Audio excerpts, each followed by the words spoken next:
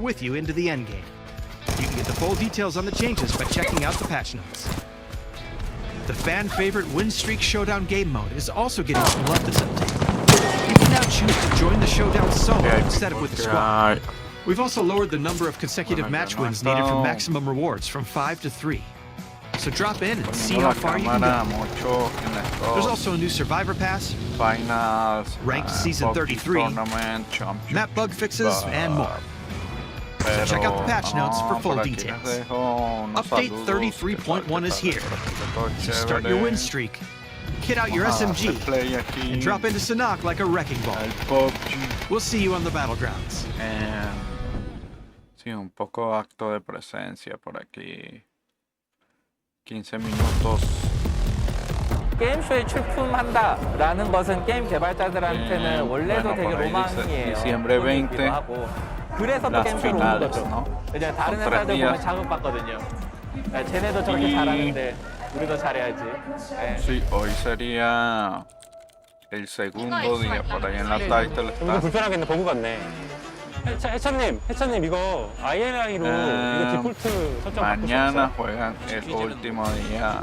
아, 이거 못해?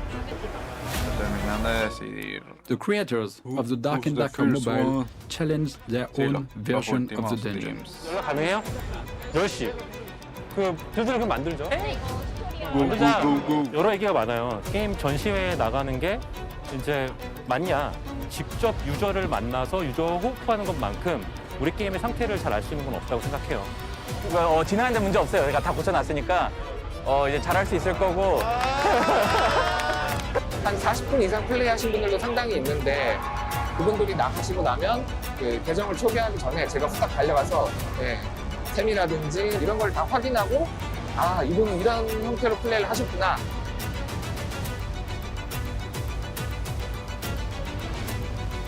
플레이어 여러분, 이 게임을 즐겨주세요. 행운을 빕니다. 이제 피지, 건전 스피지. 들어주셔서 감사합니다.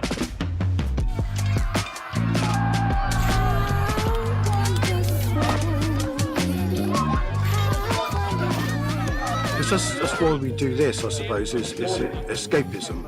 It's trying to get away from the modern life, just for a few days.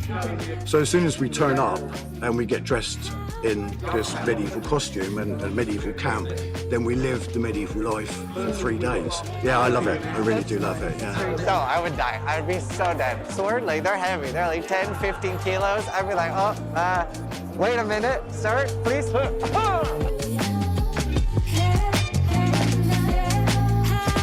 So I think that's something we kind of tend to forget, that like people are always people and they like to look at beautiful things. They like to tell a joke. They like to have, a good meal and a nice beer at the end of the day. What's the difference between a fighter and a barbarian? So if you're going to choose a fighter, be prepared, be careful, concise, get ready to kill. If you're going to be a barbarian, smash everything!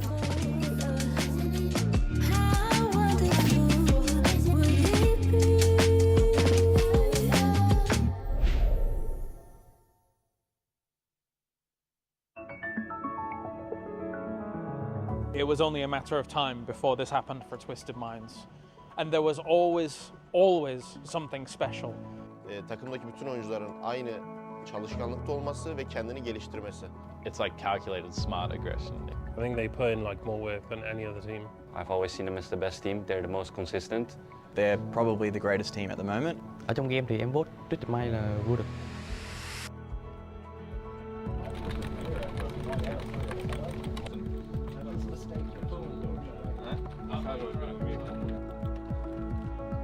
教练太厉害了，把图换了吧。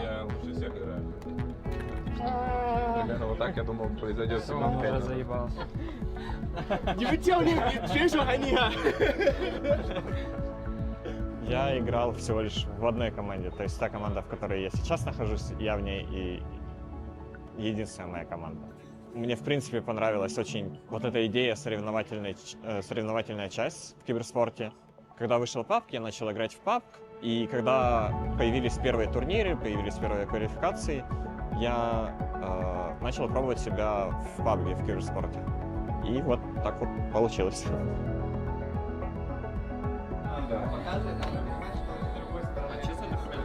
продолжаю. Играли мы миксами, и тогда очень часто мы ГЛЛ играли миксом я, Батулин и Ник.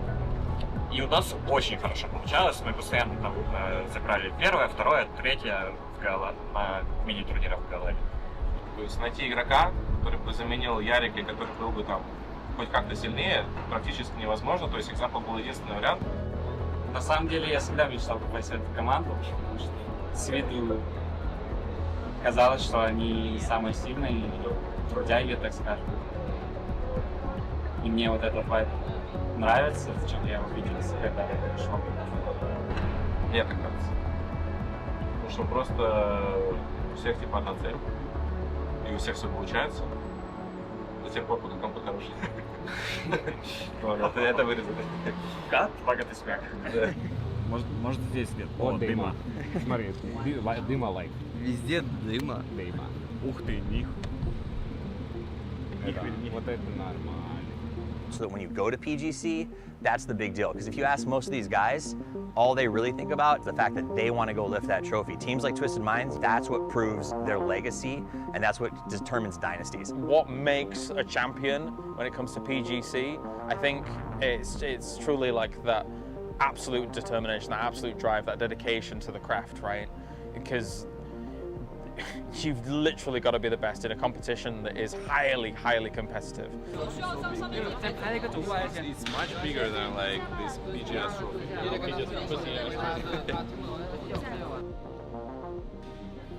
Может быть, в начале, когда начинал играть первые турниры, было какое-то волнение в первой игре, но оно само по себе прошло со временем. На самом деле, я считаю, что мы играем хорошо в этом году, но не достигли еще своего пика, возможно, и непонятно, достигнем ли, может. Мы та самая команда, у которой безграничный, так сказать, потолок, но это посмотрим со временем. Понятно стало уже сам. This three championship in a row, it's not like about the luck, it's about the hard working, and we really deserve it. Мы решили работать еще больше, еще плодотворнее и буквально выкладываться на всем, где это возможно. No, it's like imagine you see like a Russian guy doing well somewhere, and you say like наш слов, it's like our guy. Okay, yeah. Давай без этого. У тебя вообще там, блин, бакануло тебя. Там высший акт уважения. The top four titans of PGS points will walk down the causeway now and join the fray. We are in day number 3 of Circuit 1 as we figure out who is going to be able to rack up all of those points. Я бы сказал, что в этом году мы, наверное, на своем пике. Вот, еще сильнее, чем были до. Мы поработали сильно над нашей менталкой, в принципе, мы стали сильнее индивидуально и как команда. Поэтому я не удивлен, что мы боремся уже за четвертую победу. They didn't really feel like they could go much further safely. However, Navi still has an edge of the farm for themselves as well to kind of wait this one out. But BB starting to go in that direction. Lou's going to spring into action, taking down Flood. Difficult example, trying to use this opportunity. Nah. Yeah, there's just nothing there. No. I mean, I like mean circles, but this one is just cruel. PGC — это самый главный турнир для каждого игрока из PUBG. Да, сюда, во-первых, отбираются самые лучшие команды, самые сильные, самые опытные, так скажем, потому что здесь скилловые ребята, и он всего лишь проходит раз в год. Such a good job preparing for this event. Petrichor Road stuck behind a rock, trying to gatekeep a couple different teams down to their south, trying to keep this road under their fire control. It is going to be a grenade there that is going to finish off Twisted Minds.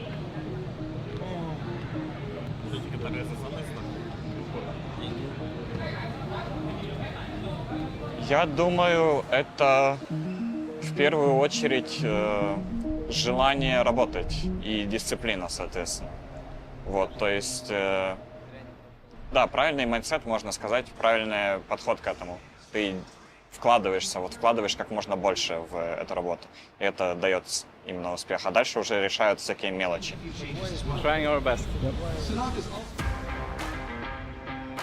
literally roll down after them, and he is going to end up with his vehicle stuck up against the wall, and they cannot get the last couple of taps in. Can Flash, is he going to be able to get away with this one? No! It's keeping up. If some damage can be done to Twisted Minds, it might open the door, but Perfectix, easy double kill for him. Ions create that space as Twisted Minds. You already saw a doozy taking a chunk. Example catches Bestelok trying to get across. Weak right now. Perfectix just steps up, picks up one, picks up the second one. There you go. The inevitable Twisted Minds. A victory comes out in the end. And when they needed it most. Yeah, really excited to see them step up here. Я бы не сказал, то, что этого достаточно.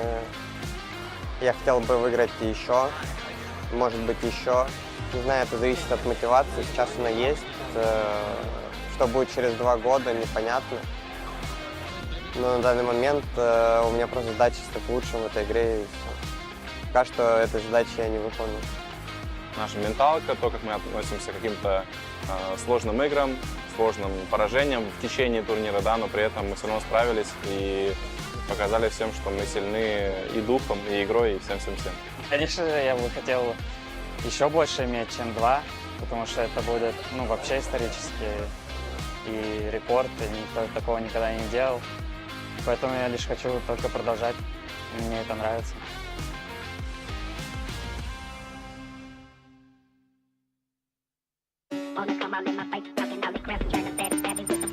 Actually, is going to take him down.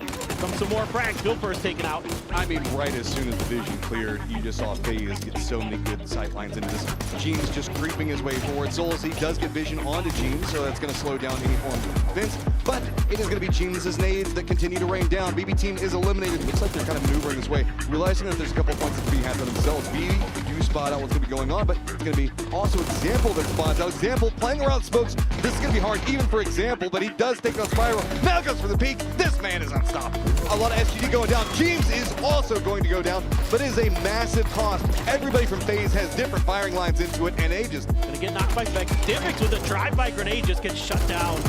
Gustav just holding a beautiful angle into this, denying anything that Na'Vi was going to try to produce. Just down in the south, Vex spots him out, opens up, easy spray to pick up 2. Let's peace out. And a drop here by Daytrade. Nurin's already a Suju down. Xiaobei able to best Panadol. Pretty big problem. Nurin's already spots him up. Daytrade reading a good job on what's going to be going on. Bellamont going to do a quick little juke around. Na'Vi has the opportunity to get at least something off to start this with a new hack. M249 coming around the corner, opens up a big spray, and Na'Vi with nowhere to go. They're going to get absolutely demolished. 17 wants to fight though. Oh my god, Perfectix! Inside of the Sandstorm, no fear, Twisted shuts down 17. That is just hungry to have fun.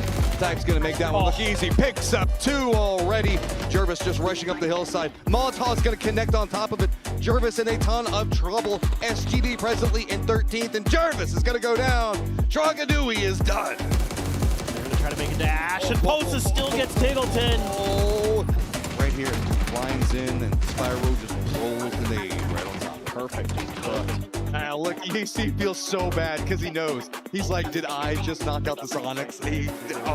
Not they succeed in doing so. Great intel on the team, but they've Tosi. lost Tosi. So this fight will have to come to a head. Tosi, he's gonna 3-piece Twisted. Gen G, after Tosi dismantled Twisted Minds, they get equally dismantled by Haven and Luna Galaxy. They're starting off nice. Yet another case of perfect util as well. Double Bluestone forced them out of the shackle. Dominate on the backside of the building, get the double. And speaking of getting a double, Jeeves on the move, and there you go. Jeeves will finish off TSM. Back by 17, but they're not fighting. They're not too eager to try and push forward because they have not maybe kept track of everything. Here's Vinny, able to get one, gets the second and the third as well. When they have an MK and a FAMAS, 4 great guns. Why not give him them all? Type. As Type is able to get something here in the end of it. 1v4 against an onslaught, an armory of great weapons. We'll see if he can do it as he finds the first, finds the second. God, they're lining it up for him. We'll at least push that one against Godby.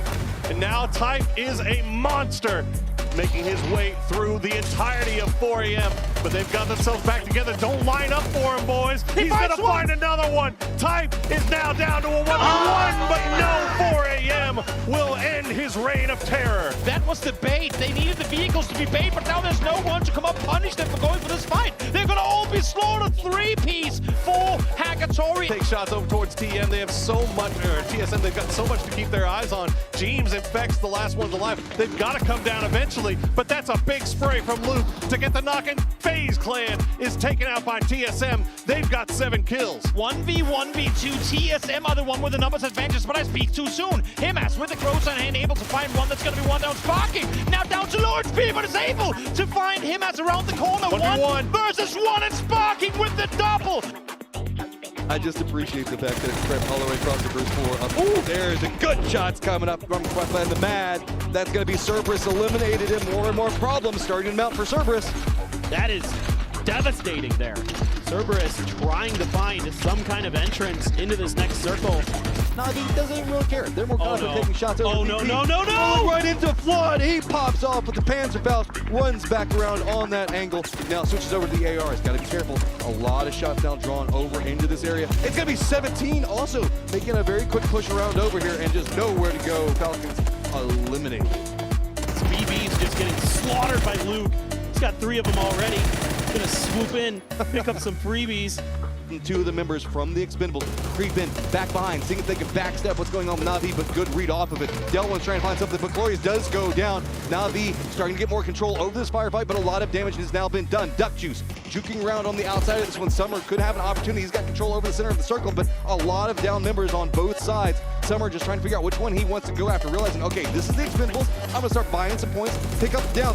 It's good vision, and Sprite gets a knock on 1. Summer's got control over this one. Ferris does manage to take down the Expendables, but it is now a 1v1. No options, no cover. Summer peeking over and over, finally connects, and it's going to be Petrichor Road. That's circle shifts away from the compound's boot, so Akatory trying to line in, but it is going to go down.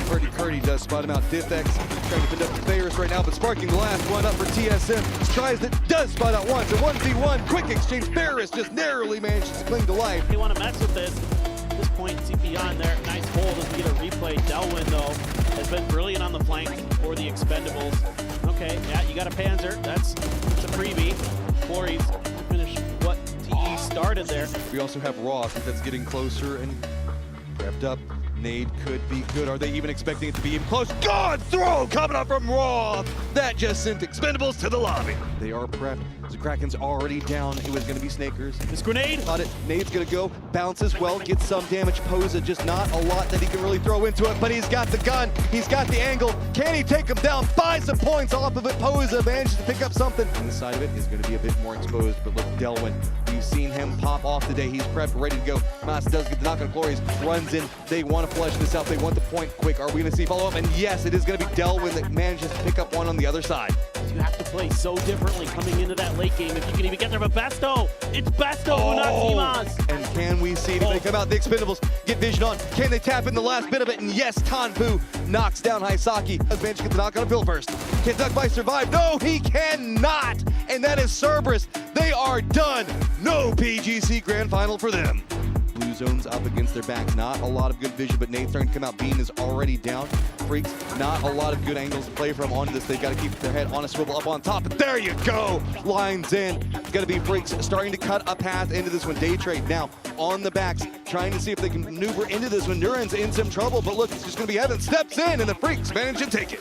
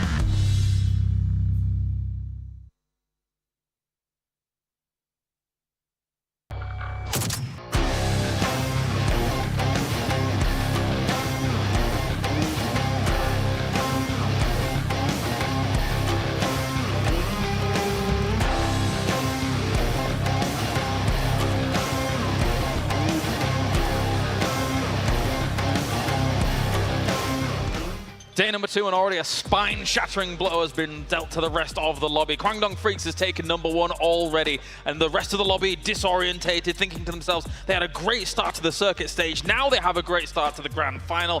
What is going to stop them? Welcome, ladies and gentlemen, for our next day of the grand final. My name is Kalaris. I am joined by Toffees. I am joined by Avenger.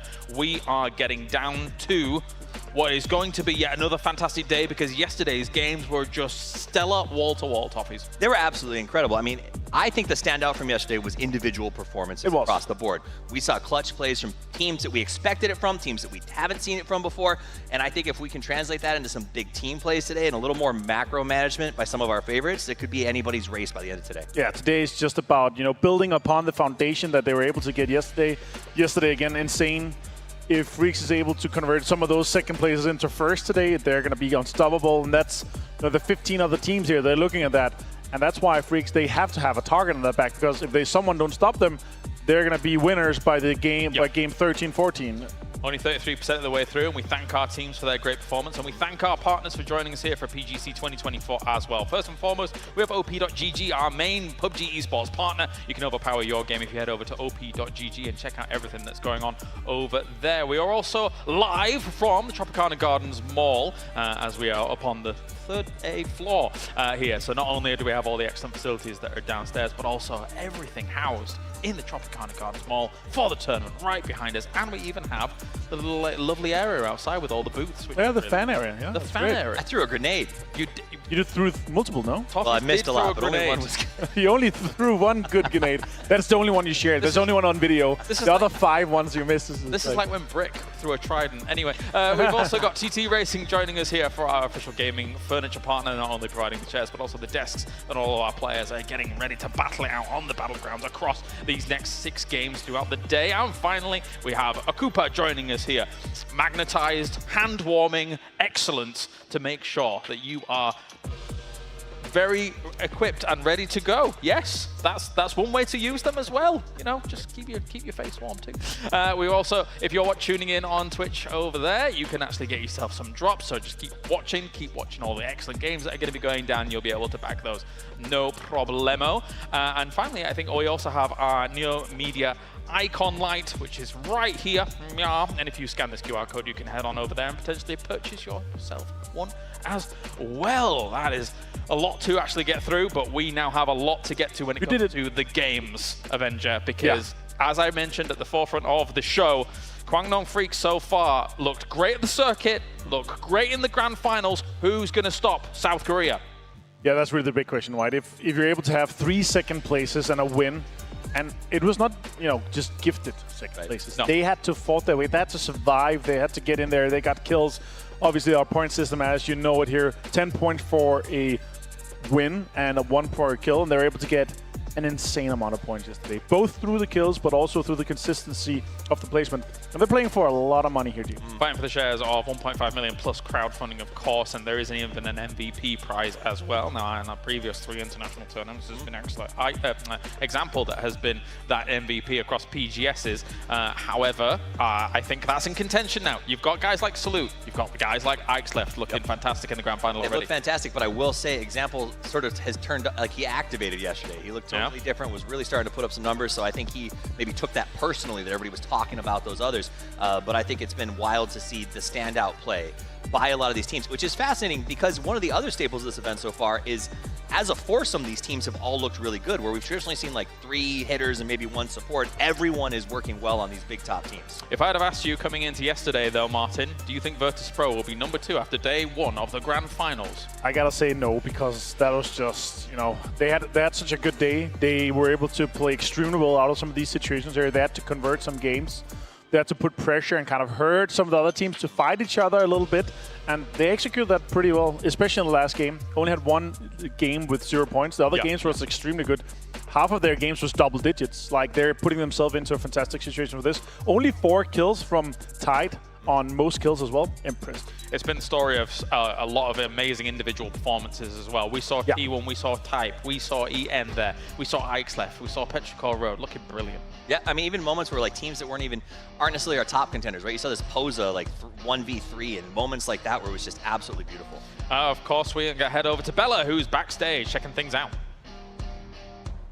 This is my favorite section over here where you get to throw real grenades. If you get 2 out of the 3 tries, then you win a prize. So let's see how my fragging skills are. Ah! I still have 2 left. Okay, I win 1. Yeah. And right by is the clear all the missions, and you can win your own PGC keycap set. So right now I'm at the Winner Winner Chicken Dinner photo zone, so let's go and take some pictures. Hello, hello, hi guys. All right, pose with me. 1, 2, 3.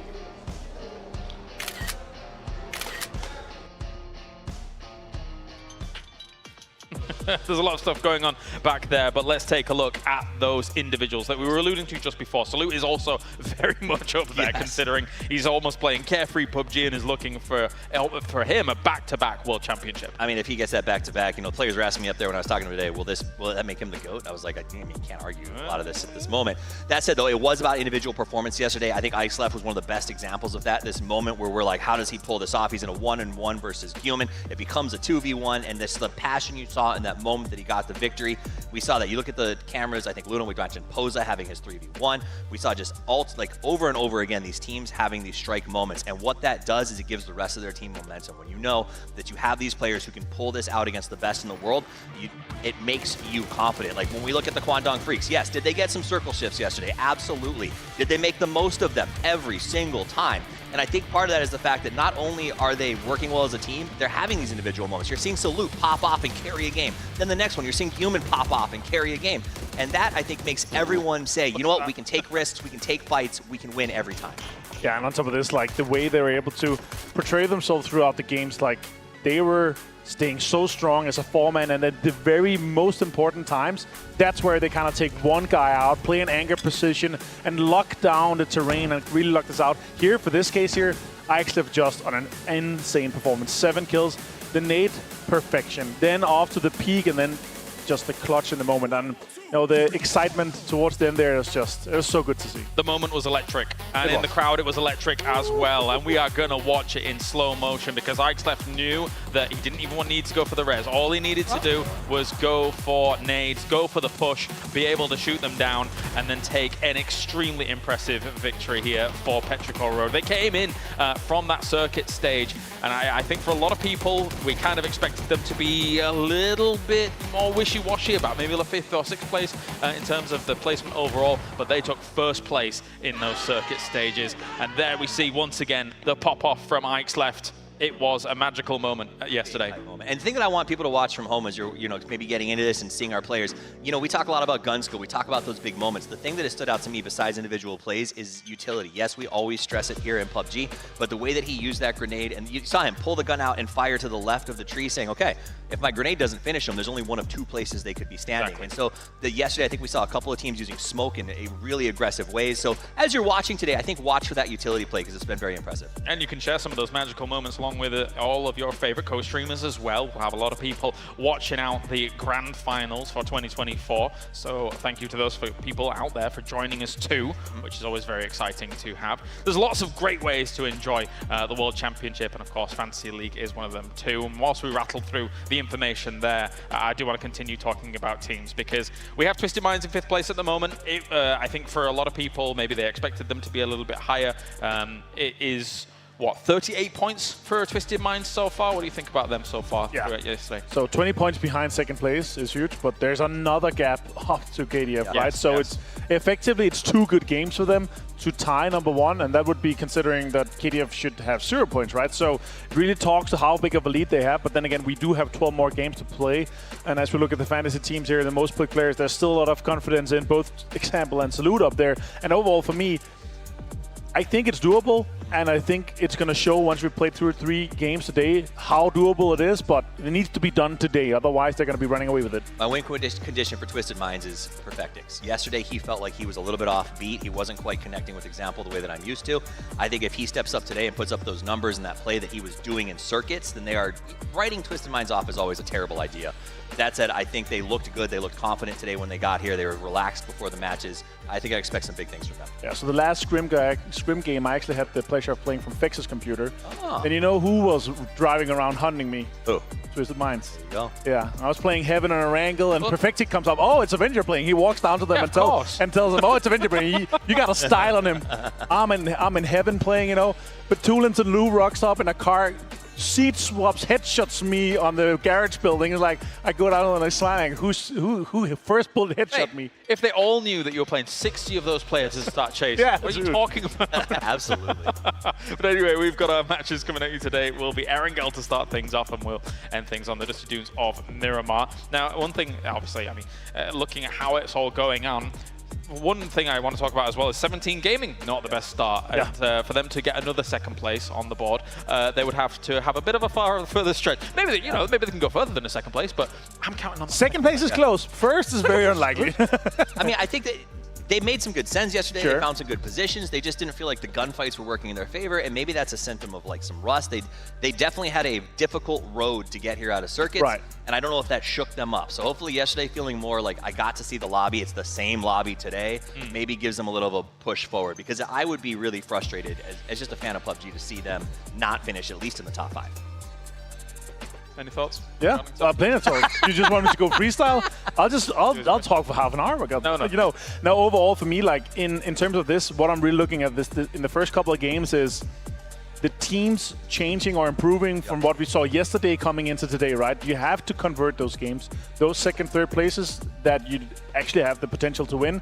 If you were one more guy alive, if you were in a better position, some of those minor decisions is going to make you win games. Sometimes, of course, there will be situations where, yeah, it's just unwinnable. This team, they got that shift in that direction that is the game-winning situation. We can't do anything, but it's the other one. It's the minor differences, not, even with Twisted Minds games on Miramar yesterday, where there were only 3. They could have lost that because there were only 3. If the other team was 4 alive or the other teams were stronger, it was lucky for them that it wasn't Expendables that are 4 guys strong or FaZe Clan that was in this position with 4 guys strong, because then they would have been held out of the compound and FaZe would have probably pushed them a little bit further, right? So staying that 4 guys strong, converting those games that you're supposed to win, but also salvaging and getting the maximum amount of points possible in games you're not supposed to win, and realizing, okay, we're not winning, let's turn around and kill everyone else that's still trying to get into the circle.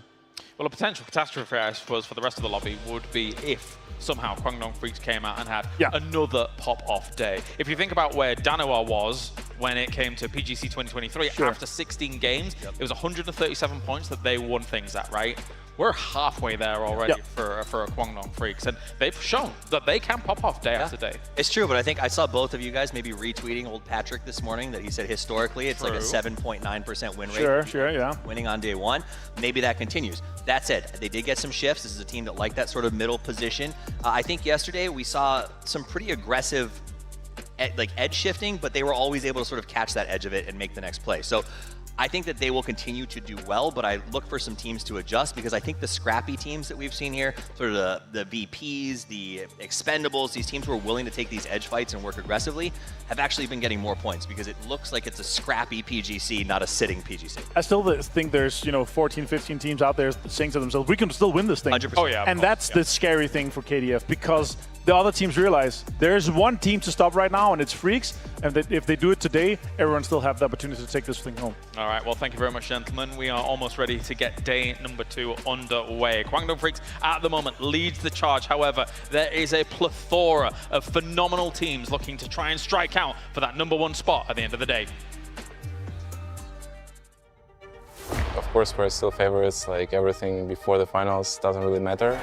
It's gonna be like best of 18 for every team. Every point gonna matter, not like in the circuit. So that's gonna be the difference. So we already have like 3 PGS tournaments won this year, and if we're gonna take the 4th, the PGC, the biggest one, no one would ever like not call us like the greatest team of all time in PUBG. 1年就是为了等这个 PGC 的决赛，3天冲这个冠军。然后有观众的话，更有氛围一点。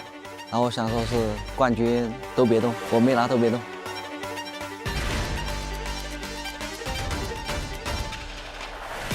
I I say it every event, I've said it 100 times. All I want to do is lift the trophy, and I really hope we do. Я вважаю, що більшість команд будуть нервуватися, допускати помилки, а ми будемо цим користуватися і наказувати їх. 우승을 하게 되면 말도 안 되고 이제 또 저희가 또 열심히 해서 우승했다고 생각해서 좀 굉장히 좀 대격변이라고 생각합니다. 우승하면 엄청 말도 안 되는 일을 좀 해냈다? 그렇게 생각합니다.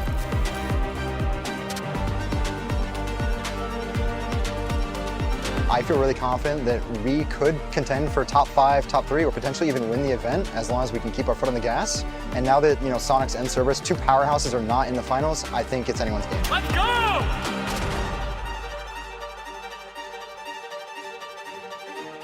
Nếu như mà bọn em giữ được trạng thái như ở 3 vòng sơ cướp vừa rồi thì bọn em nghĩ là bọn em có thể vô địch.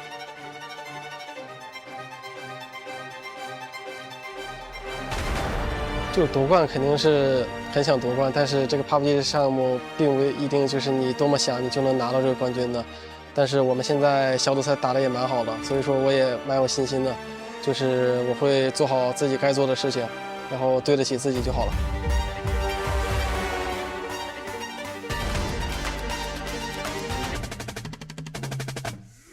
하루하루가 쌓일수록 더 실력이 높은 팀이 잘할 거라 생각합니다.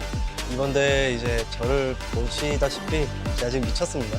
왕관을 쉽게 지킬 수 있을 것 같습니다.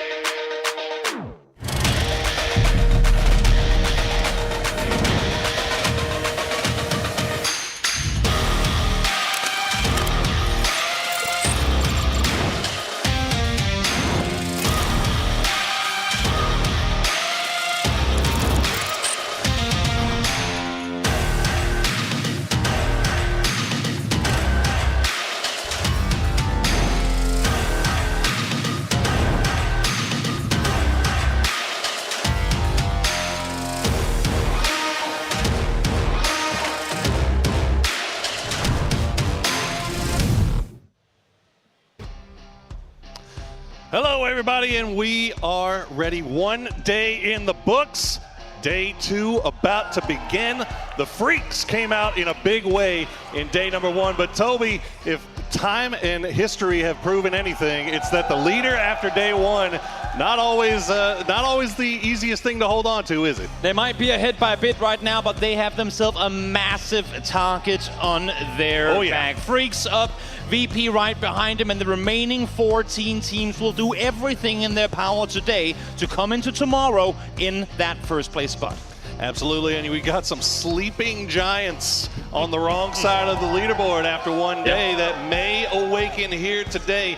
Now that remains to be seen, but the biggest question on everybody's mind right now, can the Freaks keep this insane pace going? I mean, with how they were playing yesterday, you'd have to imagine they could. With what they've shown us in the group stages or in the circuit stages, you'd have to imagine that they could. But Grand Finals is the time where things do not always go as expected. And as you're saying too, there are some insane heavy-hitting teams that are still eyeing that first place. Absolutely. We saw some of them pop off in a big way yesterday. We saw some emerging giants. You saw Ike's left with one of the plays of recent memory here and hyping up the audience at the end of the day. You saw Beamy from Virtus Pro, just heroic performances coming out from solo players on all of these squads. Who is it going to be today? That is the big question. And can they keep that? Can they keep it going? Can they make a climb? Can they challenge Freaks now that they have control of first? And that's the thing. We have 2 days left to play of competitive PUBG for the year. Every scrim, every single match these teams have played throughout the entirety of 24 has led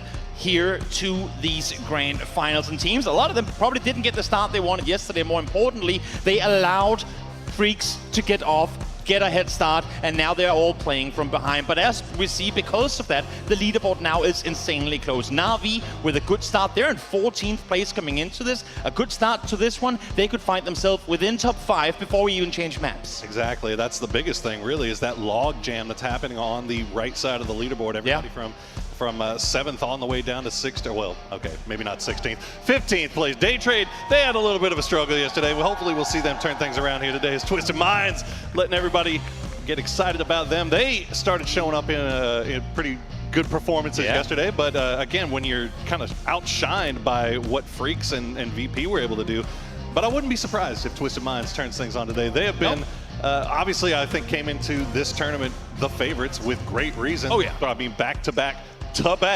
PGS champions, and so far after one day they're sitting in 5th place. It's not the first time they haven't started off strong but come back striking. It's always on that day 2 they really start turning the tide around. Now, viewers, we are just a couple of moments out from starting day number 2, and what a better place to be. The crowd is ready. Everyone at home, I'm sure, are ready for this one to go down as well, Poro.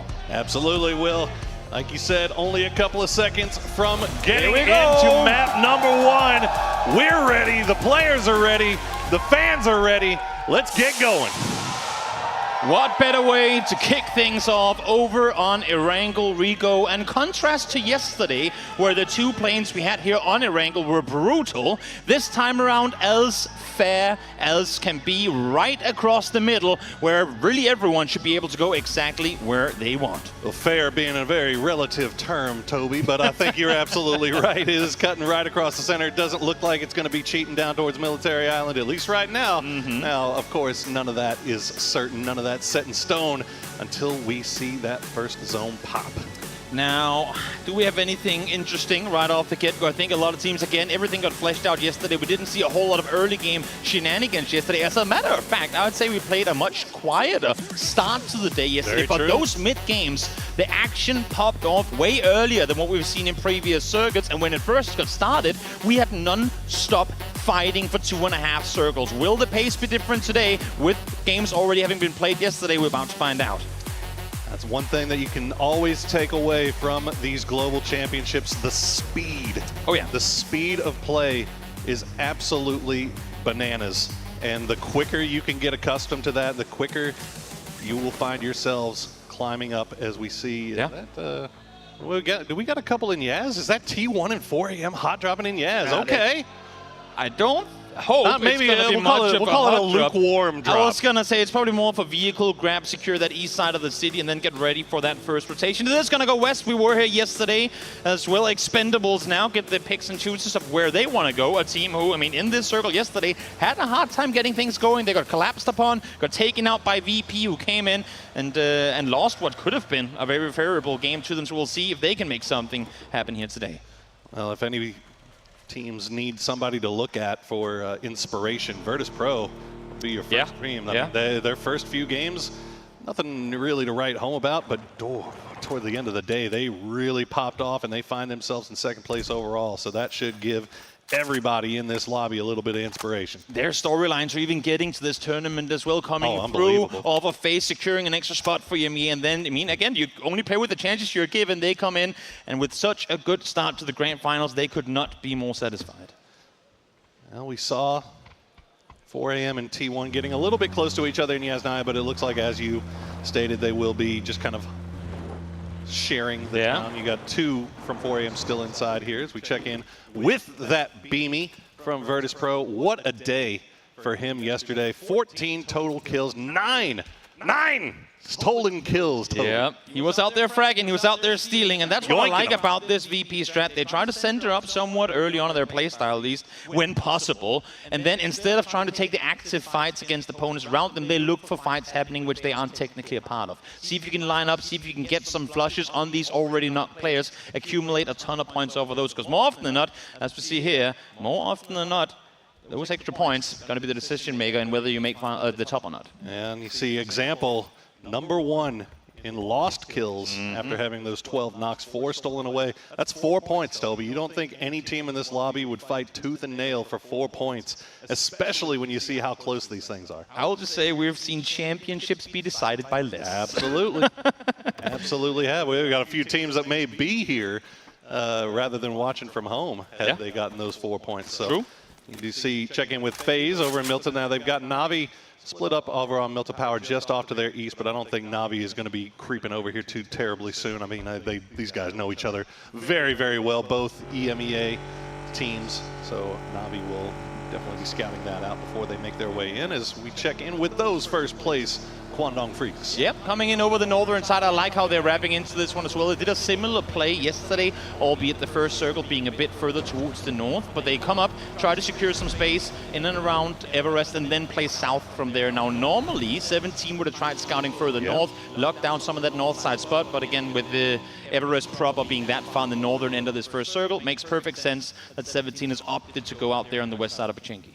Yeah, very good read by 17, obviously. The circle being a little bit farther south, so, you know, normally they do like to go to the top of Everest and do a little bit of scouting, but since it is so far south, no real reason to do that here for 17, especially after looting up Pachinki. Now, they do have to worry about what may be coming in behind them in the form of Twisted Minds, and you've got Petrichor Road coming in on the south side here as well. And that's the issue, right? Because right now they know we are practically surrounded already. We're only a couple of minutes into the game, but they know full well that everything around them has been taken now. I think 17 is one of the easier teams to read. They're always very unscheduled with their rotations. This one is no different. Send a little ghost out of the western side of the city early on, claim real estate. In this case, they force expendables to loop further towards the western side, but now is when, if the circle shift off of us, now we're entangled. How do we make that rapid? If it goes hard south, hard west, you name it, how do we get out of what could potentially end up being a very big traffic jam?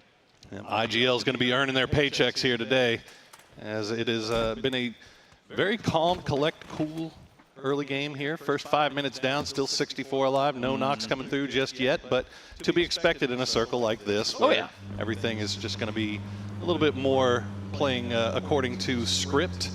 And, you know, for all these teams in the lobby, I bet they're happy about that. Oh, no doubt, no doubt. I mean, they all want to make their way towards the center. They all want to secure a good center spot to play from. And I think if you're, Na'Vi still out towards the east, FaZe out there as well. T1, effectively, two coming in south side of Pachinki right now. They know there's space to be had in the south, and you can pretty much draw a line across the coastline. That is effectively the only areas available inside the circle right now. As we see the rotation coming through here, we see nice view there of T1's rotation. You can see the teams around them, but of course they don't have that intel yet. They're scouting on the fly.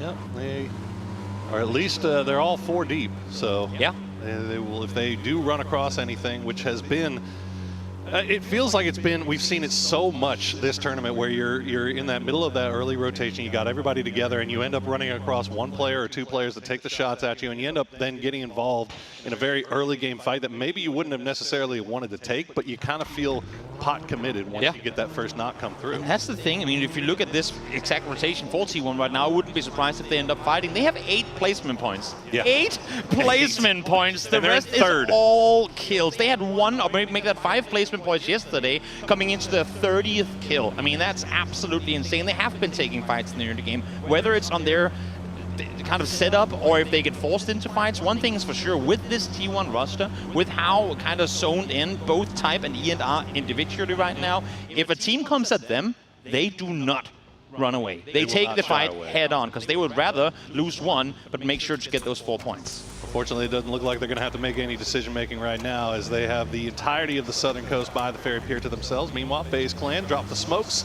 have the E pickup in line, and they might be sending just James by himself to do a little pre-scouting, but they've got Na'Vi right behind them, and James is going to get out of there just in the nick of time.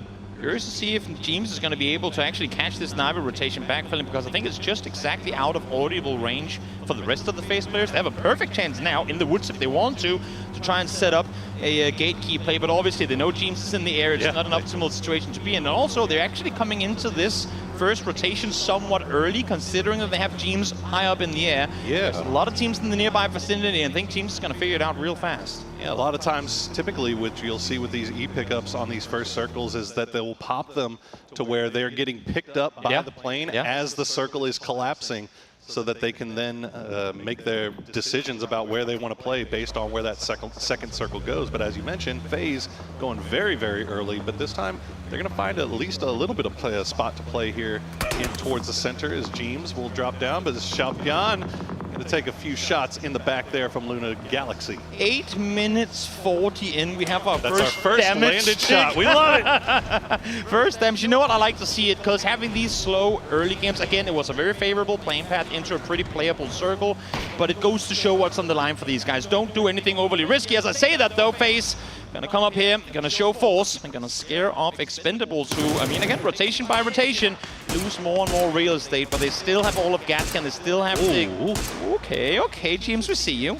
Still got all Gatkins to play around and still got their 2 split in the south too. Really good eyes there from Duckjuice to call out that approach from FaZe Clan to Delwyn, so he was able to get out of there with minimal damage done. As we are checking back in with Freaks in a 2-2 split, and they've got Virtus Pro on Everest above them, and it looks like Bean is fully aware that he's got some unfriendly neighbors close by. Look at the amount of space that TSM has towards the northwest as well. Again, we've seen a lot of circles shift up towards this hospital area. They have got a full perimeter set up. No one able really to enter in that direction. As we now see 4 AM again, I mean, they know the south side is claimed already. There's nothing for us to try and come for when we rotate in this late. But now, 10 seconds away from what could be a crucial circle 2. The center is tangled as can be. Where will this next shift take us? Close eye on BB team as well, see how close they get to TSM, as we are going to have the hard shift down to the south. We will set up just off to the east of Quarry. Day trade immediately in vehicles and trying to center up on that compound where Thanadol is. And look at how T1 is playing this one. They left Ian behind knowing, let's just kind of leave players, leave checkpoints all the way on the backside of this. And now everyone is going to start funneling towards the south. Seems like FaZe has found Petrichor Chewy out there, but it's going to be Summer to find Turexy. Summer with the first knock. Corexy very separated from the rest of his team. They haven't got the flush just yet, but Summer going to go down now as Vex has found the head peeking over the top. Chewy will get taken down by Gustav, and you see a number of fights breaking off in the kill feed as we go, but Petrichor Road down to just 2, but Ming will get dropped. Ike's left, the last player left alive. And if there's one player you don't want to leave alive, that is him, but he's isolated from this fight, and he's going to have to count his losses here. The issue is, Petrichor committed to this fight. They were in a wide 2-2, so nice engage on the side of FaZe, but now they have been backfilled, and Expendables has taken over Petrichor's former position. Ike's left on the solo mission from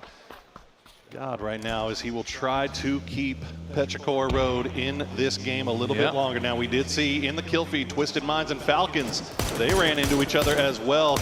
Right now, Perfected's got 1 kill. It looks like Falcons may be able to get 2 away from this, but they're going to lose Rello, and they're going to lose 1 more. As Flood, that is a very steep hill when you're trying to escape gunshots. You gotta concede that compound if you're them. They lose 1, I believe, on the flank earlier, caught out of position from up on the hill, and of course Twisted Minds is gonna waste no time. We can making sure to not only get the flush on the initial player, but come down for the second as well. So great entry, great push in from Twisted Minds, and that forces Falcons into a shack phase 2.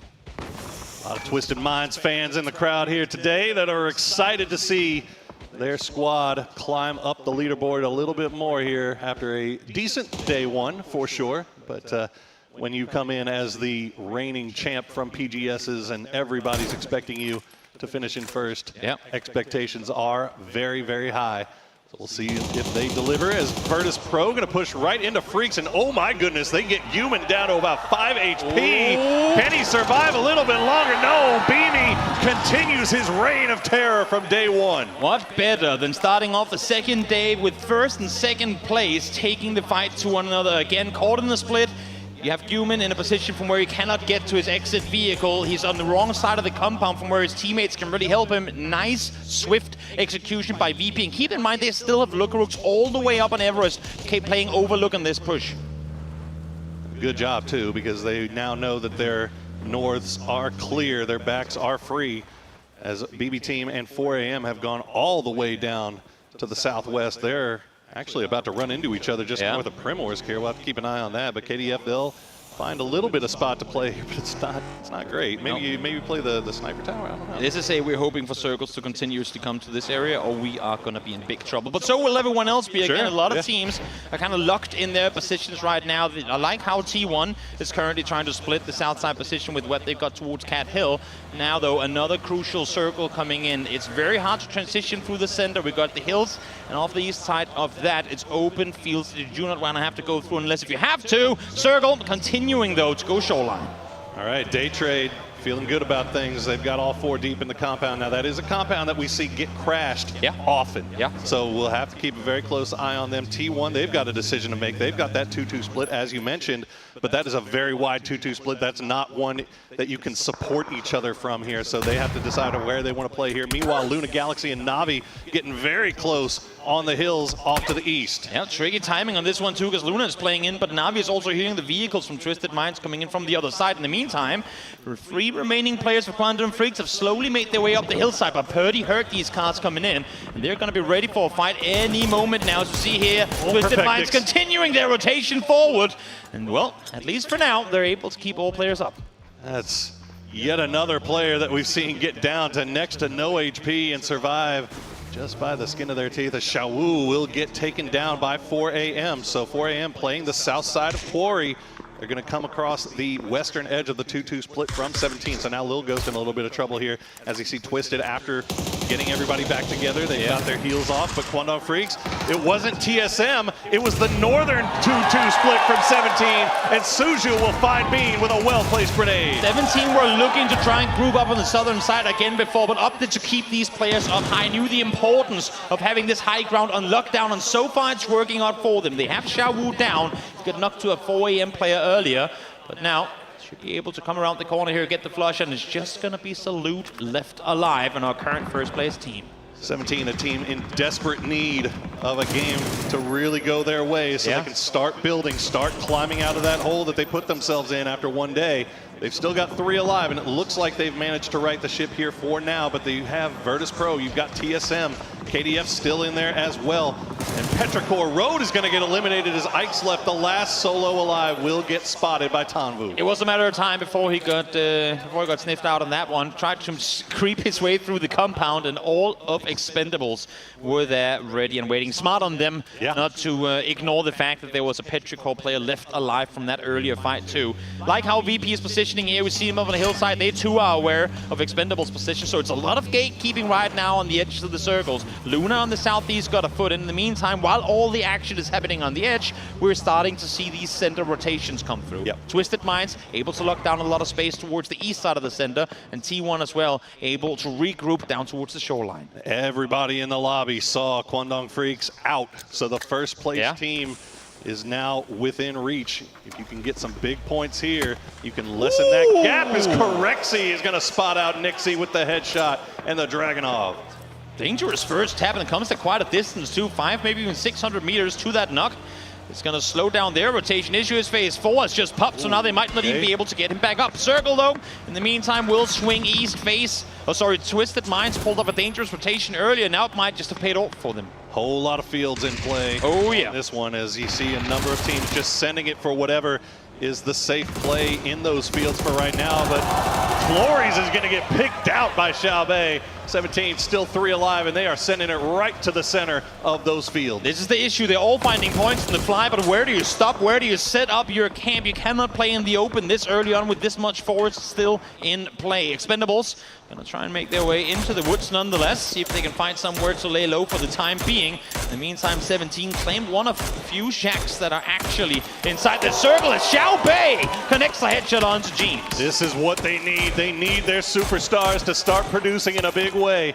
They did get that kill stolen away on that knock on Clories, and now James FaZe has to stop down to go for that res, but they don't know that they've got Virtus Pro right in their midst. EP knows exactly where this took place because they got to play a knock from Correxer early on. They know it's FaZe on the other side. They see that knock in the kill feed. Now they see the smokes as well, but EP is playing it smart. He's a guy that likes to go aggressive on these ones, but he's waiting for his teammates to come around and help. And look at the minimap in the bottom right corner. Luka Rooks is once again on a flank that could help out for them. Issue is Vex. It's going to open up and find the first knock. You're going to have to wake up real early in the morning to take Vex by surprise as Suju once again, another angle onto James, as he is just getting taken advantage of here. Xiaopian will finish off Abisa, so that will be Virtus Pro down to 3. Can Lucarux get over here in time to save this? Nixie's been taken down by Gustav now as FaZe is coming alive. That's the issue. VP realizing, wait, 4AM is behind us too now. We've got to make an aggressive play. Now they're completely caught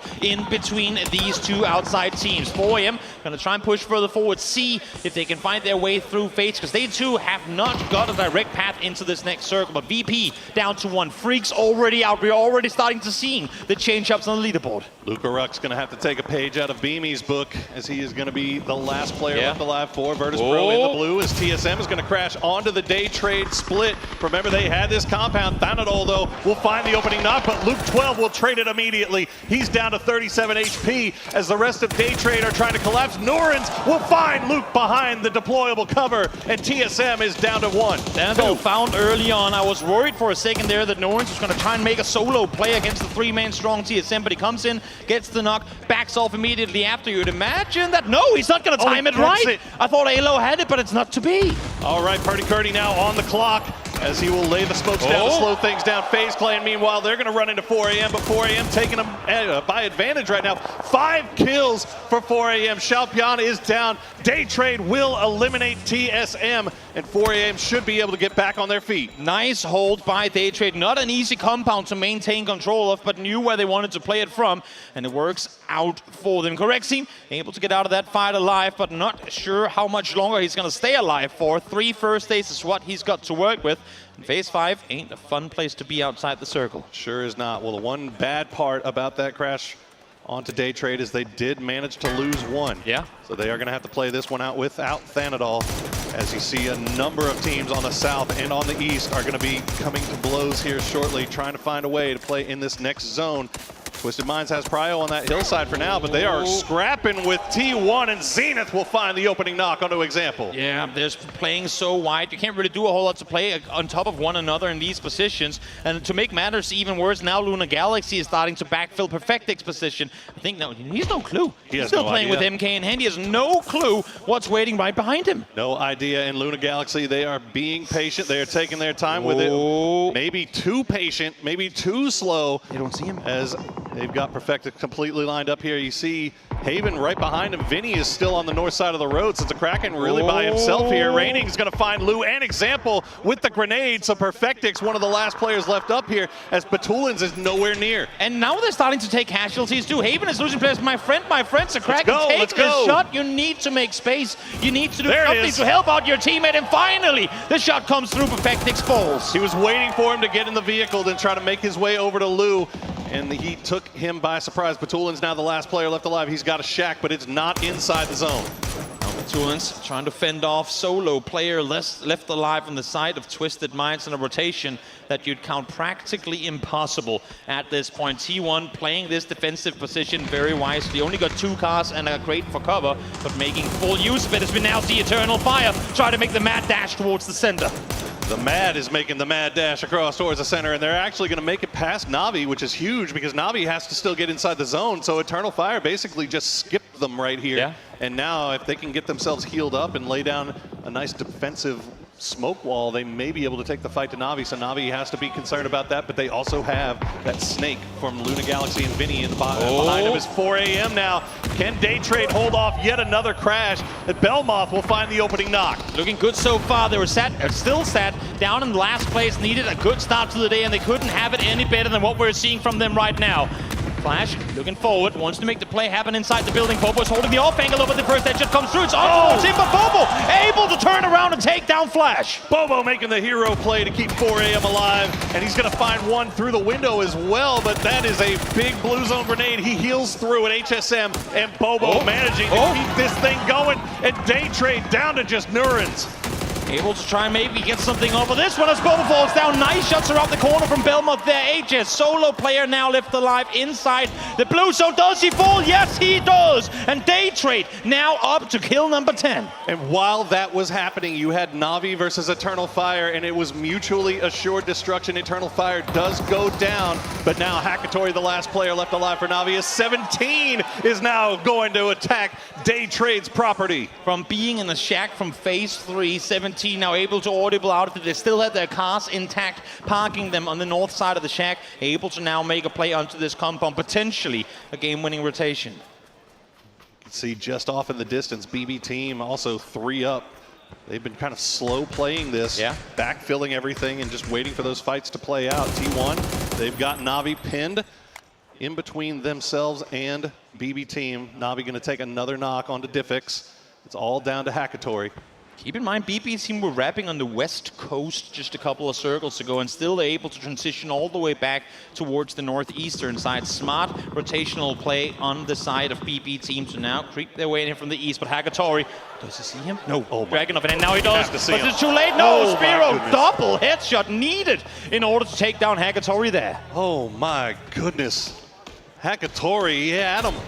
But BB team just a little bit better this time, as they will keep all 3 up. They've got themselves and T1 in the hills, 17 inside the compound. Day Trade, still 2 alive, but what a entrance here for Day Trade. 10 kills so far, but they're still in 16th place. That's just how bad day 1 was. An issue here for them up in the top side too. Day Trade and 17 know full well they're sharing the compound with one another, but I don't think any of the 2 teams are aware that Corexi has actually made it inside this next circle. So he too could end up having a massive impact once this fight between 17 and Day Trade pops off.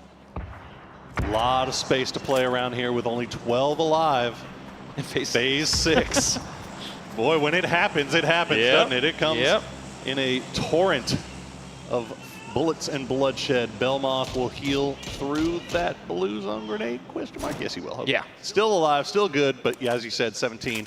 All eyes over on those 2 compounds where they know the duo from Day Trade to be. Yeah, smart on scene is to stay around the western side. Potentially players who come in from the west. I mean, with what Beamy was able to do in the circuit stages, you never think, oh, there's no one behind us, we're good now. No, you never safe. Always assume if you have the manpower to have a player dedicated to cover your back, you always have a guy sat playing that position. Snakes and vipers and rats abound on Erangel these days. Speaking of, there he is. The lad himself. He's got the ghillie to keep himself hidden inside the building. Next circle coming up. It's going to shift into no man's land.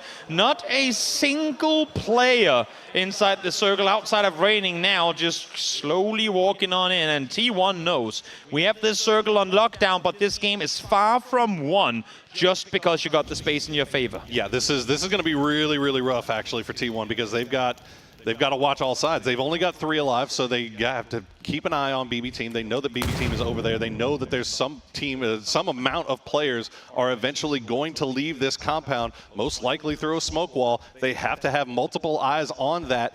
But if they have too many eyes on that at one time, BB team can take them by surprise. But nice knock from Belmoth will get down Suju. They are down to 3. I mean, Belmoth has done a phenomenal job baiting utility from 17 all game long, all fight long, I should say. Nice Molotov able to, with the molly, find Suju there as well. 17 expended a lot of util, but never really fully committed to the push on it. Now you can see Corexi starting to look in this direction too. And I think if you're Belmoth, even if you realize Corexi is there, you think that's another 17 player. Just misses the window that would have had him. But now he's aware. Yeah, you can see Xiaobei is aware as well. The Molotov will find Belmoth. He's going to be able to heal through it. Maybe. No, he's going to go down as Corexi comes alive for phase. Xiaobei will spot him out, though. And the Snake's reign of terror has come to an end. Corexi could have ended being a lot more impactful in this fight. Now, he does get Belmoth, and with where Neurons is positioned, there's no way you'd imagine that he gets his teammate up. Already taking a lot of damage. Nice trade back and forth there. Should allow for Xiaobei to push further forward. BB team, meanwhile, they're just holding their spot, keeping lines of sight onto this for whenever somebody tries to escape. T1, meanwhile, have the split across the south side, so this is basically just who is going to come out of this alive. Xiaobei will find Neurons. Yes, he will. And that will be 17.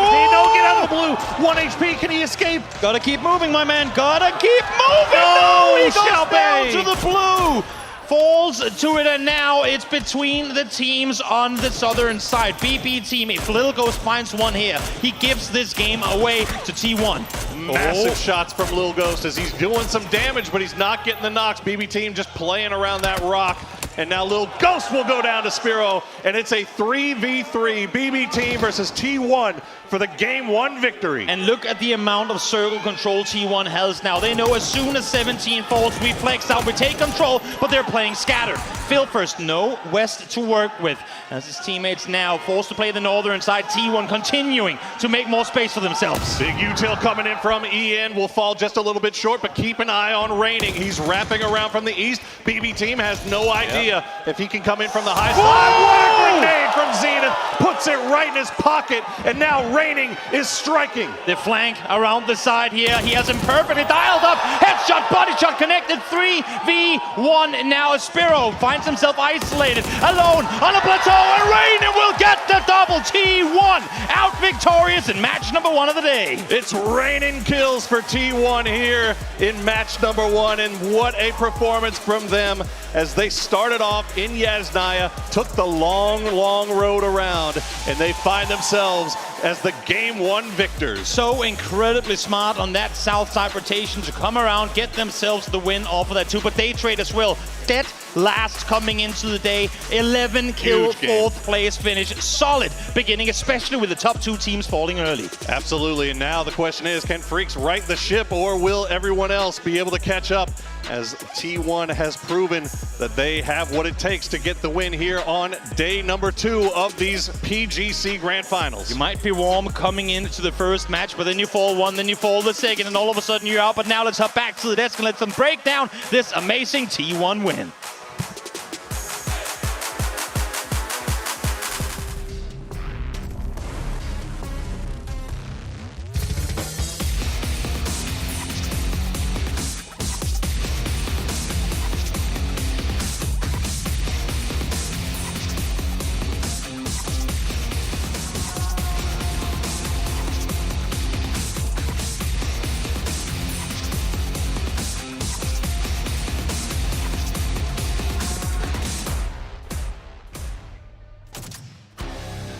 Well, T1 outlasts in the Longwoods here against the Compound, against the BB team coming in from the sky in terms of a doozy. But beyond that, T1 with yet another great performance in the Grand Finals. Joining me, Toff is an Avenger, to talk about this one. Toff is T1 really were very patient about how they were playing this out in the woods.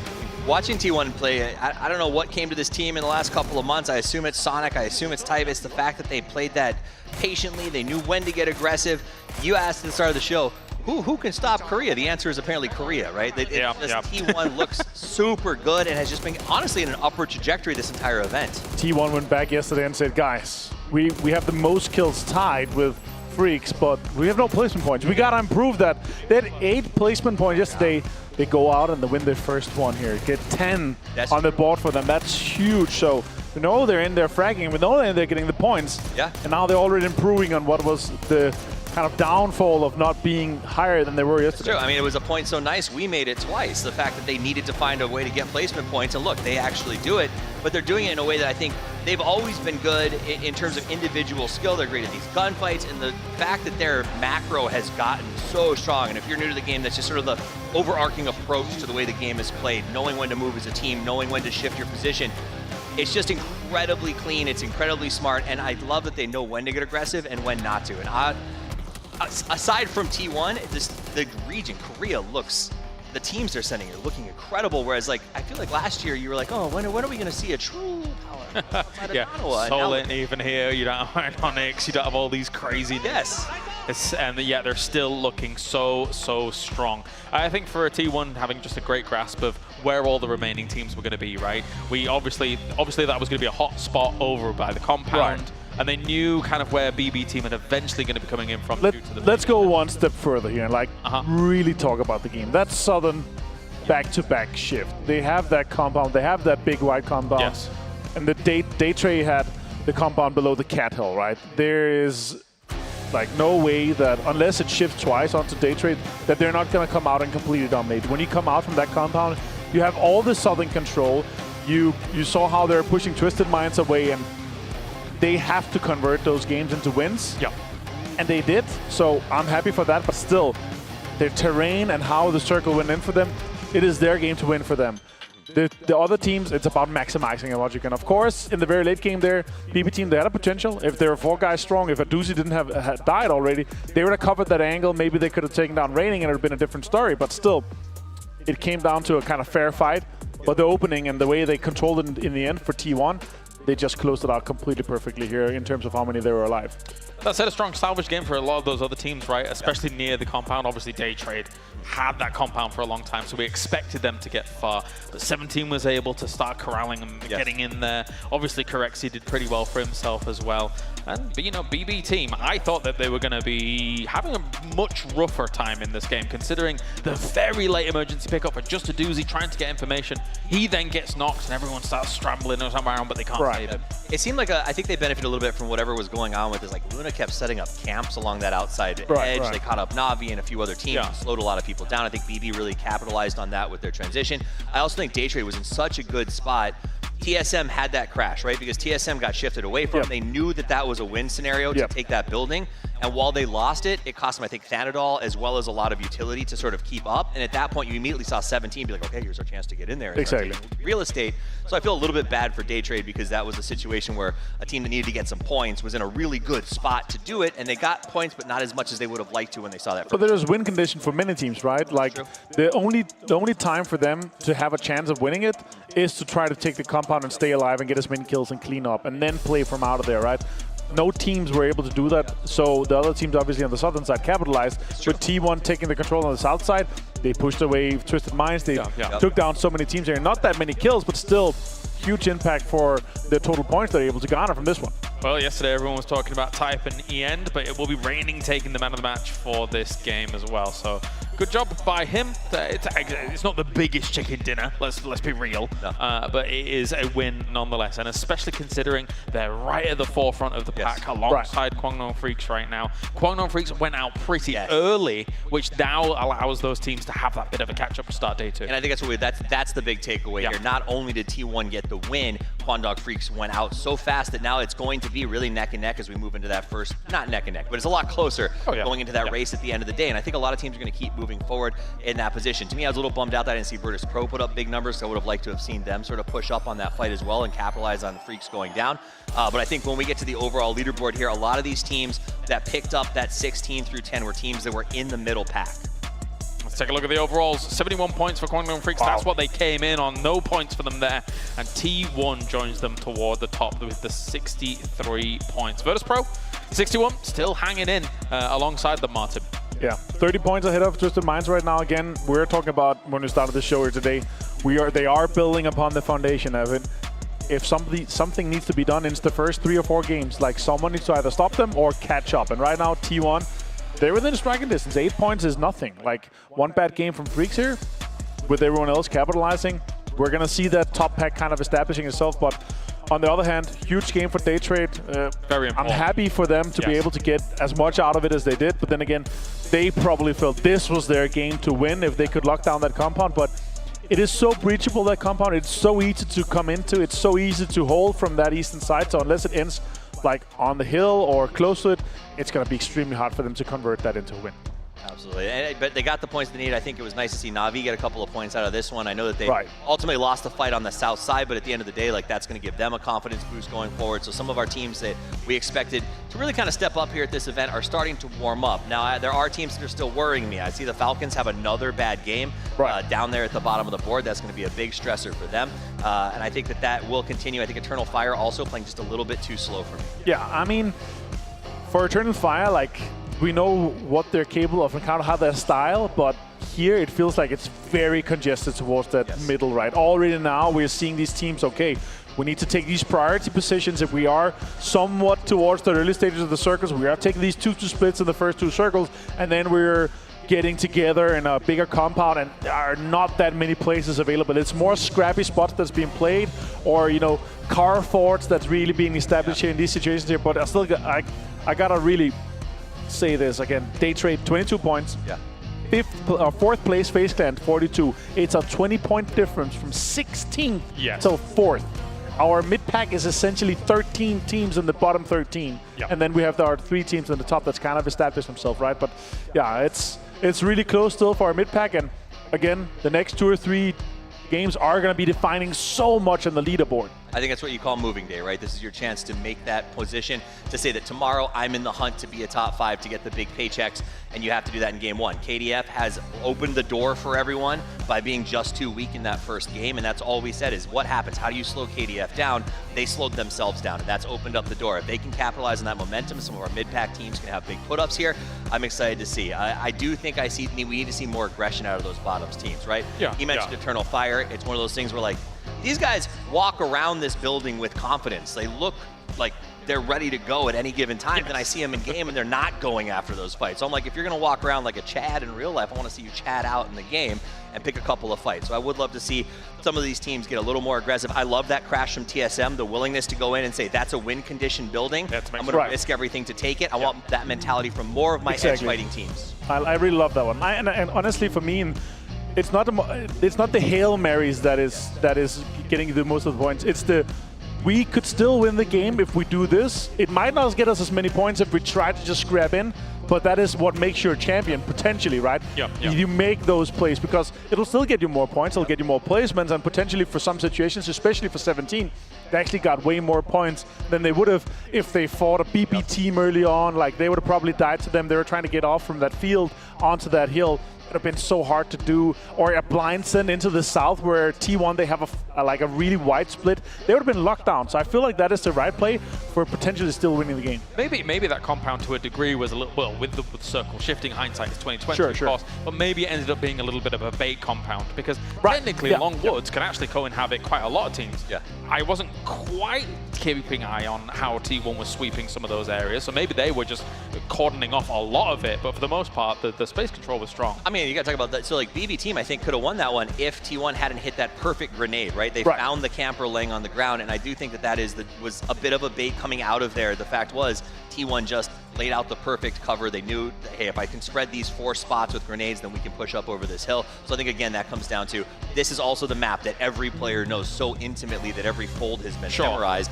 And watching T1 sort of execute that experience was exciting. But it would have been interesting, I think, to watch that late game scenario if BB team had more information. Because it was very clear that they'd lost track of people like raining on that flank. 100%, yeah.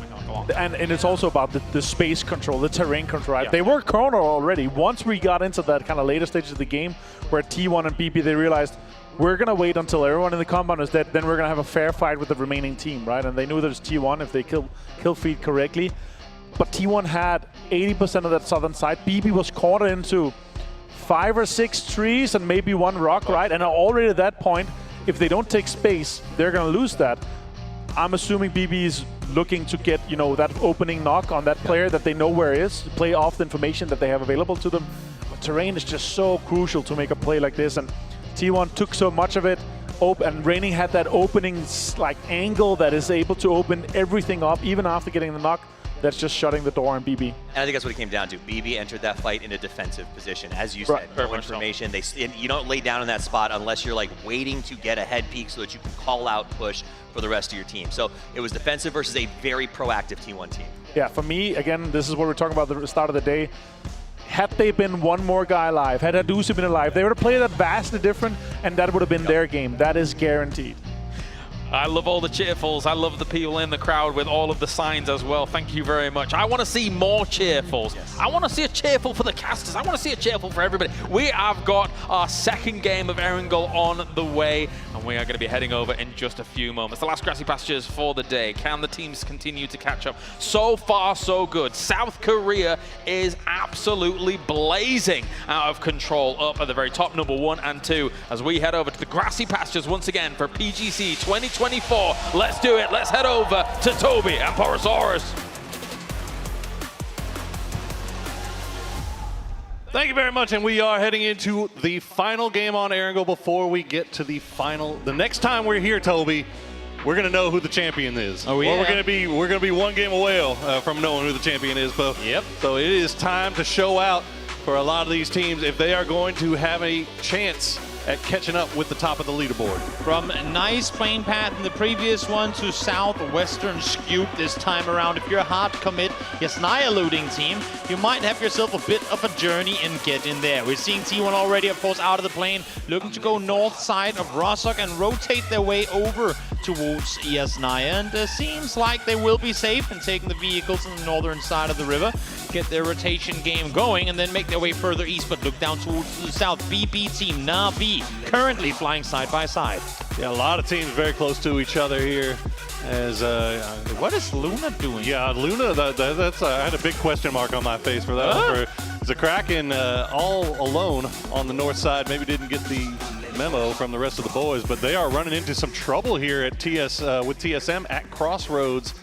Just off to the east of the South George spot here. I'm not sure exactly what went down here, but as you're saying, I mean, tricky situation to be in. Now, good thing for them is that the circle did them a little bit of favor, I suppose, in the sense that they're now safe. I mean, look at Falcons as well. Yeah, they're fully entangled. Relo, get out of there as fast as you can, my man.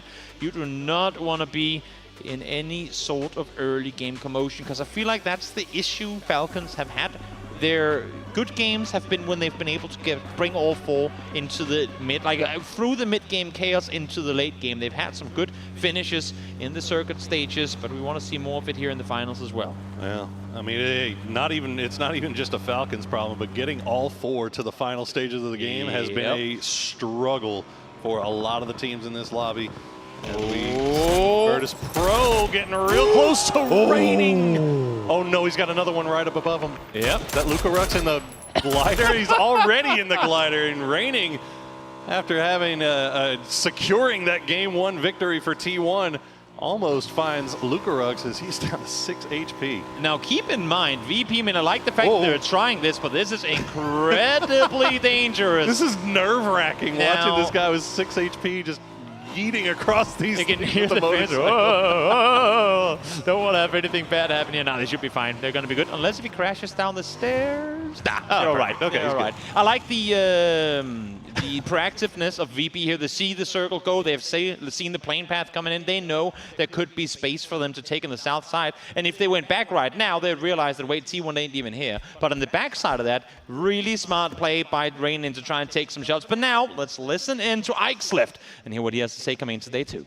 没什么角色，就4 v 4，大家决赛圈拉好位置就看发挥吧。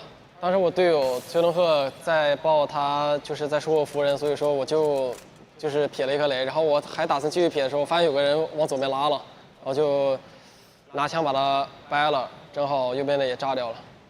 老实说，就是在场上我还没有就是特别看，就是哪个队是对手或者他怎么在拿分，我只更关注的是自己吧。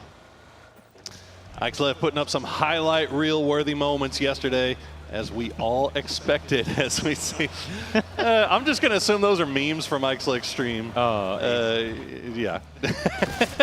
Nice. Nice. Gotta love the fans bringing out the memorable screenshots and photos for the players to see. Like all the Eichslev viewers just went bananas when they saw that, honestly. And I'm just sitting here like, I have no idea what that is. Yep. Luna Galaxy, in the meantime, off the western side of Saki. I mean, of course, they came out of the plane early. Good thing for them is that they took no casualties in doing so.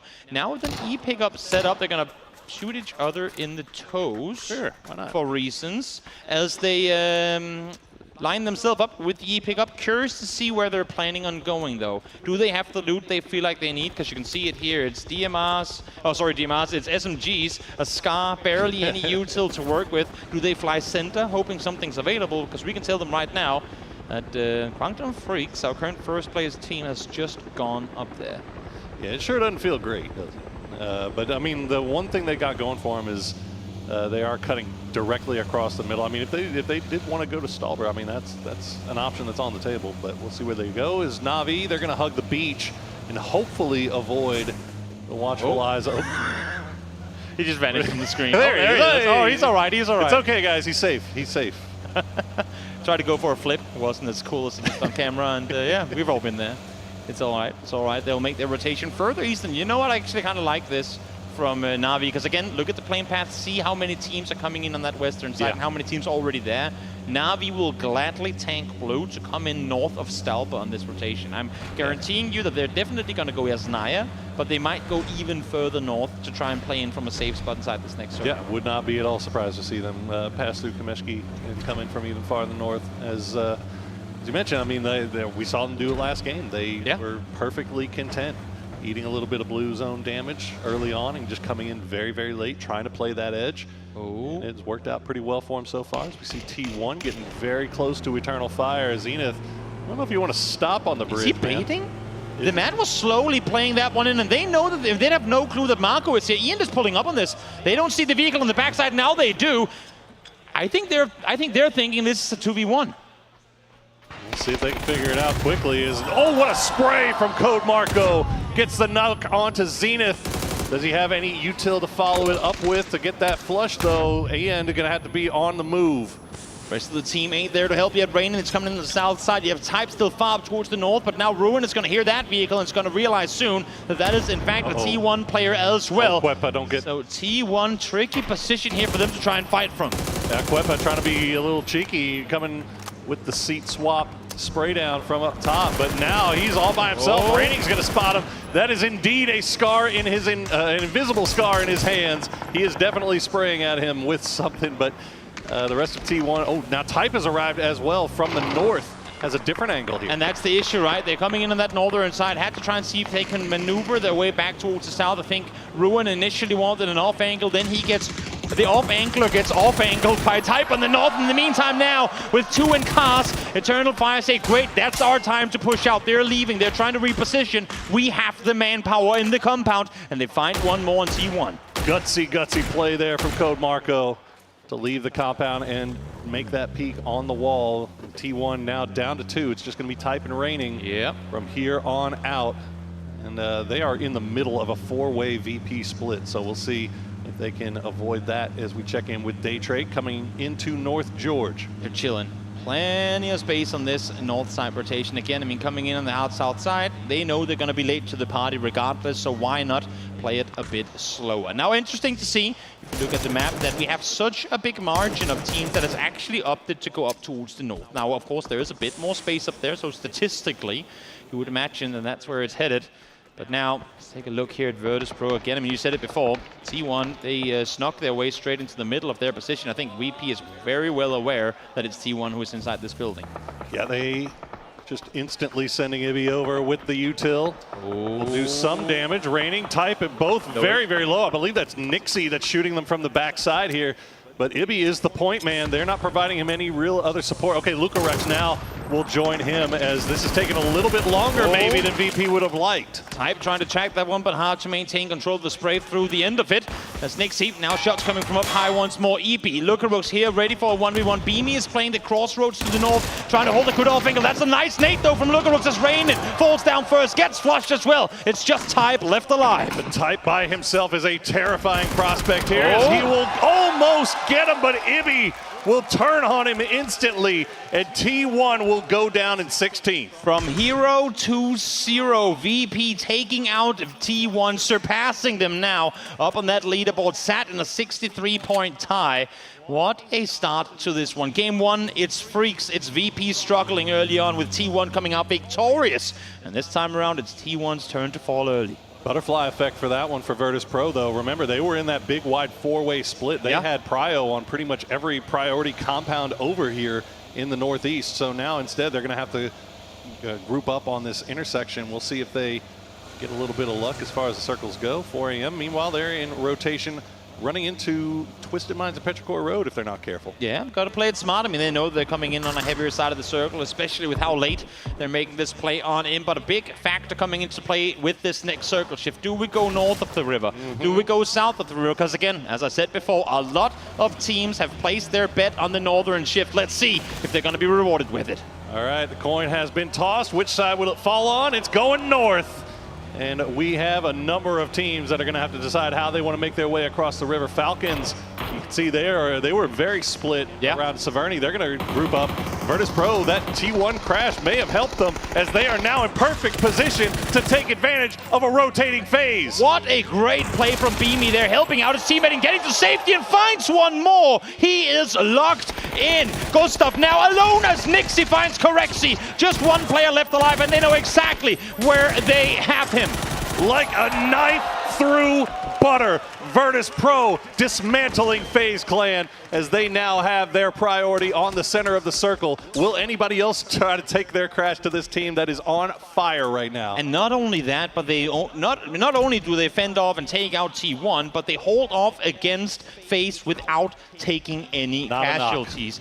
Virtus Pro is a phenomenal team, but they too have been falling victim to taking early game casualties. This time around, not the case. Phenomenal hold against that push. I mean, for BME to hit that headshot, covering for Lukarux, who's pulling back on the compound on a bike, saying, guys, I got nothing, you gotta help me. Hits the double headshot, takes out Vex. Phenomenal hold. Absolutely huge. And so far, the story of BME has been a big story so far in this Grand Finals tournament. Actually, the whole tournament, really. BME has just been showing out for Virtus Pro, as Salute will find Xiaobei, and that is not likely to get revived here, as they will try to send the smokes over and hope for the best, but KDF not wasting any time. They would love to be able to flush this man out. That vehicle is going to explode real soon. Should get it now. We'll see if it falls downhill and gets the knock with it. If not, then for 4AM, sorry, for 17 Gaming, they've expended a lot of utility. That's a lot trying of to get smoke. Xiaobei back in this game, and seems like they will succeed in doing so. Going to go for it. Yep, they should be able to as well.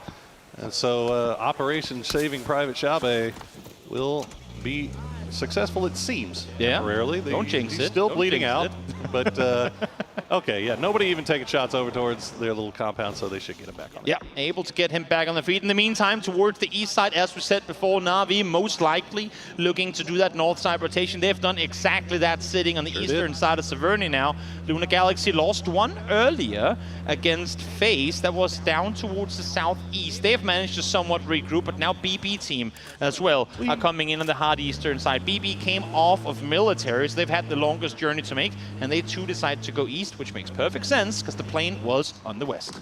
Yeah, BB coming in with very little to no information about what they're coming into, but they will spot out Luna Galaxy, although they do have a member inside of compound, inside the zone. They've got to get everybody back, but 4AM, long, you can see them spotting out Twisted Minds running around on the hills. Twisted Minds has popped an E pickup. Exactly. But I don't know. There's no way they take that, right? Yeah, nobody's even Depends on the right shift. now. I mean, the timing is perfect for it. They're going to be able to jump on it right after this next circle. Pub, you'd imagine. Godby is going to see them. He's on an island of his own, though. Teammates are not there yet. You can see Bobo, Xiaopian on the southeast side, trying to figure out should we go up the hillside too or not. But importantly for Godby, spots that they leave. Crucial info for 4AM to wrap further inside the circle as Kraken spots Spyro and takes him down with yet another Scar.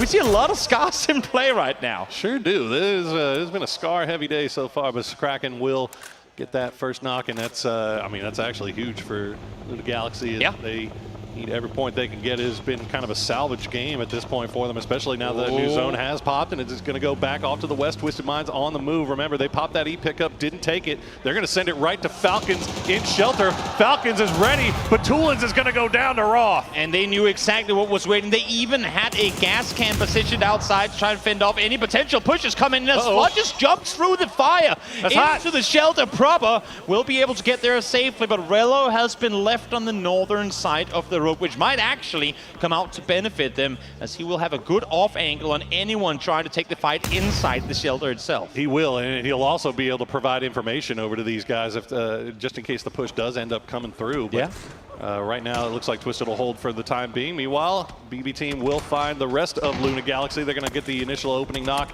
and flush onto Posa.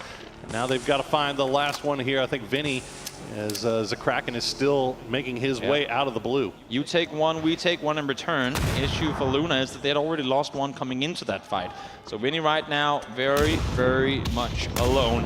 As utility being expended on the side of Falcons. Over the top, able to get the knock on example. Perfectix down to low HP as well, but I'm not assuming that we'll see a full push off it. Having said that, though, they do have Relo in that position to cover the side, so they may just try and make a play off of this. As one more nade comes up, but Lou survives. Oh my goodness, they would. I mean, they want to get a second knock here before they push, but I don't know if you're going to get it. Now they're going to use the smokes, but they're getting shot in the back from Na'Vi. That might put a pause on things. Yeah, immediately you see they send it back into the shelter. Amazing timing on that one too. Them being able to instantly go, nope, like big red button, get out of here. We like the idea. We went for the play, but now we realize full well there's a team sat on that south side of Severny with perfect angles to third party. So nice reaction by Falcons to not overcommit to that play. All right, Petrichor Road, they're on rotation. They're going to be running right into the middle of 4 a.m. as 4 a.m. has a big wide split here on the southeastern side. Shots coming through from Eternal Fire as well. You can see Summer leaning out of the vehicle, trying to take shots back, trying to keep them safe. godv will get a little bit close, spray down, but they are going to be right out of his line of sight. They're funneling them straight into Guangdong Freaks. You see sure them up are. here over the hilltop. Summer, it's down to half HP already. So back in, man. Only with a tree for cover. That puggy's going to give away his position, but it doesn't matter. He will find the double, but he's still alone, and Chewy is able to respond. Oh, Chewy. That was such a big shot there as Salute had him dead to rights. And now Petrichor Road down to just Ming. The rest of Guangdong Freaks are flooding over the top of the hill. They got to find him. Okay, they got it picked out. They know exactly where Ming is. Oh, 4 a.m. stealing their kills away, though. Yeah, points coming from down below. That nade could be close, but no, blocked off by the vehicle. Just one player alive right now from Petrichor Road. It's Ming trying to make the impossible happen by dodging and weaving the utility. Coming in, and Human saw him as well. He saw him just go over the side of the hill, but they're also getting shot at from 4 a.m. Here's the flashbang will land on Ming. Ming going to stop down long enough to heal up just a little bit. As now 4 a.m. Okay, they decided now the circle has popped. It's going west. They want to third party this fight as quickly as possible. They've seen casualties on both sides. This would be a smart fight to engage upon. You see folks on the southern side wait this one out, and Freaks, again, I mean, it's a big loss on their side, losing Salute this early on, but you still have a compound. They ain't inside circle, but you have a place to fall back to for now. Let the fight re-escalate. Maybe Ming gets a knock in your favor against 4am, and you can re-engage, because you know full well there's still teams west of you that are waiting for a third-party opportunity as well.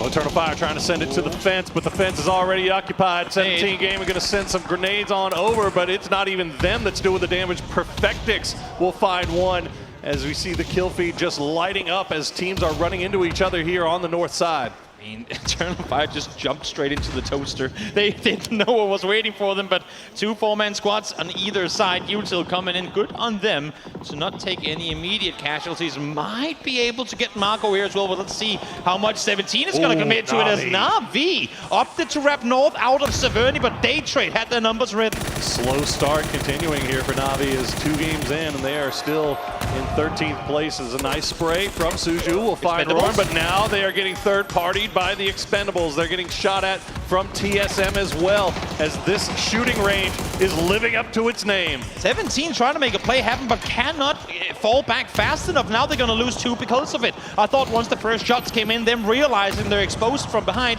that's when you call the quits, that's when you get out of there. But they were too slow to make the play happen.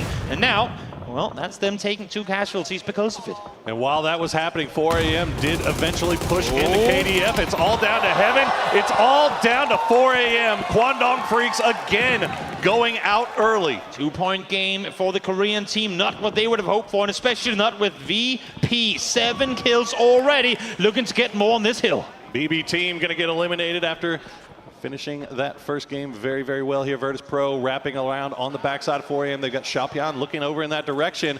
Does he spot them? They see the smoke clouds. I don't know if they see any individuals just yet. They're already just going to pre-nade the smokes and hope for the best. I don't know if I like this utility usage early on. They had the element of surprise. They had a chance to creep further forward, but now with the util used, 4am is aware that there's another team coming in from the eastern side. VP tried to see if they can get anything with the nades. Now they're going to have to fall back. We still have Lunar Galaxy. It's a solo, albeit trying to make his way in, but Beamy says, nope, the blue thing, that's my thing. Craig, you're out. Beamy, again, look at this, Beamy, goodness. Already another 5 kills for him. As you can see again, the Expendables, look how much space they have, and now they're in a perfect position to third party this 4 a.m. VP fight. Whoever comes out victorious in this 3-way fight will have an amazing position to play from up high on this hill. And so far, it's looking to go Virtus Pro's way. Nixie able to find the double with Expendables creeping in from behind. You'd have to imagine that 4am is about to fall, and indeed they are.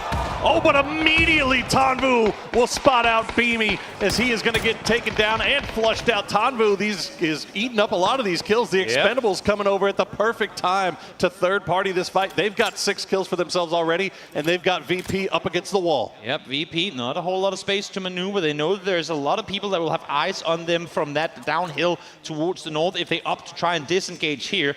I feel like this is, I mean, VP running back right now, but it might just be to get cast. It might just be to try and re-engage in this fight as the circle has shifted up towards shooting range proper. I mean, if the Expendables can finish off Virtus Pro here, they have everything. Oh, yeah. I mean, everything to the south and the west belongs to the Expendables if they can finish this fight, or if they can at least force Virtus Pro into going down into shooting range, that chaotic place of death and misery. It's awkward side-by-side maneuvering here for VP and Expendables. In the meantime, we hop down to Rello. We saw him before, how he was isolated from the boys inside the shelter. Now he finds himself surrounded by day trade players. But back towards VP and Expendables. As you can see here, they've both kind of made their way inside the circle, but they cannot be sat shoulder to shoulder for much longer. Oh, Rello, he had to open up on him, but he couldn't get the knock. And now he is on an island. He's going to have some support from the boys, but you see how far away they are. Yeah. Looks like Day Trade actually is just going to go ahead and disengage completely. They had Thanadol in the shelter just on the north side of shooting range, so they're going to go ahead and take that. Might as well sit down here. As long as there's no one fighting or shooting towards you on the hill up high, you have a really good vantage point here from where you can make sure no one's backfilling you, but also get control over shooting range proper. So smart timing here on the Day Trade rotation. Virtus Pro doing a very good job of disengaging from the Expendables, but also not allowing them to force them to go down into someplace they didn't want to play. They're still just playing around on these edges, using these vehicles, repositioning slowly, but not overcommitting to any one particular thing. Delwyn has a little bit of an angle there, but it's so long range that it's a really, you know, it's negligible. Definitely is. Everyone right now on the side of Expendables and VP hoping to see this next circle go south. EP is currently in the blue, trying to maneuver his way further forward, and you can see why. Because as soon as they peek over that ridge line there, they're visible not only to Falcons, but effectively to the every single team remaining in this game. And I think EP is on a very long flank mission here. BB is out, so he's going to do the burden of walking around in the blue. They know exactly where Tanbu is, and he's been there for quite some time, just holding the same angle. So if Ibi can get over there and find him and kick him by surprise, this could be huge. But you see how much time he has to shoot. He's got to immediately start healing once again. And he's got Tanbu close enough for the grenade, but that's about it. The spray comes through. It's not going to land. There it is. He will get him in the end. But Flood is going to find Nixie, and now Duck Juice will be able to finish off Ibiza. And that's the issue. The timing couldn't be any worse. This was the knock that was supposed to open the full committed push, but right as he throws the nade forward, Falcons finds one of the players from behind. And now, I mean, Cloris might just go for the rest here, try and get back and help out his teammate on the other side. Somehow Delwyn died to falling. I'm not sure how that happened, but yeah, Luka Rux, they're just going to try to send it as quickly as they can. Nice spray from him as he will find Glories, and now it's all down to Duck Juice from range. He'll find one, and Virtus Pro will get eliminated. Unfortunate timing on the engage early on. It's going to have them down and out, but again, 10 kills back up in second. Phenomenal second match here for VP Expendables.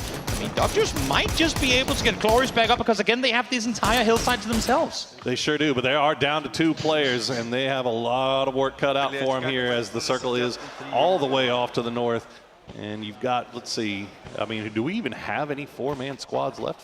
Falcons and Day Trade. Okay, Falcons and Day Trade still in it. Saw the reaction there from Twisted Minds as well, falling out as they try to make their way on in. Frustrations on their face. Twisted has such a good track record in games in this area of the map, but it's not to be this time around, as Falcons now too finally make their way inside of shooting range. Dancing shoes, Rello. Stop down a hill, but at least the rest of his team has arrived to provide him a little bit of support. Snaker's just going to send the flashbangs over, try to slow things down just a little bit as we keep alive in that smoke cloud. Ming still alive for Petrichor Road, though. He could be a big factor here at the end. What's he going to get? Oh, why not give him the bullet hose? Level 3 gear, you say. MG3, you say. I'll take that in a 1v4 as Falcons continue to clear out their entry on this circle. Nice approach on that one. Now Expendables as well. Here the fighting happening inside the shooting range. Figure that's a good time for them to make their way on in, but not without taking casualties as Glories fall, Duck Juice falls immediately after. That's them out, and now Ming opening up, revealing to Falcons that they left the snake behind. Oh boy, he got the knock and the flush onto Rello almost instantly, and now Ming, you can see, even though he's a solo, still very active here for Petrichor Road. Day Trade They committed to come over here just to finish off the expendables, but now they know that they have this entire fence line that they can work with, and they've got some utility that they can send over towards TSM's way. No reason for Day Trade right now to over-aggress. There's a good chance this circle favors them as opposed to everyone else. Unless if it hard shifts east, Day Trade can sit outside the fence line and wait this one out, and as a matter of fact, this couldn't be any better for Day Trade. Right now, as it stands, this is practically top 2 guaranteed. Yeah, so much room for your Day Trade to work with. And again, I mean, we saw them have a lot of luck a little bit in the first game to get a really good compound. They got a lot of kills to start climbing up out of the basement. They now have 33 points overall, and you got to imagine that they're in the driver's seat here to take the win here in game number 2. But they've got to play it carefully. You can't take any free knocks and flushes. Nope.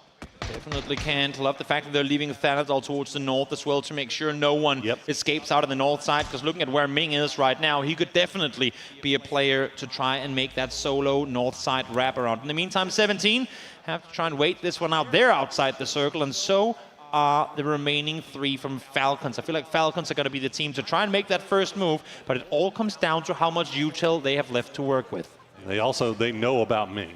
Like Ming took out Rello, so they know that they've got that snake that's hiding up on their north side, but Ming is looking over in the distance. We'll spot out. This is mostly just information gathering for him, trying to figure out what his path is going to be. As Falcons, let's see where they lay their smokes, if that gives any indication about where they plan to go next. I think everyone is taking for granted right now that there's still a player inside the house towards the northern side. That's what Falcons are smoking off. That's the angle they don't want to be seen from. Little do they know there ain't really anyone there. In the meantime, Ming has been able to wrap his way down below. If they stop on this wall, that could be golden. Sparking is going to be the first one to fall to Flash, but you have to imagine that Falcons are going to fall really soon as Ming peeks out, but he's looking the other way. Yeah, I mean, Sparking goes down, but that's almost no harm, no foul. Ming will find Roth now. Ming, the thorn in the side of Falcons. As Ming, he's finally going to get finished off by Thanadol, as Thanadol will find the angle there. But Falcons should be able to get Roth back on his feet, get back up to 3 strong. Day Trade, they still have this wall to play with. They've got all day. They don't have to try to aggress on this until they're absolutely ready. What better place to test your close quarter capabilities than an actual close quarter training facility? TSM are going to be the defenders, Falcons the aggressors. As you'd have to imagine Falcons having to make a way through here. They know now that Day Trade is sat on the western side of the fence. There's no way they try and make an open run up towards the northern side. They have to play through the middle here. Look at the utility, though. Day Trade just has waiting. Everything. And the rest of the guys have practically nothing. I mean, TSM, they're sitting on a few things, but as far as smokes go, TSM's got 3. Day Trade has 14. They can just force people to go exactly where they want to. As Xiaowu will take the spray, but won't find the knock. And he's still forced now to play along this walk. Flash watching this southern wall really is the problem here for 17. Exactly, and for Snakers right now, I mean, he quote-unquote made it. He's inside the Snake circle more than can be said for 17. So if 17 don't start finding more damage towards Falcons as they make their way through, now it's like, boys, I made the run. Can you guys do it too? I'll try and suppress as best as I can. My goodness. But we're out of smokes. All I can do is try and shoot.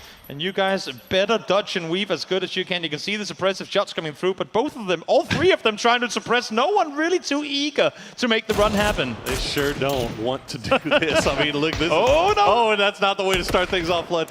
We'll hit his shins on that rock there as they now... After you, good sir. No, after you. They're playing Canadian PUBG right now. No, absolutely. They're very polite. Extremely polite here. As you see the bullets in the ground behind him. Yeah, Xiaowu is just a big problem here for Falcons. And the biggest problem is that nobody really has an angle on them. Day Trade is just allowing them to do whatever they want because they can. Exactly. And Day Trade, I mean, they're going to be not necessarily aggressors, but they should be the ones capable of taking out 17. You can see again, as you said before, too, Flash with a great angle down below. I'm not sure anyone is really aware of exactly how many TSM players are sat in this position down below either. So Day Trade now actually for the first time starting to filter in to the shooting range proper. All of them outside of Flash have opted to go forward. Norrens as well, still trying to hold the pack line safe. This is absolutely wild here. This is going to be an insane final circle. So many players left alive, 4 teams left in it. And Day Trade has the wall. But here we go. The circle is collapsing. 17 on the move, but they've got no smokes, and he's going to flash himself. That doesn't start the thing off well. 9 nades for Day Trade, 6 mollies. I want to see those numbers down to 0 before, or if they get eliminated. But 17 now, starting to get isolated. TSM knows that there's really only one place from where they can get inside this circle. TSM, all they have to do here is try and hold. Wait this one out and try and see if they make a mistake. Peeking on over, but Snakers is going to be the first one to peek and find Luke. Finds the angle, finds the knock. And now a second one's going to come in as Sparking is down. And now there's one player left alive for TSM. But they don't have the ability to get the angle on. And now Day Trade's going to take advantage of them coming across and peeking here. They're going to find the flush onto Luke as well. So they're stealing the points out of Falcon's pockets. Never would TSM imagine that Falcons were able to get that peek for free, but nice nade found down in the corner. Able to get out once. Nagers should potentially fall as well as Alo. Now finds himself a solo player left alive. Falcons all eliminated, and now it's a 4v1, and Day Trade comes out victorious in match number 2. And they came out swinging in day number 2 after a forgettable day number 1. One of the worst days that we've seen in PUBG. They have come out in a big, big way to start off the day with another huge win. 7 points coming into the day. They were trailing everyone. 10 plus kills in the first game. A win here in match number 2. Day Trade are here and they're on fire. And another team that actually had, obviously, all props due to Day Trade for that big victory, but Falcons finding themselves in with 3 of 4 struggles with. We were talking about it very early on, but they managed to get everybody in there. But first, victory here for Day Trade, game number 2, as we will move on from Erangel.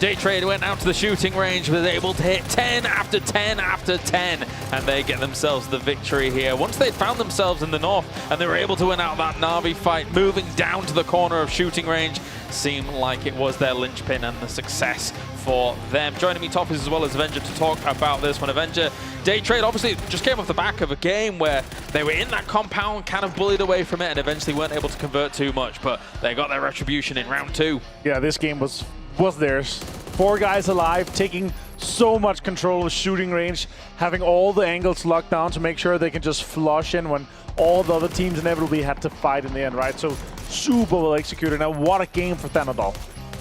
That was a big game for them. I mean, the newest addition to this team, they started so in just a tough spot today and have been absolutely just climbing. It's going to be a big win for them. I do think there was a lot of a good aggression in this game. I like to see, well, honestly, I like the fact that T1 struggled in the beginning. It opens that door up at the top yet again to see some of our favorites get attacked. I like to see EF got a little more aggressive. We saw some really nice defense plays early on, but once it came down to this spot, 17 grabbed the Shack, and I think KDF kind of had them pinned down. The Falcons sort of had TSM pinned down. It all just was everybody watching each other, with the exception of Day Trade. They came in on the Crater side, and they were able to just control that entire firing range and just never let it go. Almost weird trench warfare going on between the Falcons, TSM, nades coming across the way. It was a tough game to play out in there. In the green room, Paper Thin goes, this reminds me of one of those tutorial levels where they give you like a firing range you have to work your way through. Because it was like TSM was sort of the grenade challenge and Falcons was sort of like the crawling prone challenge. It was fun to watch. Except usually those challenges are against like bots. You're in a single player game. This was against some of the world's best players. And I think the challenge becomes a little bit more difficult eventually. Yeah, for sure. In this case, like, again, mechanical skill and utility, these guys are the best at it, right? And if you're missing just a little bit, you'll get completely dominated in those cases. But here for this one, how everything is working out, and especially towards the late game with utility, it's just so hard to play against because it's so accurate with nades, with smokes, with Molotovs, and everything is just getting laid out perfectly. But once Day Trade, they realized, okay, this is our chance. You can just see they're just running just to gun everyone down. this could have been two very different games, right? Yeah. We had a circle shift north into that shooting range. Suddenly, all the teams on the south side in those hills, they're in no man's land. Getting down there to find themselves a spot was always going to be difficult, right? Likewise, if the circle had shifted south to those teams on the high ground down south, it would have been such a different game for those teams in shooting range. So it's a very, very difficult circle to anticipate and know exactly how you're going to play it out. I think Day Trade benefited from the fact that it was kind of kept going that way. Normally, I liked the circle goes towards where Day Trade was sitting, and you get a bunch of crashes in that sort of craters area. And because it kept moving away from them, nobody crashed them. They got to sort of backfill, play that edge, and lock a lot of good spots down. There was so much room in the west, right? Like Day Trade and Na'Vi have that fight north, and then they were up down. The only other team in the west side really was the Expendables, but even they're on the high ground. I mean, you saw what was going on in the east. We saw the Falcons mixing with the Twisted Mind, 17 KDF. There was just a ton of fighting. And then on top of that, we saw VP, who comes away with 10 kills here in the top 4, playing very aggressively. We saw them go hard. I think it was KDF or T1 they saw. They got them eliminated, so they knocked out the 3rd place team, and then FaZe, the 4th place team, shows up, and they wiped them as well. It was impressive. 6 kills early as well for Virtus Pro. And this actually bears repeating. I think they're only 2 points behind Cognac Freaks now. Yeah. Virtus Pro is on a roll here. I mean, well, as soon as they got that north shift and they were in a quarter, it was effectively a strong compound to give them those early kills, Martin. They must have been laughing. Yeah, for sure. And on top of that, Beamy got, I think, 5. I think he's at 20 kills now in 8 matches. But who also got 8 in this one is Tanadol. Day Trade able to close this one out here. And yeah, you can see how he's rushing in for that last kill just to make sure he gets as much as possible. Yeah, it's a 25-point game for them. Remember yesterday we were saying, you know, Day Trade, what a rough day. And now they're putting themselves in there. And of course, the man of the match for this one is going to be Tanadol. Newest member of the roster, added when Puchil's retired. He's sort of, I think, taking a little bit of time to get his foot with this group. The rest of them have been together for, what, 3 years now or something like that, so they know each other very, very well. Maybe it's just an example of they've got the right time to push up. Now, it's only 2 games. Yesterday, they killed a lot. They didn't do so great, so I'm not willing to hang my hat on Day Trade just yet, but what an incredible start for these guys. Hey, PGS 6, I didn't have, I mean, even before that, you guys know, I didn't have a lot of faith in Day Trade across some tournaments. Thanadol, though, may have been able to dispel some of that for me. And I thought that at PGS 6, I feel that now 25 points go their way. Falcons, much needed point as well, Avenger. And if it wasn't for a destroyer of Ming, absolutely MG3'd everything, taking one of the players down. If they would have been 4 guys strong, they could have gotten so much more control. They could have potentially like swept on that northern side and taken on Day Trade instead. But look at this. After just 2 games today, Day Trade has gone from last place into 4th place. Wow. And look how tight our 4th through 16th teams are. It is so close. 18 points difference. Our mid-pack is just one big pack of 13 teams fighting for who gets 4th. That's crazy. No, that's an anomaly. I refuse. That's ridiculous. I want to know what the point per dollar value is right now, because there's tens of thousands of dollars on the line when you take that drop down. Oh, right. Okay. Like the difference of like 4 points is just incredible how much money. I thought you were talking about Thanadollars or something like that. Something new you came up with. I wasn't sure about that. But yeah, for this investment here, like, yeah, it's huge. $100,000 difference from 16th to 4th for sure. So I think that means that there's a lot of teams who are still playing for the come up, but I do wonder how that affects some of their mental. When you're sitting in this position, you're like, oh man, one mistake could still to put me down all the way to 11th place. One really good game pushes me up that high. I'm curious how that affects some of these mid-pack teams. Now, does that slow a team like the Expendables down? Absolutely not, because these guys, again, Expectables, I expect them to be troublesome every single time, and they have not let me down since then. At least they are always fun to watch, no matter what the circle looks like. I can't believe it's so close. It's incredible, right? It's just so tight. I mean, again, these 3 teams at the very top, they're putting themselves a little bit ahead, but one bad game for them, and everyone else is catching up. What a start. What a start to day number 2, of course. Everybody in the arena can stick around. We do have the lucky draw coming up for the raffle. Meanwhile, though, we're going to go to a break. And when we return, we are going to the wild card maps, as if it wasn't any wilder already, as we have such a close tournament going on so far. We'll see you in a few for more PUBG action.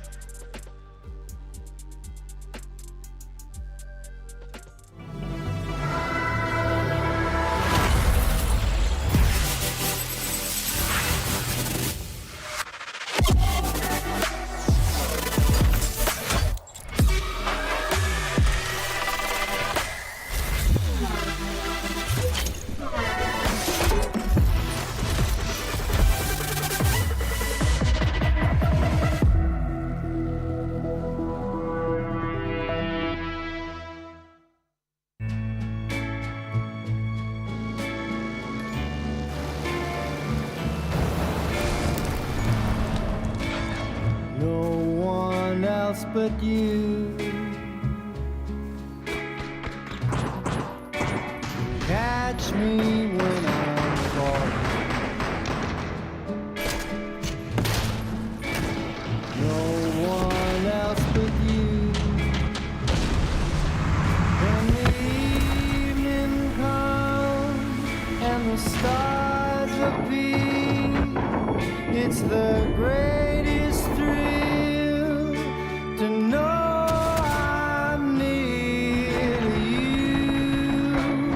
No one else but you.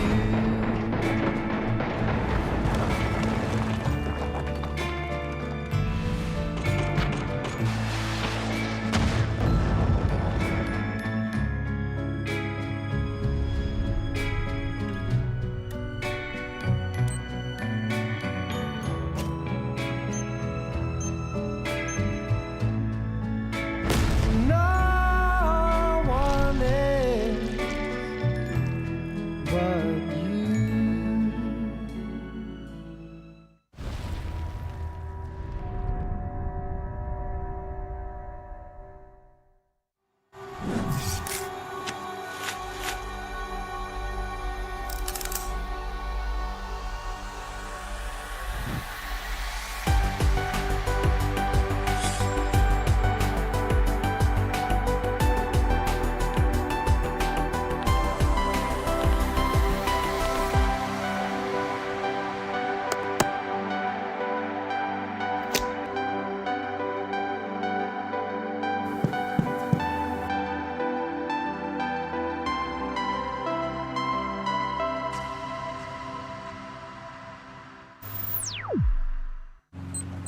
Sanhok is a destructible map.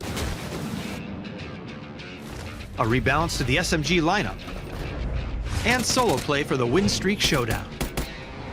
All this and more as we dive into the Update 33.1 patch report. First up, it's time to celebrate your chaos. Because Sanhok is becoming a destructible map. Starting this update, parts of buildings, props, and key structures can all be destroyed by explosives or the red zone. It's even getting destructible terrain like Rondo. And speaking of that red zone, it's getting a few changes as well. Sanhok is also seeing some changes to textures, terrain, and more. So be sure to take in its new look before you blow it up. Head on over to the patch notes to check out the changes. Next, we've made some pretty significant adjustments to SMGs in an effort to keep enhancing weapon diversity and making sure SMGs have their own signature feel.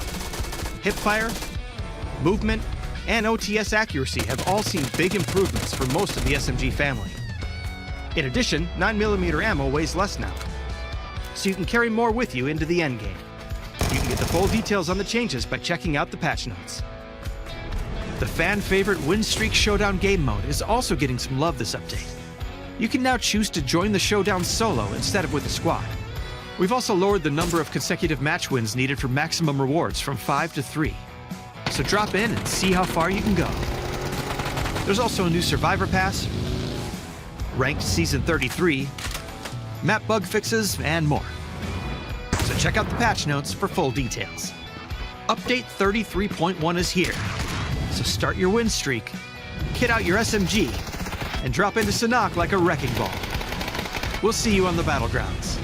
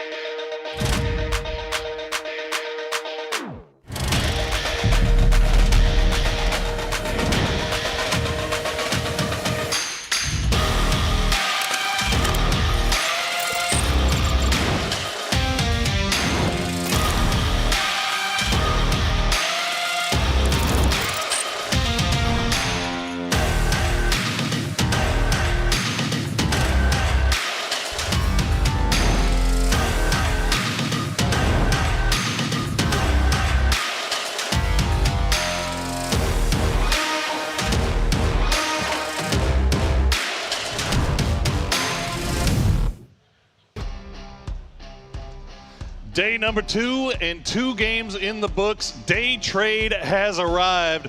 Swaggadol has arrived. And the Freaks have not, Toby. No? Which is opening the door for the rest of the leaderboard to start catch up. My name's Poor Source. Joining me once again is Toby. And we are ready to get into the wild card maps of Tego and Rondo. I mean, and one team that has not had a hard time there either, Day Trade. They've been able to fare pretty well. They've got some circles gone their way. And honestly, 16th place to 4th in 1 goes to show how incredibly close this race is, especially with Quantum Freaks now back-to-back games struggling to get things going their way. Well, one team that was up at the top that has not let off the gas so far is Virtus Pro, as they find another high kill game. So 10 kills, I think, in that last one. Although they did not get the win, they still find themselves catching up to Freaks, as Freaks have fallen a little bit short so far. But now that we are heading over into these new maps mean new teams get a little bit of a new lease on life. It's going to be interesting to see how things are going to fare here. We do give them the wild card kind of rating. He's doing the bunny ears too, Chad. Not only because they're the newest addition to the game, but also because we've still yet to see any 1 or 2 specific teams master these maps in comparison to the rest of the lobby. I like to think that this could be the 2 games. Also, as we kind of reach the halfway mark of the grand finals after this next match is done, I like to think that this is the chance for some of these teams that have been a little bit on the struggle bus early on to really start getting their momentum going. You're 1 game away from the official halfway point of these grand finals. So if you are going to start getting that ship righted, now is the time to do it. As the fans, they've got their signs ready to go. They've got their favorites. They have got the hype building throughout this game here as we check in with young Gustav. Yeah, I see you, buddy. And it really is, I mean, kind of thinking back to the leaderboard once again, I think that Despro could downgrade to his full focus mode, and as it should be. I mean, they know what time it is. It's time to step up and not have everything come down to the final game. But it's really a rarity in high-level competitive PUBG that no one is sat behind. Again, coming into the Day Trade, we're down there, but now they're up there in the top of things. But everyone else sat in that 20-plus point threshold all the way up to the top. Every one team with a good performance here in the next match could find themselves in the top 5 once more. There's usually teams that struggle to get off to a good start, but here everyone is keeping pace.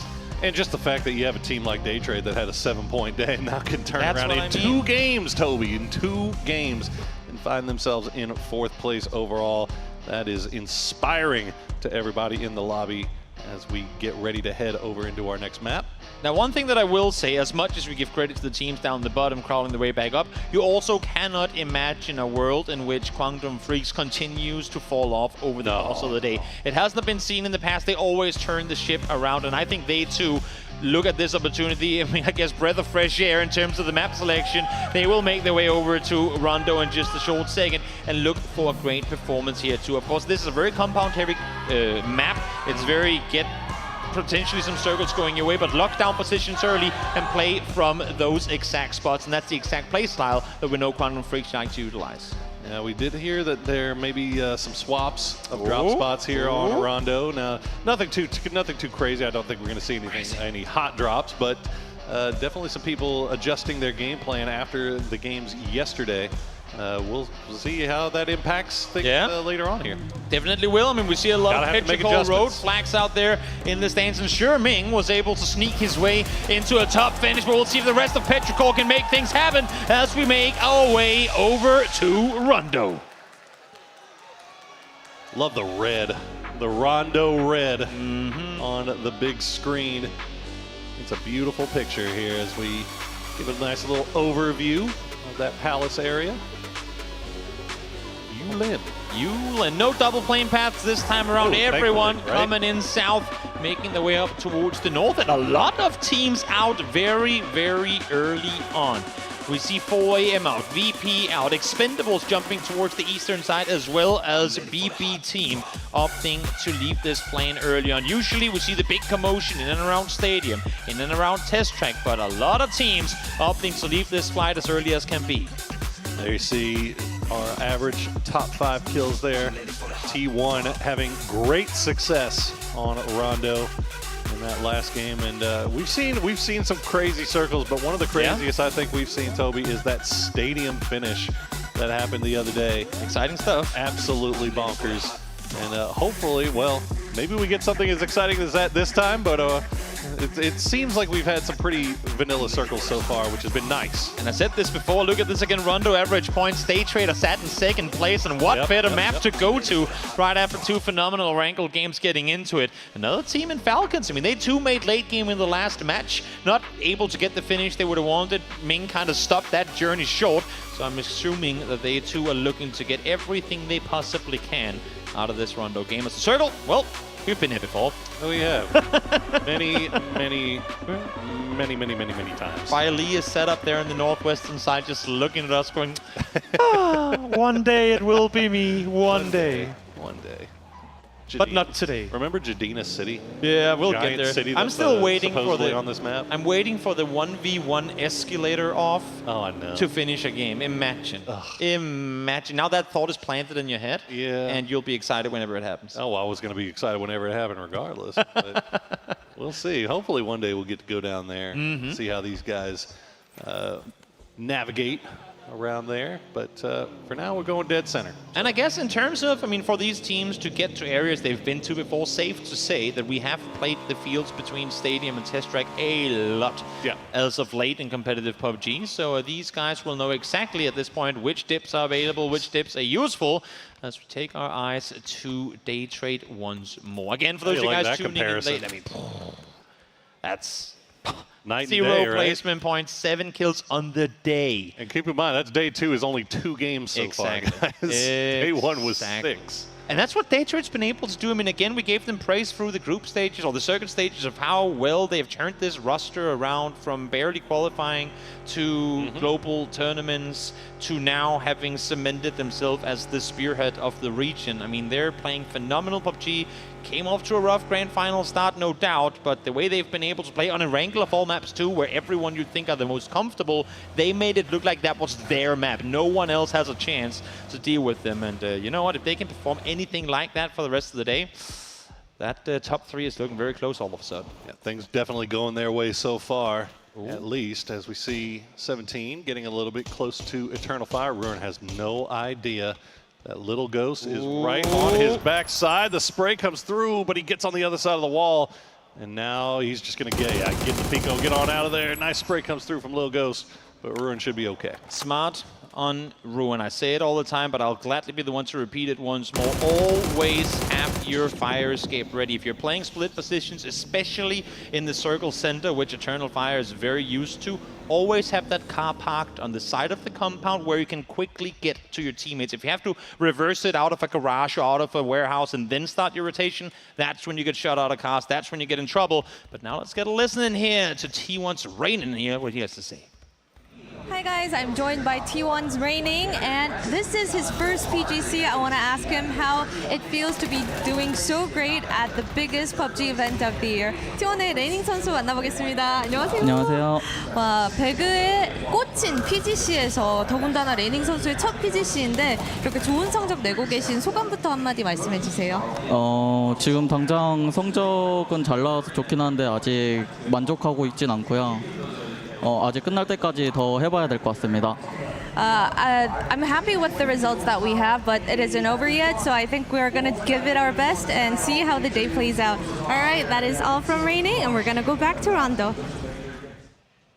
Raining absolutely instrumental in that Game 1 victory as we see Petrichor Road toying with death as that Panzerfaust was getting ready to go, but they sniff it out, they spot out the solo player, and they realize they have no idea what they're walking into, so it's better to just get on out of Dodge. Whatever spider senses were tinkling there, believe in those for the future, because I was already seeing the kill feed light up with that Panzerfaust that Day Trade had ready.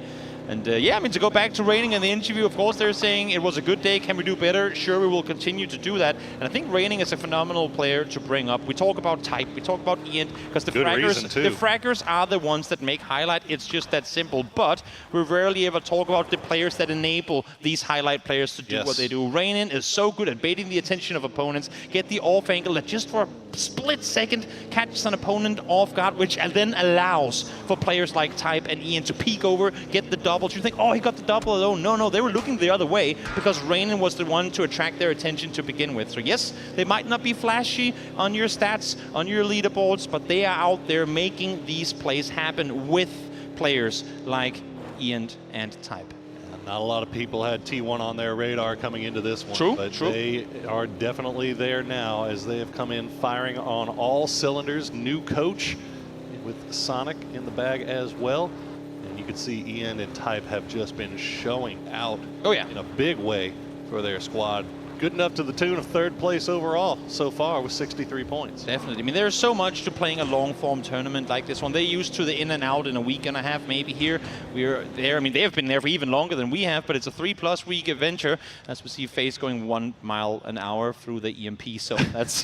Do not adjust your TV sets. Slow things down for a little bit here. Oh, at least it's downhill now, so FaZe can roll out of the zone. Hopefully, we'll see. Yeah, but no, I mean, there's a lot of things that go into it. What better than have a world champion coach in Sonic tell you guys it's going to be a long tournament. Whatever happens in the early days, keep your momentum, keep your mental clear, be smart about your whole tournament. Because I think that's where we've seen T1 before. Once they start falling apart, that's just a spiral you can't come out of. And for T1, even on the bad games, they're usually the ones that, yes, we lose 3 early, but then Type gets a 1v3. We lose 2 early, then Ian comes around and does something magical to hype the rest of the team up for the next game. So, phenomenal. Great to see T1 go out and have a good start here. Yeah, the solo play by Type and Ian and Zenith and Reinin even at the end of games.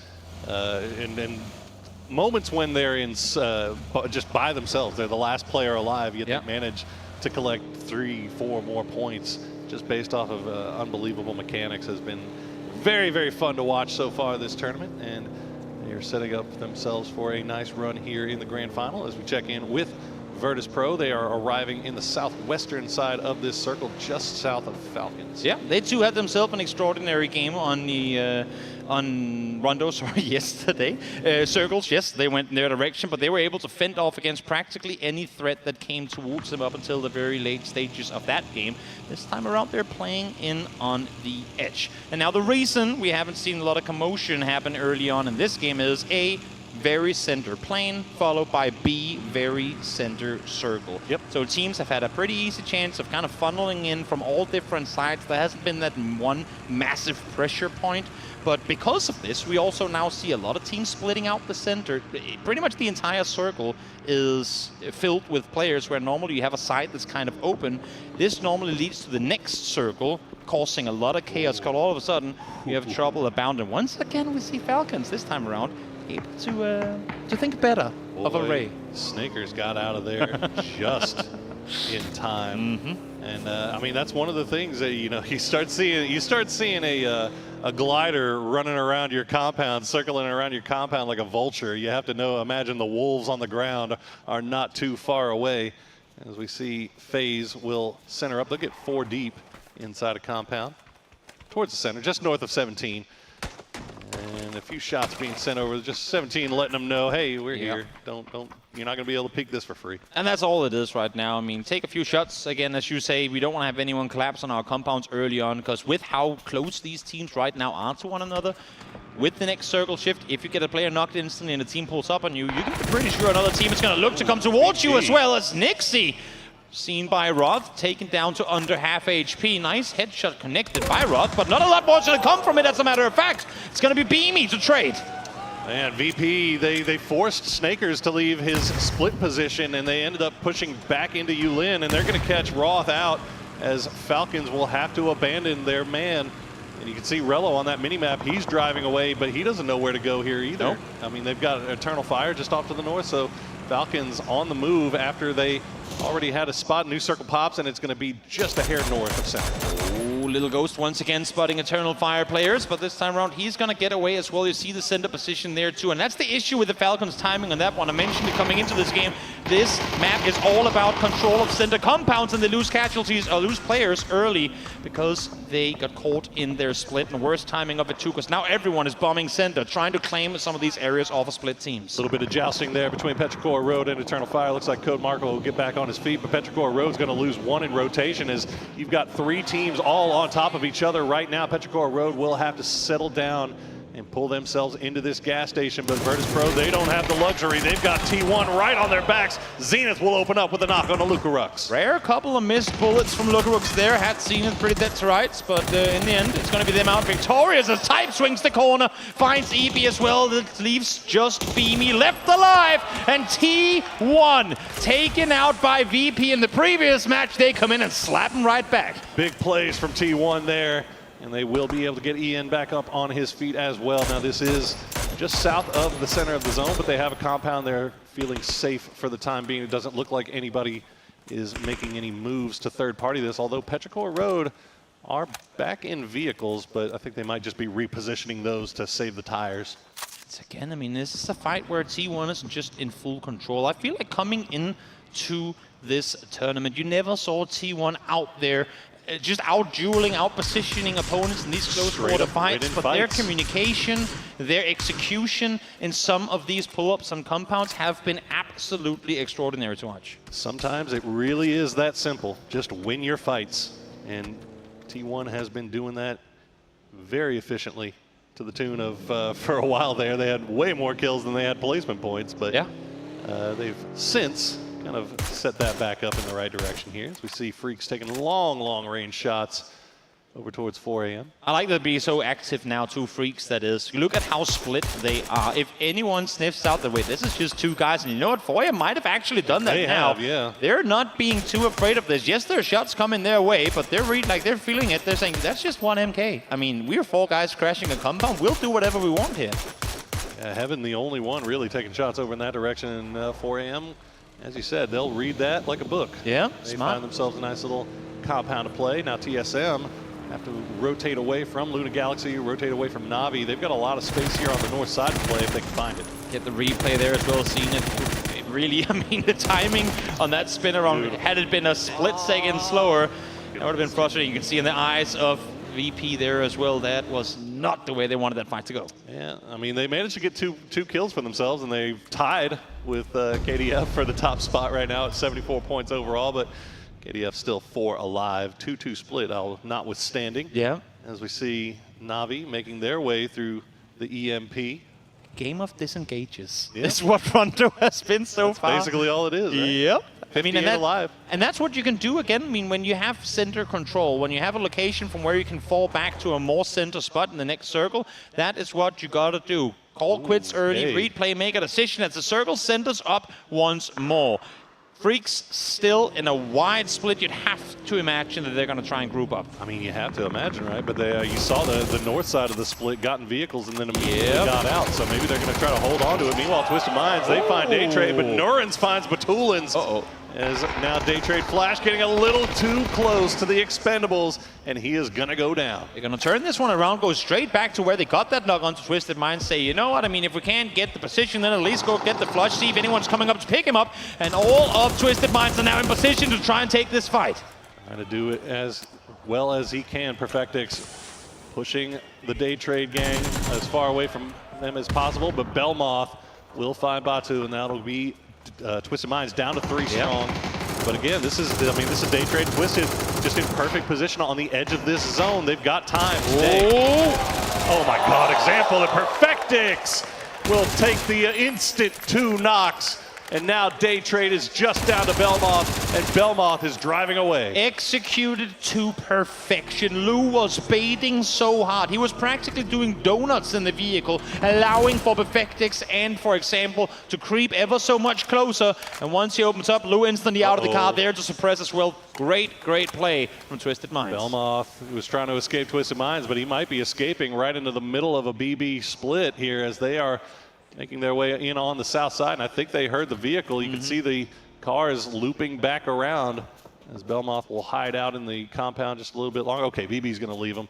Luna Galaxy, meanwhile, they had the 2-2 split, but now they've got Diffix and Ferrist from Navi in the middle of their split. Yeah, Haven Gonna play as quiet as he can again. I mean, it looks like you got all the cover in the world, but one nade and all of a sudden you're in an open field. How good a cover is that, really, honestly? He's gonna play it slow. I mean, he's incognito for now. We'll see for how long he remains that way, as Divix does get eye on the players coming out of the bamboo forest. And I think, honestly, right now, Luna just wants to group up, but they have Na'Vi in between them. Yeah, well, the one thing that they've got going for him is that Na'Vi probably just wants to group up as well. So Na'Vi is just gonna go ahead and leave that position, open up that pathing for Luna to be able to get everybody back together. Na'Vi not a stranger to eating a little bit of blue zone damage if it means coming in a little bit safer. Not sure if Divix is trying to go back here to take the fight to the split. I think that's exactly what's happening. I like this idea. They read once again that it's a split. They're up against this nade. Could be dangerous though. No. Blows a bit too late. Second one around the corner might get one as the vehicle can't figure out to get itself parked. It doesn't know where it wants to go right now. Luna Galaxy, though, they have gotten everybody up here. Haven, though, is late to arrive. Ferrist is still out in the blue for Na'Vi, so they've only got 3 there, but that's a beautiful Molotov. We'll get Soset and Hakatori down, and now Luna Galaxy has time to strike, but look at FaZe Clan. They see this happening. They are coming to third party. Amazing use of utility by Luna Galaxy to throw the nade on one side, force them to the east, and then throw the molly on the other. 2 players down now. Haven will fall as well, but still, this is currently going in their favor.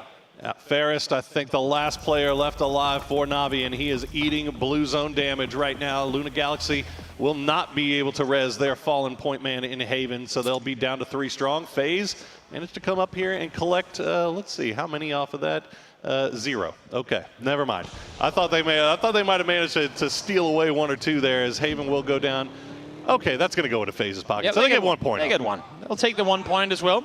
I like the timing here in T1 as well. They saw Quantum Freaks leaving, opting to group up, but now, do they know that 4 AM is set inside this compound too? At least for 4 AM, they know full well that they have neighbors in the compound. But they both should know that they're there. I now mean, the shot's being fired. T1 was kind of rallying them, and 4 AM crashed in the north side of it, and they've been slowly making their way through as they come through. But Twisted Minds, meanwhile, they've got 2 up on point. They've got Lou off in the back trying to go around to the north side. I think they know very well that the Expendables in 17 are in this position. So they're trying to see if they can get around this, but also at the same time be in a good position to third party any inevitable fights. TE completely surrounded. Blink and you'll miss their elimination unless if they come out here and do something extraordinary to stay alive. First nade comes over on point as well as Duck Juice is taken down, and now Tanvu trying to dodge and weave, get himself to safety. Little does he know that all of Twisted Minds is sat on the hill just behind him. And so much utility being sent over. Little Ghost will find example as well. So Twisted Minds try to third party this, but then in the end, they're taking L's as they go as well. It's now down to Perfectix, and okay, Lou's still alive in the blue zone. 17 not completely here as well. They've got Suju off to the north, keeping eyes on where Lou is, so they can't really afford to commit a full strength fight to this, especially now that the blue zone is on top. And that's the issue. There's really little to nothing for them to try and play inside the circle. Falcons are sat on the roadside, denying entry to any team trying to make it in. Perfectix! Twisted Minds forced to try and take the fight here from there. Just Perfectix is able to find Tanvu. The Expendables were able to get the res on their man that was knocked by 17, but Perfectix in the perfect place at the perfect time will find the flush on the Tamu and a knock on the Clories. Meanwhile, BB team is crashing onto Freaks, but just like that, they are eliminated. Late E pickup, and Quantum Freaks knew exactly what was happening, taking them out barely before they've landed on the ground. Little Ghost now trying to make his way on in 17, being pressured by FaZe Clan. But FaZe are taking casualties to at least Nux as they try to stay alive out on the northeastern edge. Oh, 17 again losing so many people. They still have Suju left alive, but you can see he's out in the blue zone. The Expendables, meanwhile, have left their position, but they're right next to FaZe. Both of those squads damaged right now, trying to get their revives off. And they are waiting as this circle has popped and is going to favor TSM for the most part, although they're down to 2. It's not looking great. 1 nade here from Fex would be a triple, and Expendables eliminated. As we see Belmont here on the backside, spots Ike Slip. Will the flush come through fast enough? Go for it, Ming Sprint. Don't take the smoke. Oh no! Went for the smoke, and because of it, can't get to his IGL in time. The hero is down, and now the Expendables, they've gotten everybody back on their feet, and they're going to be pushing right into Falcons. on the other side of the hill. The utility is coming through, but Falcons just not finding it. Salute is going to do them a favor, getting a knock on the duck shoes as Clories is down to next to no health. And there you go. The Expendables get finished off by Eternal Fire. Falcons lives to fight another day. Great angle from Ruin on the compound on the hillside towards the south face, now backfilling. As soon as they see them fall, they say this is our place to play from. We go up, we take the util, we deploy smokes as fast as can be and try and make space for ourselves. Eternal Fire on rotation now as well. The timing from FaZe on that play could not have been any better. How much utility do Falcons have left to use? Yeah. Got a shack to retreat to, but that's about it as FaZe. They've got a beautiful vehicle for it, and why not give them a crate with an ARM as well? Gifties at the end of the day, but now this is a good spot for FaZe, but it's outside of the zone. Well, it is, but they have one nade needed in order to eliminate all of Falcons. They're sat in the shack. Maybe one of them are playing outside, but with the amount of smokes deployed, you'd have to imagine that FaZe are looking to try and see if they can get a nade lopped on over. I mean, Falcons. They have to realize that they're in such a bad position here, and that one grenade would be the end of them. But they have not really had an opportunity to go anywhere else because Eternal Fire has just got them dead to rights. Here's now the double blue zone grenade. And the molly! And the molly, as Flood is barely going to stay alive. Snakers will go down. Will Flood go down as well? He will. It's all down to Rello as he's getting shot from behind. And there you go, FaZe coming in clutch. Picture perfect execution. Deny them the escape. Double molly on the outside. Nothing you can do if you're Falcons in that position. Yes, FaZe gets Gustav's knocked in that one, but they, considering what they were up against, will gladly take that. I maybe speak too soon though. Guman headshots James from afar. Now Ruin with an 8 coming in. Eternal Fire might be able to make a play on this. I mean, Eternal Fire has to make a play on this, don't they? They've got 4 left alive, and they have all these FaZe players so dead to rights, but Kwangdong Freaks have such beautiful angles on this spot.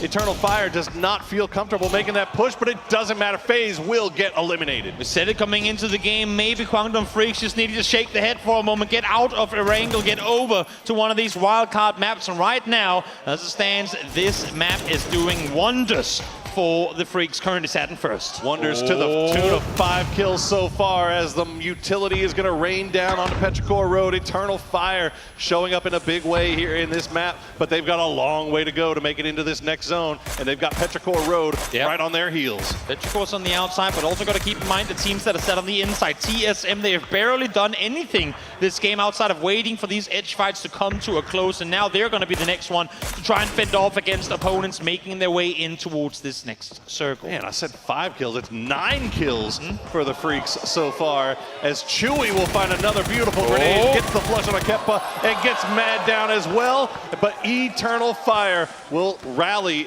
as Code Marco, with 4 HP left in the tank, will keep his team alive. Not only that, exactly, able to get the rest on up as well. Having said that, no guarantees that they'll be able to survive the rotation to come. TSM knows exactly where they're going to be pushing in from. And down towards the south, we saw 4AM and T1 sharing that compound earlier. Nothing really came off it. They were able to disengage in each their direction. And now, well, T1, they get to try and sit on the south side, try and force Eternal Fire to make a play in the north. In the meantime, Kwangdong Freaks, they are safe inside this next circle. Korean dominance continuing here on Rondo as the Freaks and T1, both 4 strong, in great position here. Code Marco barely able to survive. That shack is not providing a whole lot of cover as Sparking will try to send it, gets a little bit close. Can that nade find home? It will not, but it'll at least get rid of the hard cover. And now Code Marco on the move. I have to say it didn't find home, found the home, but good thing no one was home at the time. So they were knocking. Marco able to disengage. Issue is they're not quite inside the circle just yet. Goodbye, helmet. You'd have to imagine that T1 is going to make somewhat of a play around that eastern side, but it's an open field. It's hard to maneuver through. But as you can see here, TSM as well trying to make plays, trying to get off angles, but every time they try to make a move, Kwangdong Freaks are there to shut them down as they hit kill number 10. I mean, Freaks is just 80 R farming at the moment right now from the north side. T1 doing the same from the south as 4 angry men. They're actually gonna get T1 down low as Type is the only one left to keep an eye on them, but Purdy Curdy will find the Mad with a grenade, so TSM not out yet. I mean, Freaks and T1 applying endless pressure. Every time you come out of crouch or prone, you're getting bullets thrown straight at you. Not a lot of time to think, not a lot of time to scout forward, then you have to constantly deploy util to try and stay alive and not be seen. You can see here now, as soon as the play comes forward, Human instantly there to shut them down. But they too now have to move as Halo gets the double they've thrown on over. And that is all 3 of Eternal Fire down. And TSM managed to keep 2 alive here as the circle is going to go to the wide open fields. That's great news for Freaks, but you can see they're right on the outside, and they've got that little ridge line, that little hill that they have to play with. But what's T1 going to do? That's the big question. Do they push right into 4 AM, or does 4 AM retreat away? Also got to keep in mind we still have a certain Scracken alive on the northwestern side, just lingering with how 4 AM has been playing this, all looking towards the east and south. I don't think they have any clue there's a Lunar Galaxy player in their midst.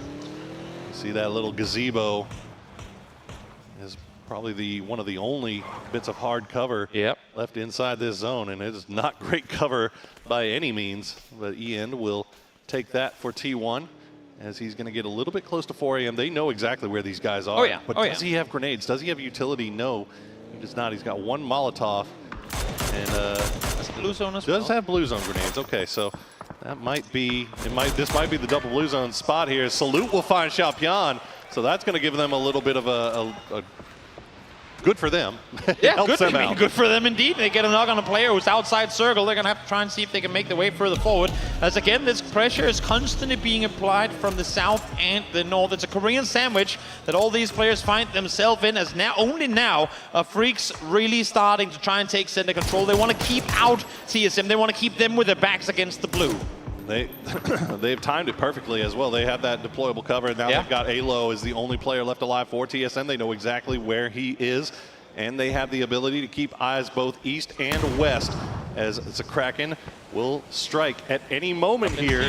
You got to imagine 4 AM, they're staying alive in the smoke cloud, but there you go. Kraken will find HSM. He'll immediately get taken down by Bobo, but Bean's going to find Xiaopian. So Bobo now the last player left alive, and he is on fire. How much more can you do, my man? Down to under half HP, blue on your back, and for T1, I mean, they're executing this play the exact way they wanted it to. Sure, Kraken comes in, helps them out a little bit more, but no casualties thus far, and getting maximum points available out of this. I say that, but I speak too soon.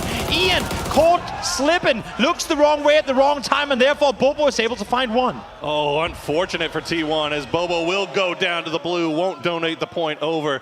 KDF, meanwhile, they are able to get Human back on his feet. Unfortunately, they were not 4 up at the time to really take advantage of that knock. So they'll just stop down to get everybody back up to full strength. Now T1 down to 3, but that is still very, very dangerous. And you also have that wild card factor of Alo that's still out in the blue, although you can see he's only got, what, 2 flashbangs. That's not a lot. Not optimal for a situation like this. 15 grenades on Freaks. Korean standoff here. I mean, again, Freaks have just done a really good job at keeping everyone at a distance. They haven't had a need for nades. Now they've started deploying smokes to make their way on in here, but it also comes at the loss of bullets. Every fight's been at a distance. Look at this salute, only 28 to spare in the chamber. Now, of course, this fight ain't gonna last a whole lot longer, but you can't just spray through smokes like a madman. You'll be running out of bullets, and that could be the loss for this game. They're sitting real low, and you got to wonder what T1's path forward is here. 7 smokes, so they can at least try to get a little bit closer to the center, and they're at least inside the zone now with what little ridge lines they have to play around.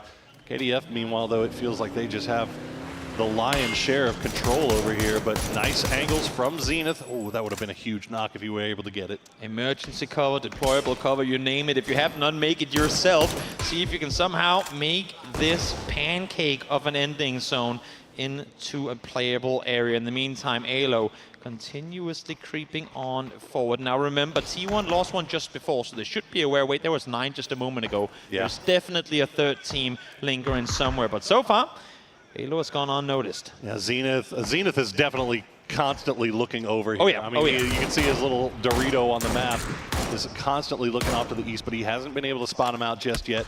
At least for where he is safe. The double knock. T1, do they have the ability to do something with this? Back against the wall, just 10 seconds from now, this circle will start creeping on Nascent. Finally, his patience pays off, able to take down Halo. And T1 now playing in a 3v3. The rest of those come through, but they have the timing, they have the advantage, and they're now creeping further forward. Bean is still down, so this is just a 3v3. Perfect grenade from Guman. This is where the 15 grenades come in. So huge, as Guman will find the knock on a Type. Raining, trying to send it over towards where Type is. That would be a very ambitious revive, especially if he were able to pull it off. T1 creeping into nade range, starting to take a lot of damage here. Still 9 left to throw for the Guangdong Freaks, but things have slowed down once again as that nade gets thrown the other direction. Should get the re-knock onto Bean, and it does. That's beautiful. Gets the knock on a Bean. It prevents Freaks from being able to get everybody up and being able to push and take advantage of this knock on a Type. So the grenade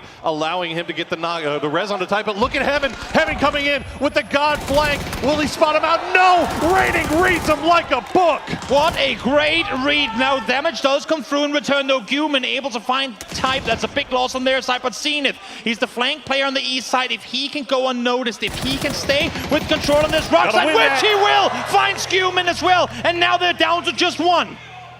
It's all up to Salute. He's all by himself. He's taking his backpack off, so he's harder to spot. Does he have heals? Can he get back up to full strength? Look at this, T1. Type will bleed out. Zenith will finish off Guman. Zenith and Raining, waiting, looking, spotting. Can they see him through the rice fields? The Salute, he will spot him out, Zenith, and T1 gets another win here on day number 2. What a finish from T1, bringing home that win in the end. They were the first to take losses. Type gets knocked, but they're able to reset. They're able to regain control with their backs against the wall. They take out Guangdong Freaks. What a game. T1 ran up against the immovable object, but they were an unstoppable force here in game number 2. What a victory for them, as they have set themselves up beautifully here in day number 2. Second victory on the day through 3 games, Toby. Absolutely phenomenal. Korean dominance to kick off day number 2 of the grand finals. Now let's throw it over to Desk and let them break down that Rondo game.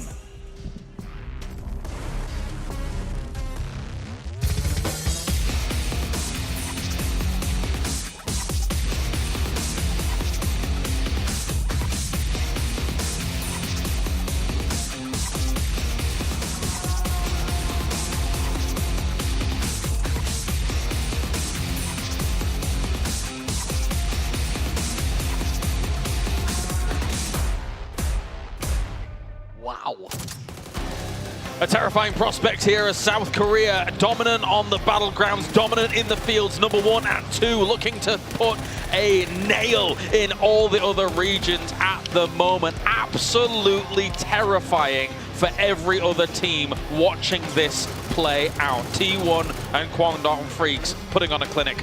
Martin, would you say they fixed their placement problem? Yeah, I would say so. I'd say so. A little bit. I mean, my favorite part was in the green room. Freaks got the knock on Type, and Martin goes, oh, cool, they won now. It was just absolutely wild. But that game was incredible. At the end game, watching that 4v4. But honestly, I liked watching the way KDF played it. They had to defend a bunch of crashes, BB team. I think they stopped a Luna crash. They really played, they found the spot. They knew where the circle was going, or at least had a good inkling of it, and defended very, very well. T1, on the other hand, man, they had to come in. I think they had to really fight in that end game to secure their spot. The amount of reses they were able to pick up, it was really fun to watch. For me, the champions are made of the teams that are winning the games they're not supposed to win. This game was not T1's game to win. It was KDF's, and T1 took it away from them. What a fantastic way to end this one here. And it's becoming more and more of a 3-horse race, and 2 of the teams are from South Korea. That's just insane to see here. Just next level. Well, it bears repeating after the debacle of 2023's end, where you have Danawa winning, suddenly all of those powers kind of separate out across a lot of rosters, and they don't quite find their footing once again. We thought to ourselves, well, eventually maybe one squad from Korea would come along and eventually break that situation. Now, 2 squads are here. A guy like Type, when it comes to South Korea, is an absolute prodigy. We are watching him really make a name for himself here alongside the T1 roster, and it's been a joy to watch so far. 18 years old. It's just insane, right? This year is the first year he can compete at international lands, and he comes out and does this. What a prodigy, what a talent. We were talking in the back, and when some of our players who are up there right now, James, these guys who've been with us a long time, were playing at IEM Oakland. He was 11 years old. Playing the game or watch like that. Wait, is no, crazy. Don't say that. I know, right? But just think about that. This is the next generation of PUBG, and they're coming in. They are stronger. They are faster. They're coming up with crazy peaks, amazing plays, and it's wild to watch. And I think you're starting to see some of the old guard go, oh my goodness, I don't know if I can handle this heat anymore. Yeah, I mean, obviously we know this intimately in EMEA, right, where you've had some of these young guns really come up over the past couple of years, and we're like, Phil First is a prodigy. Yeah. The Na'Vi roster are prodigies. You get to see it now across these other regions as well. These scary, scary players that are able to make it shine on the world stage. And again, in a circle, in like this, where you're in the fields, you get to the point where Salute's taking off his backpack to try and be as low as possible, because that's the kind of stuff you have to try and pull off in a position that it's brutal to play. Honestly, for this, like them having just a little bit of emergency covers, just a little bit of cars, if they had one more emergency cover that they could throw in there and a few more tilty, they should have had that just by the sheer amount of players that had alive. They had 4 guys alive. Human absolutely popped off, right? Multiple kills, multiple knocks, but they pulled it back. I was like, yeah, I said, okay, Type is down, the monster is down.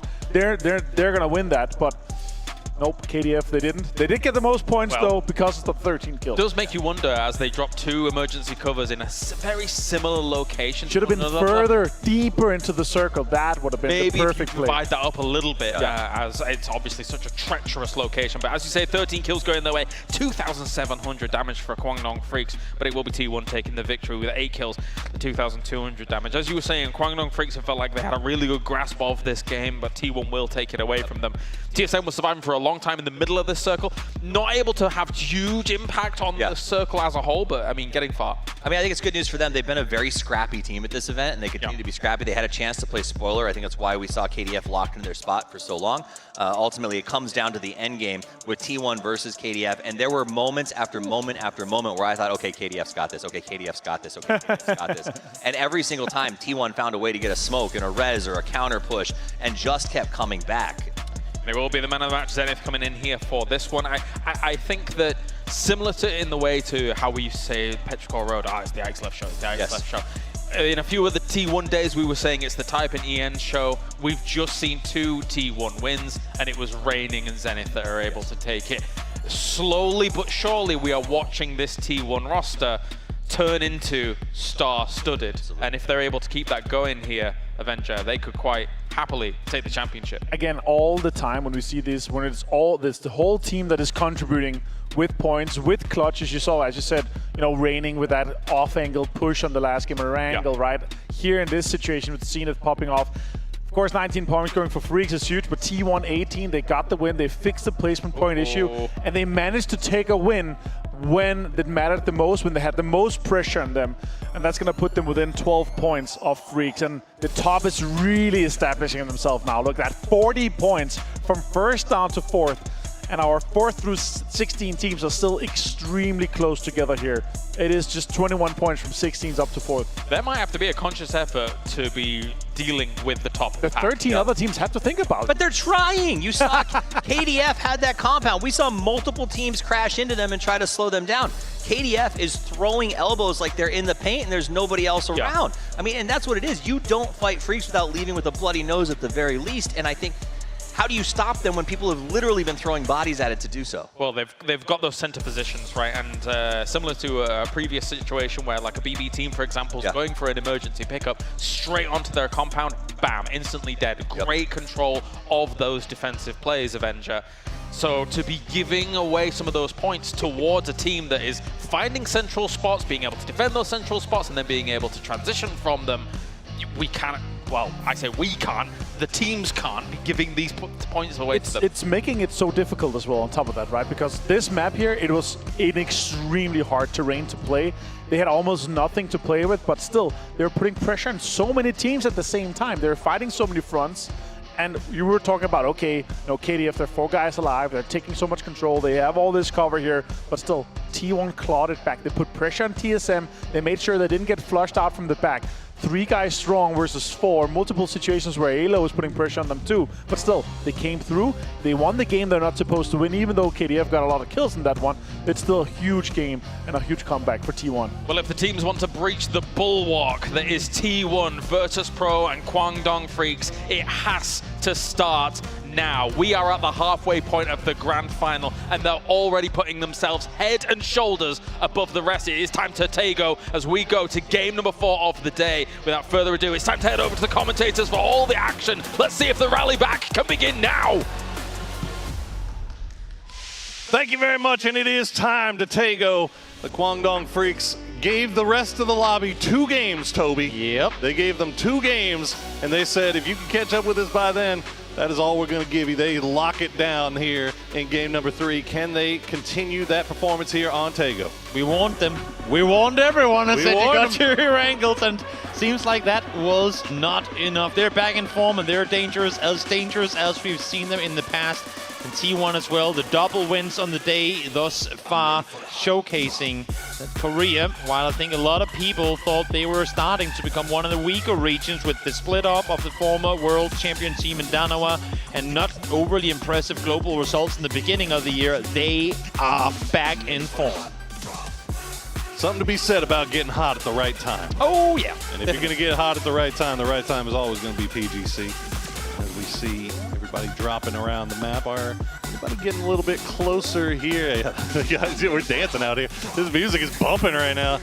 But, yeah, look, I'm actually a little bit concerned about Twisted Minds. They're very close to 17, and they're very split. They're vehicles. I mean, they are vehicles. Where are they? You have them on the north side, you have them on the goodness. south side, and Let's speaking go. of south side, why not throw in a bit of a fun one? Look towards the north and the teams on the leaderboard that are up on that north side island. T1, Kwangdong Freaks, VP, and you can even add Face to the mix up there as well. Teams that are sat in the top of the leaderboard with the longest of journeys now to make. If you do not find an E pickup, which, let's be fair, would make that rotation a lot easier, sure would. these 3 teams could see themselves fall here. Oh, Alo, go again. Please. No way. Please. Do it. One more. Ooh. Oh. Okay. This was your chance. Faded me. This was your chance. It's okay. Should have gone with the MK. The K. I don't know about. I don't know about the K2, man. I don't think that would have done any help. And TSM in 4th place, 40 points out of first.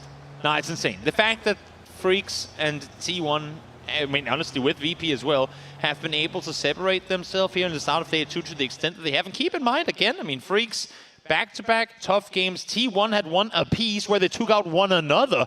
One is going T1's way, the other gone in favor of VP, where they eliminate each other early. And then to still be able to maintain that lead coming into match 4 is really fantastic. They are just choking out the rest of the lobby, not giving them any opening. No, really try to not. catch up, really. And to be fair, I mean, the small opening that Daytrade did give was taken by T1, but we did get a chance to talk to Salute, so let's hear what he has to say.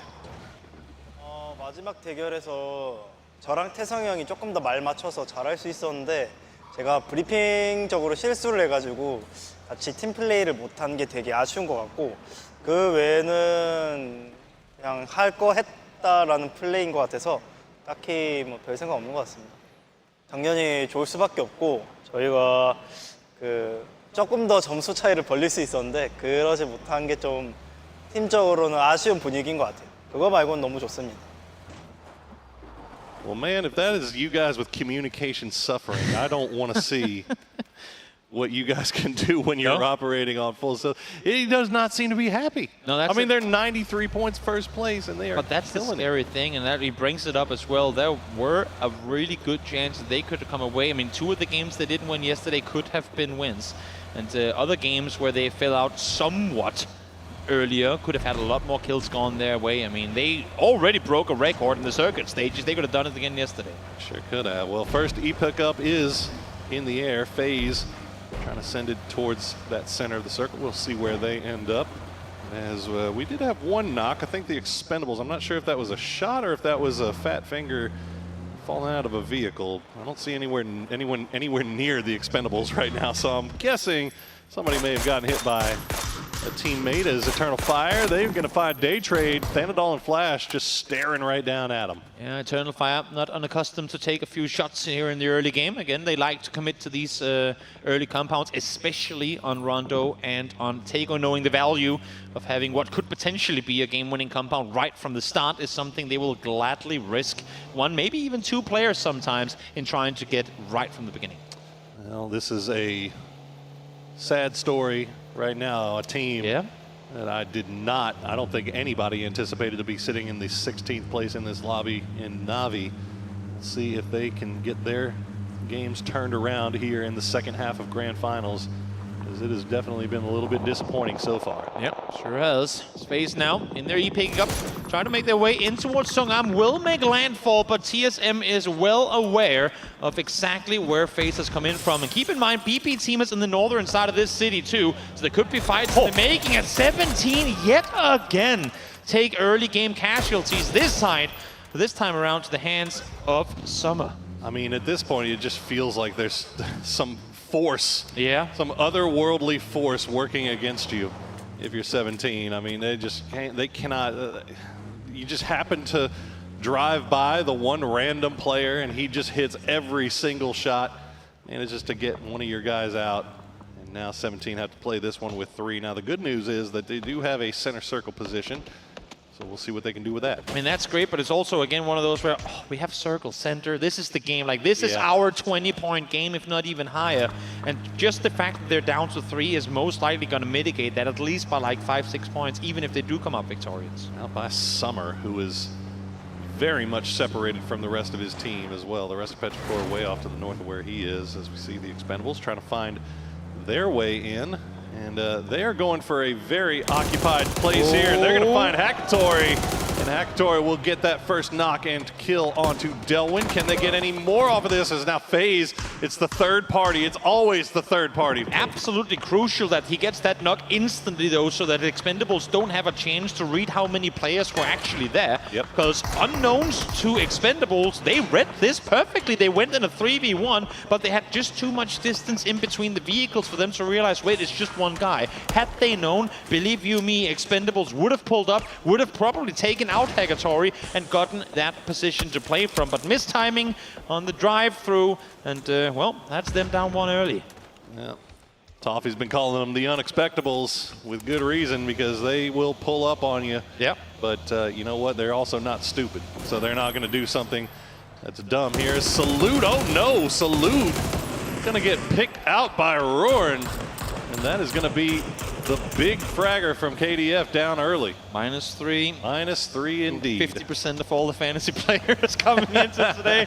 I'm sure a lot of people, if they didn't have him on their roster already, swapped him in. As Freaks, well, I mean, they won the last game, so they play the PUBG usual of winner to early loser. We'll see if that's going to remain true, as they do find themselves a spot to play here in the northern side of the circle. This coast, the coast is really, really just chock full of teams. Everybody really kind of centering up on this first zone. Now you do have a couple of teams that are still making their way in, and now a e-pickup from Virtus Pro at the very, very last minute. They'll be coming in with the blue zone. Now, it might not end up becoming relevant depending on where this next circle takes us, but you have to keep in mind that it's a change to Taiko that went unnoticed by a lot of people. Yes, we got the hospital instead of the studio, but there was also a massive cliff side on the south side that got fully removed. So while you still can't really go out and make a lot of use of it, in terms of scouting opportunities on the south side shoreline, it's much easier to read what happens east of Songam if you come in on that south side now than what it was a couple of patches back. We might just end up seeing that becoming very, very relevant should this next circle shift towards the east. Great point. As we see some replays of our early kills there. Salute. I know, he got me. Well, Captain Fairest is out there doing a little scouting by boat for Na'Vi, and he's not finding a whole lot of anything on that coastline, so that is some information picked up in that regard for that squad here. It's Eternal Fire to get everybody back together. They've got Petrichor on their east and Day Trade on their west. KDF, meanwhile, still in vehicles, and here's VP coming in with the blue. Love the timing on this one as well. They're gonna be just on the edge of the circle, potentially a bit towards the middle by the time this second circle pops. So if they're lucky, they can beat the timing on some of these other teams. In perfect case scenario, if you see a compound, two teams fighting, land on the outskirts, fight your way and claim a spot with kills to boot in this next circle, of course, depending on where it's gonna take us. I said Captain Ferris. I saw his little vehicle in the water, but apparently he's Pilot Ferris. He's flying. Right now, yeah. Getting a good read on what's going on that coastline and points inward. It's 4 a.m. already in vehicles as that circle is slowly arriving. Do we go south? Do we stay on the coastline? Or will we go towards Songam proper? It's going to go towards Songam, but again, a lot of coast still in play. T1, we see the observers marking coming in on that eastern side. They got space to play, but look at how hectic, how crunched down this circle center already is. Whole lot of water, and all of that coastline now has been mapped by Na'Vi, been mapped by Ferris, although they will have Virtus Pro arriving fairly soon here as Roth will drop the blue zone grenade, and Flood will get the knock onto Tanvu as the Expendables starting to fall apart here. The Falcons knew what they were pushing into, but look at this on the south side. Hackatory has an angle as well. So Na'Vi has to third party this. Falcons have to be careful about how they push in. BB Team, meanwhile, running to Virtus Pro. Remember, they were parachuting in from the E pickup, and unfortunately, they go for the city, and they are going to lose 3. A surprising commit, of course. I mean, little do they know there are 3 teams in here already, but the fact they opt to engage, opt to jump into the city proper, knowing full well there's a lot of teams in the south side already. Yeah, ambitious for sure, but hey, I mean, they make it with 1 guy in there. Maybe, should the circles keep coming towards Songam, that's top 5 in the making, depending, of course, on how long EB gets to stay alive for. Very true. Yeah, I mean, if they keep everybody alive, that might be a game-winning play. Yeah. But unfortunately for them, they are down just to EB, and KDF, meanwhile, is this really where they're going to play? They're going to be playing in the mud for now? Hey, I can get about it. I like playing in the mud. Why not? I'm not sure where to segue from that, Paul. I'm not going to lie, but I'll gladly just jump somewhere else. As Luna Galaxy out on that western side have started to try and take full control of the hill to the west of Songam. This could be a crucial position for them. They can see a lot of what's happening, not only inside the city, but to the outskirts on the other side of the city as well. Just caught my eye on the map here. Twisted Minds, they've got a compound in the northeast, but they have sent Batulans way down to the coastline. And okay, that's why. That's why. He's in the glider. He's doing a little pre-scouting. It looks like Lou is following. So I wonder what Twisted Mind's plan here. What's going on in that crazy mind of Batulans? I think what they're doing right now is they're setting up, as you see, the anti-air usage here of PP team, dismantling VP on approach. It's them setting up multiple options. They're setting up multiple pathways to get inside the circle. Now, Raynon has caught Lou, so that's going to force him out of the vehicle, at least for the time being. And honestly, I think right now, with Ian's shooting towards him as well, he kind of needs help from his teammates, and he is very isolated. Yeah, Lou in a little bit of trouble. As we check with 17 Gaming, they still have a 2-2, well, very light 2-2 split. Yep. Keeping eyes on Petrichor Road on the north, but Petrichor Road, they have a much larger 2-2 split. They've got Ike's left and Ming taking shots over towards Eternal Fire on the northern edge of this zone.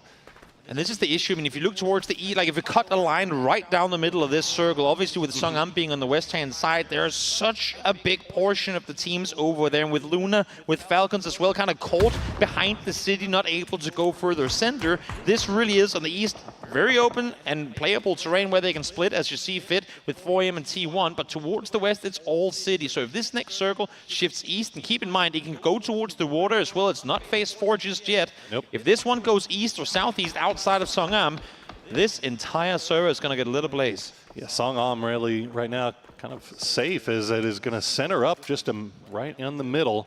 So Songam still in play.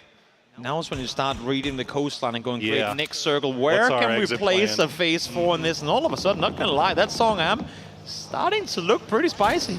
It's going to be pretty crazy if they manage to keep that that city in for another couple of circles and then finally move out. There's going to be madness here as Eternal Fire is going to push right into 17. Roarin is in the vehicle. He's swapping seats. Suju has no angle on this, but Lil Ghost will try to find one. But somehow Roarin's still alive. He's dancing. He's bobbing. He's weaving. He's hiding in the smoke. He's getting in the passenger side. They're trading seats. Where is he going to go? Suju. He's getting the grenade will finally take him down as Roarin's fascinating journey comes to an end. He jumped into that car and stared that man into the eyes going, whoa, you're not from my team. Able to get him down, but nice jukes from Ruin to try and buy time for his team to come around. And actually, now it's going to be Petrichor from the other side finding Xiaobei. Oh man, Ruin was breaking his ankles there for a minute here. Kwepa in the mad though, very, very low. The grenades from KDF falling a little bit too long. The ones from, oh, that one's going to find it. Yeah. Now Kwepa is down to the last player left alive. He's staying alive for the time being, but you got to wonder how much more utility Kwangdong is willing to spend on this. Exactly. One more nade will place. Nade, that could be the triple, and I think Haven has his number written. Let's see. It's going to bounce close. It's going to be on point, and it's going to be the triple for Kwangdong Freaks. Heaven going to send him right there, as that is a beautiful grenade from him. And now they can turn their attention back over towards 17, as Suju is able to get back on his, or Xiaobei rather, get back on his feet. And 17 back up to 3 strong. Nobody really pressing them too much yet, but now they've got the full strength, full force Petrichor Road just off to their north. So let's see if Haro decides to get involved in there anytime soon. Falcons, nice spray from Luna, or from Rello will find Haven, but Rello going to get spotted out by Vinny. That's the issue, a bit isolated on that top side from his teammates, who was the one looking towards the circle, but they got surrounded by Luna Galaxy, and now shots coming in from multiple sides. Helped a little bit by the fact that Chloris finds Haven. Should slow down the push from Luna Galaxy at least by a little bit. Snakers isolated up on the hillside. K2 in hand would really want to fall back down to that south side. Oh my goodness, Falcons, they lose Rello, but man, they were just a little bit of recoil control away from losing even more than that. As the smoke walls are starting to go down. Posa, you can see how low he is. Kraken still playing that point man, looking for any angles. And he's going to spot out the head of Snakers, but immediately retreats. Nice disengage, because that nade got really close to. Now phase 4 damage is going to come in as this circle centers up. 4 AM and TSM now sat circle center as Ikeslip is able to find Flash. Daytrade trying to make something happen, now down to just Thanadol left alive. Yeah, TSM is laughing here. You see KDF still taking shots at Petrichor. There he is. Ikeslef going to get spotted out by Bean. And now another one going to go down as Summer will go down, and Day Trade has been finished off. It's all down to Ming. Yep. Can he get this res? He might be able to get Summer back on his feet. It's a phenomenal flank out from Kwangdong Freaks as well. They're sat down towards the south side. We saw them take the fight to Eternal Fire just before, but they realized that there's something happening up towards the north, and they backfill Petrichor Road. All Petrichor is doing is looking inside circle. They're looking for points. They've been alone there since forever, but here comes Freaks splitting out, taking out 2. We'll see. It seems like Ming is going to commit to the rest here, but I think Human is starting to smell it. Oh, man. Oh, they're both dead. It felt like he had Summer pretty good, but he's going to go send it right for Ikeslef, and he's going to get a grenade dropped right on him. Oh, it bounces just off. So now Petrichor, they have Ikeslef back on his feet. Ming is on guard duty. He's got to prevent these guys from pushing any further, and they know it. They're going to pull away. So good heads-up play from KDF. What a daring play from Ming as well to go into the open field. Lapa Smoke just sent the car through the open to try and help out his team. Now they're going to get the third one up as well. And that's exactly it. They're able to fully reset this. Would not have thought that was going to happen, but once again, Freaks trying to make smart plays happen of their own, trying to flank underneath, get the inside of the circle against Petrichor. Not giving up on it yet. They're still pushing over in that direction. They've got Luna Galaxy on their backsides as well. Twisted Minds, meanwhile, they have got BB Team in their sights, but they are getting herded by T1 by 4 AM. A number of shots being sent over in this direction. But you see Phil First will go down. It's all down to best of luck here for BB Team. Yep, you saw Batulans just before fall to blue. Big loss on their side. As fighting through the open on the north side, you can see how open it really is, with Ian pretty much the sole player with control inside this, trying to fend off against the Mabius. Best of luck will fall, and that's going to be BB Team out. Twisted Minds not out of the woods just yet either. They're in this wide open space, and you saw T1. They sent Ian. Type went up there as well. Looks like Type's going to retreat, but Ian going to stick around a little bit longer, see what he can see. And he's going to see the Twisted Minds boys laying down smoke wall. Looks like Example might have spotted him. I'm not sure. Now, how greedy do you get if you're Ian here? You have 4 nades, you know they're prone in a ditch. I mean, how much of a highlight play do you want to try and make it for him? The issue is he's all on his own. As soon as he starts cresting over that north side, the teammates will have no chance to help him out. But a very, very important fight now coming in on this south side. Falcons against FaZe, and look at the minimap. EP is creeping in behind all of these guys.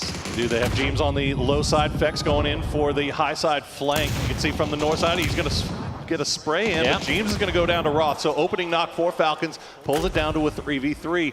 As he said, VP, they have Ibby out in the blue. Hackatory, or actually Sosid from Na'Vi will take shots at this as well. Hackatory going to come over and try to third party if he can. And he's heading out of the compound to do this as well, but Fex able to dodge and weave, find the knock on the first one. 1 HP stays alive through this one. Again, I don't think Evie's been seen just yet as more shots come through. Roth can't find the targets in the smoke, so he's going to have to try and fall back too. Fex absolutely just disembodied that man. As Ibby, does Roth see him? Roth, can you spot him? No, Ibby, he's playing the low side. Ibby knows exactly where they are, and he's Roth go down. Oh, he's got to stop down for the heal though.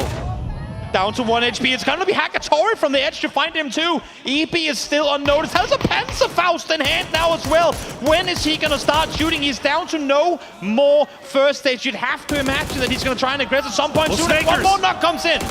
Snaker securing the kills onto FaZe. He's going to get a couple more points for Falcons, but goes down to a well-placed grenade by James as Ibby just eating blue just behind them. I think he finally has made it inside the zone, and Hackatory's going to lose one as well. James now, the last player left alive for FaZe. No, 2 up for FaZe as Ibby here's the vehicle pulling away, but he's not going to get there in time to drop the Panzer on him. While the battle takes place in the south, we lose big names in the north. Kwangdong Freaks out, Petrico out as well. Now FaZe and TSM continuing this battle. James falls. Fex is able to get the knock in return, but not before. Yeah, exactly. Both of them should be down and out, and it's Clories again. These solo players creeping in from the west, able to get points going their way as we finally make our way into the placement points. So many solos at work right now. You've got Clories, Lil Ghost, Ibiza, all in, on the field right now, and you also have 2 from Na'Vi. Hackatory basically playing as a solo right now while Sosid holds the compound.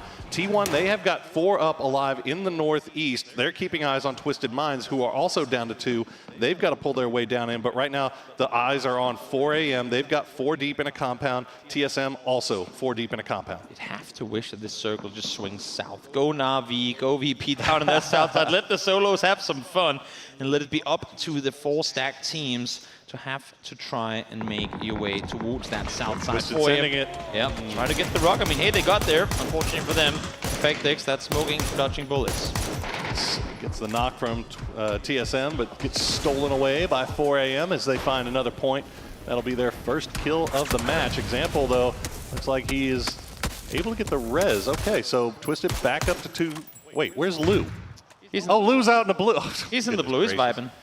I thought he got a res. Okay, never mind. Example is all by himself on the rock while Lou is just feasting on blue. You can see him just on the left side of your screen right there. And look at that, 4 AM getting compound blessed. I mean, they get the compound, but keep in mind, again, they only have 1 kill coming into this. If there's a pull-up happening, if they fall now, that's a 2-point game as that mortar reigns close. 1 more comes in, short once more. Ian able to find Lou, so now it's just Example left alive for Twisted Minds. He's dodging around, and that'll go into the pocket of Ian. Here we go.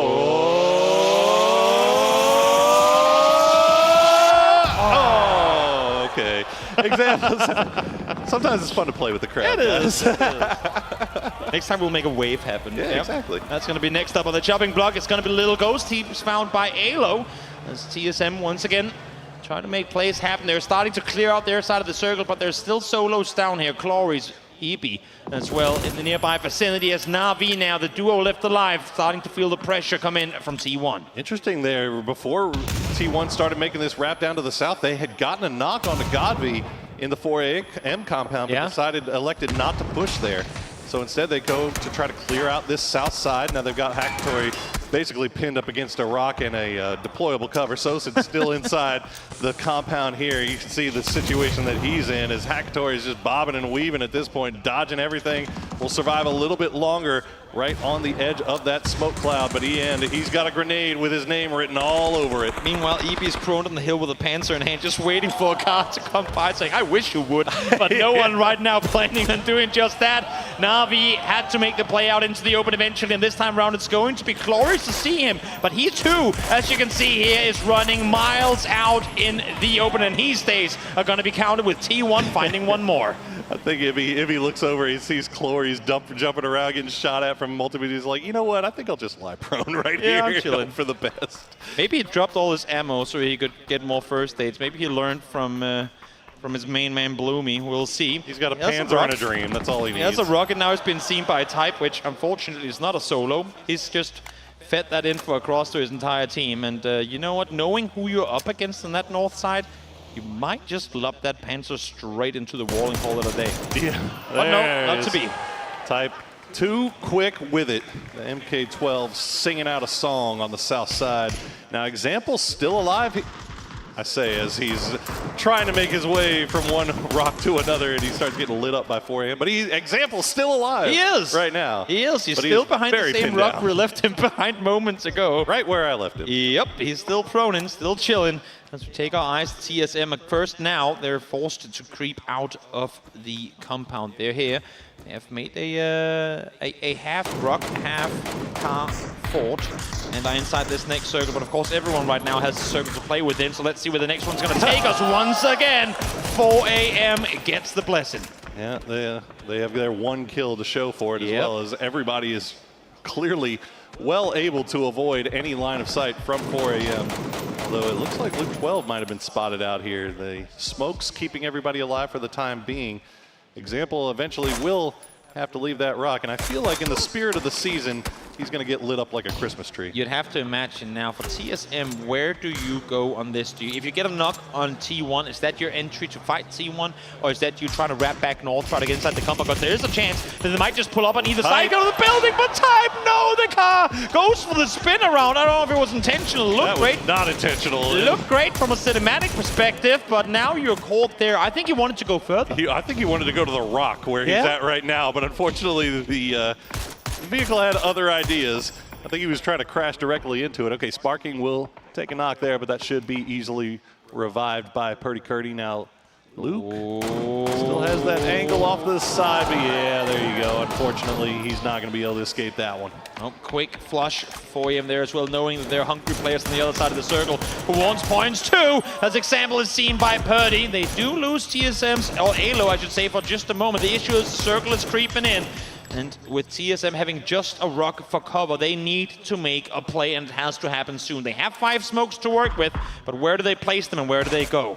Oh, man. Yeah, 5 smokes just does not feel like a lot to work with here. But and that's the biggest question, okay? Sure, you got smokes, but where are you going? It's not looking great as Godby back on that ARM once again is taking shots off in the distance. He knows exactly where E-End is. 4 AM has an ARM, an MG3, and an MK14 to work with. You'd have to imagine and a compound. That the compound, the only compound as a matter of fact, inside this circle. But they also only have 2 points to show for this game, and they want to get a lot more out of it. They're in the mid-pack. They could soar their way to the top if they get a good result here. As we finally see the rotation come out of TSM, they try to wrap north, they try to isolate angles from 4 AM, but Cenas knows exactly what's happening. Oh, man, just nowhere to go. Now, Kurt at least was able to get on the other side of the road, and Sparking has managed to get inside the zone and stay alive. So TSM, they're not out of it yet, but they still got 5 grenades. Sparking has been spotted from range. Is that Godby Alm? Can he get him? Nope, that's gonna miss again. Those bullets flying straight through the armpits. They're barely even dodging through the hairs of these T1 players. They're wanting to look for it. That's a good attack coming in there. Not enough to find the knock, though. Still 7 more bullets to work with. As Sparking falls, Type, though, falls immediately after. That was unfortunate there for Type. I think he was trying to use that, the damage, the distraction to try to get a little bit closer to try to put himself into utility range. But fortunately for 4 AM, Bobo on the clock spots him out quick knock and flush. HS using the time now to push further forward. This is the first time they really get out of the compound proper. And for T1 and TSM, they're both just trying to buy time, trying to wait for 4 AM, either to make a mistake or to try and play for circle center, which is exactly what we're seeing from HSM now. HSM, there you go. TSM will finally get eliminated there by Zenith. So that'll be another kill picked up for T1. 4 AM. There's 3 kills left on the board. You really need this win, though. They're currently sitting in 6th place. But T1, they're in 2nd. I mean, if they win this, they take over 1st from Freaks, which is unreal. And it would give them their third win on the day. Absolutely insane performance from this South Korean roster. As Rainen again, he knows what he's up against with these peaks. He knows he's sat just on the other side waiting, but he does not care. Rainen goes to the peak regardless and finds Bobo. And instantly, Godby sending it over to his fallen teammate to get him back on his feet. The smokes walls kind of bleeding out here for T1. They don't have any smokes left in the bag, Toby, and Zenith is going to get spotted by HSM. You're doing everything you can here when you're T1, but it's just like no matter where they go, no matter how hard they try, the 4 AM position is just superior. Now in a 4v1, Rainen, do you have it in you? Can you make the magic happen? We've seen it from Ian, we've seen it from Type. Now it's your turn, but it's not to be. 4 AM out victorious in match number 4 on the day. And what a victory for them. They have been having a decent final so far. That win is going to put them right back in the conversation, up in the top 5. What a performance. I mean, now, of course, let's call it what it is. Circles. They got the circles, but when you get those circles, you still got to win the game, Toby. You got to maximize, especially in a lobby where these teams are starting to run away with it. T1, again, I mean, the Death said it in the previous segment, T1 are making late game, are getting a lot of points in games where they have no right to claim as much as they do, and this game was no different. In the end, the win was too much for them to bring home, but what a amazing performance by them to get as much as they did. Well, we are done with our wild card map, so let's get ready to finish out the day on Miramar.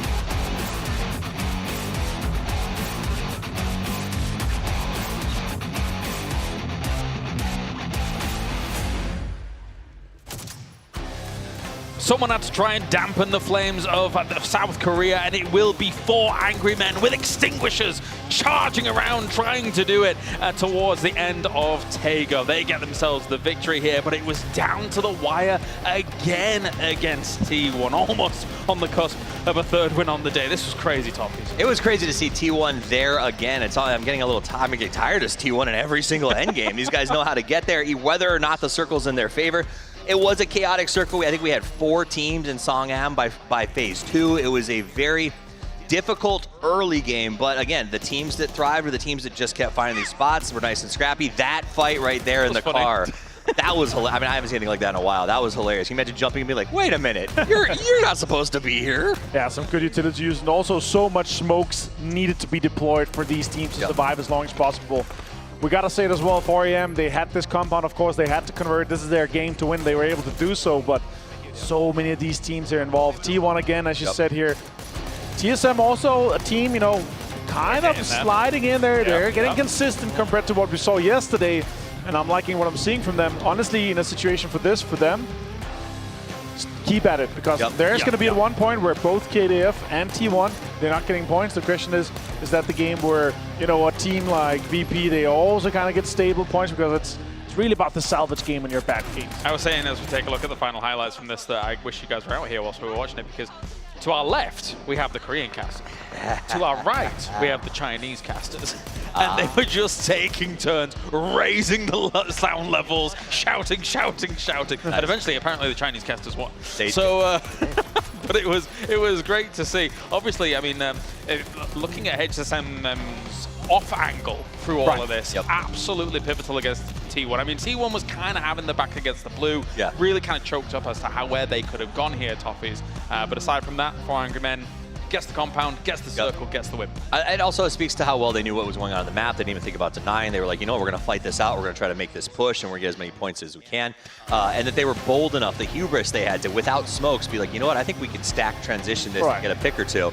Just shows how hyped these guys are and how much they're just, I mean, they deserve to be fired up on their own hubris. After with it. Oh no. Also, you know, TSM, I love you too. It's a second, a third, and a third for these guys. So they're knocking on the door. They're just not getting that shift. We never got the Ibby Panzerfaust. Oh, it was geared up. I was sad. And we were like, the star was built up through the game, you know, running around. He's constantly seen on his shoulder. Oh, he's getting a bit of first aid. He's lying long, and then dunk, he gets punched off here. Yep. I was hoping to see some teams breach that compound because it was clear that compound was the game-winning compound. Nobody did so. 4AM was able to stay 4 strong here and able to close it out with 7 kills and a win.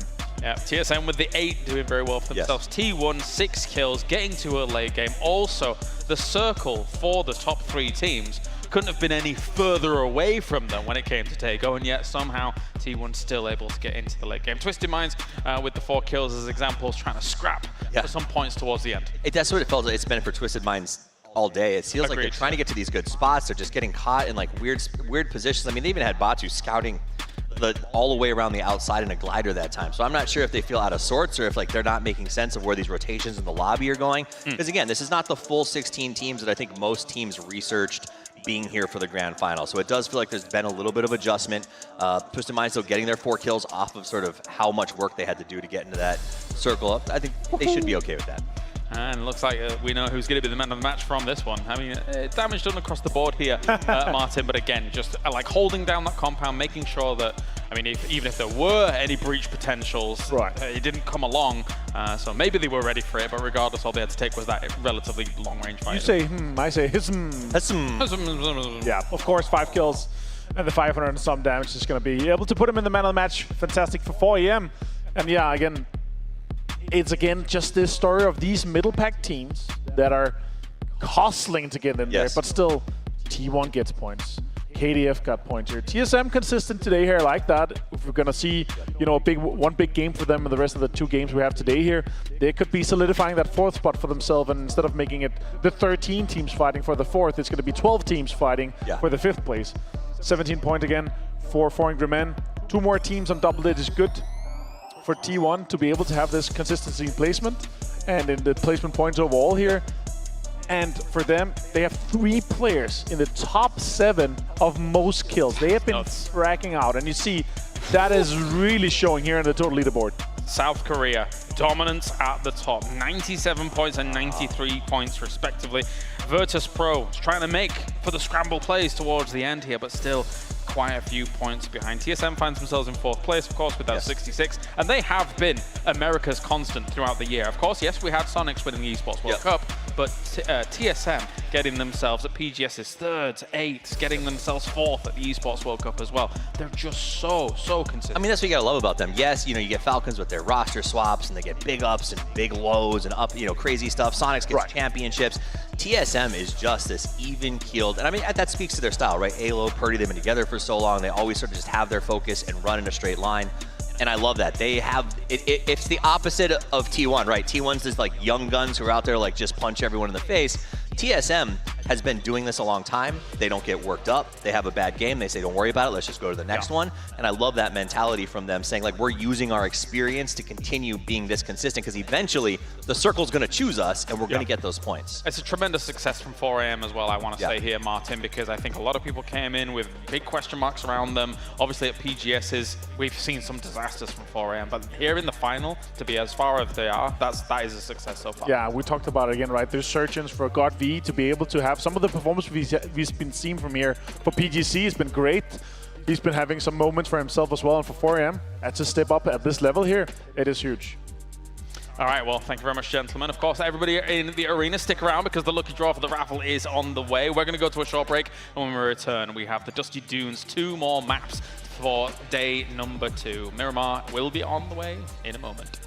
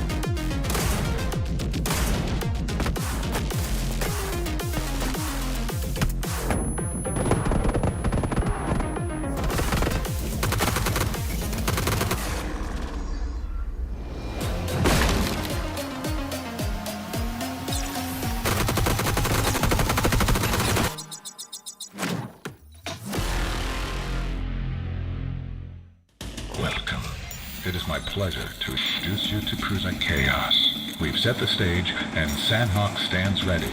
And now, it must be knocked down. The covert deliveries of heavy weaponry are not just for flash and flare. They are your new tools of survival. Each one finely tuned for maximum destruction. Likely more than you expect. This battleground, once familiar, will evolve into a more ruthless, more cunning, and, dare I say, more destructive arena. Let us begin. Now, we watch to see who will stand atop the rubble.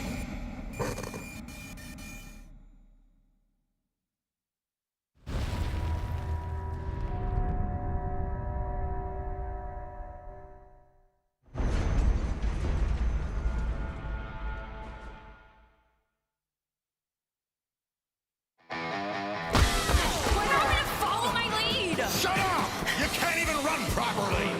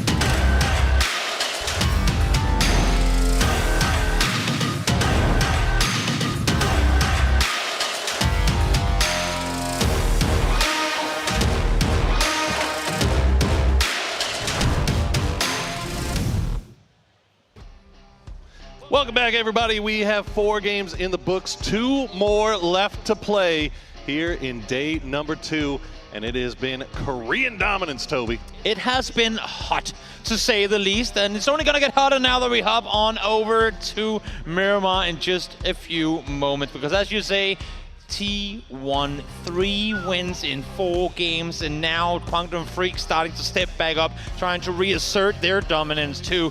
I'm starting to get worried that if this continues through the rest of the day, there ain't gonna be a whole lot for teams to catch up to come tomorrow. I mean, that's the craziest part about it, right? Is that T1 has had these 3 wins in the day, and they're still chasing KDF. Yep. Like, this is absolutely phenomenal performance by both of these teams. But as you said, that gap between 2nd and 3rd is starting to grow exponentially with every game.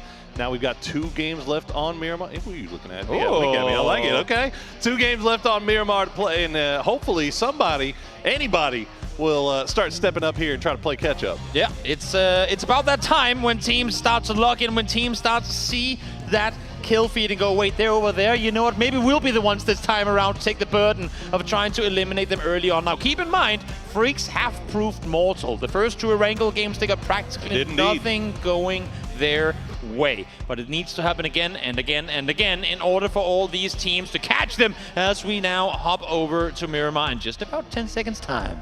Question right now is T1 ever going to slow down here today, as we are ready to head into our final 2 matches of day number 2 of these PGC Grand Finals.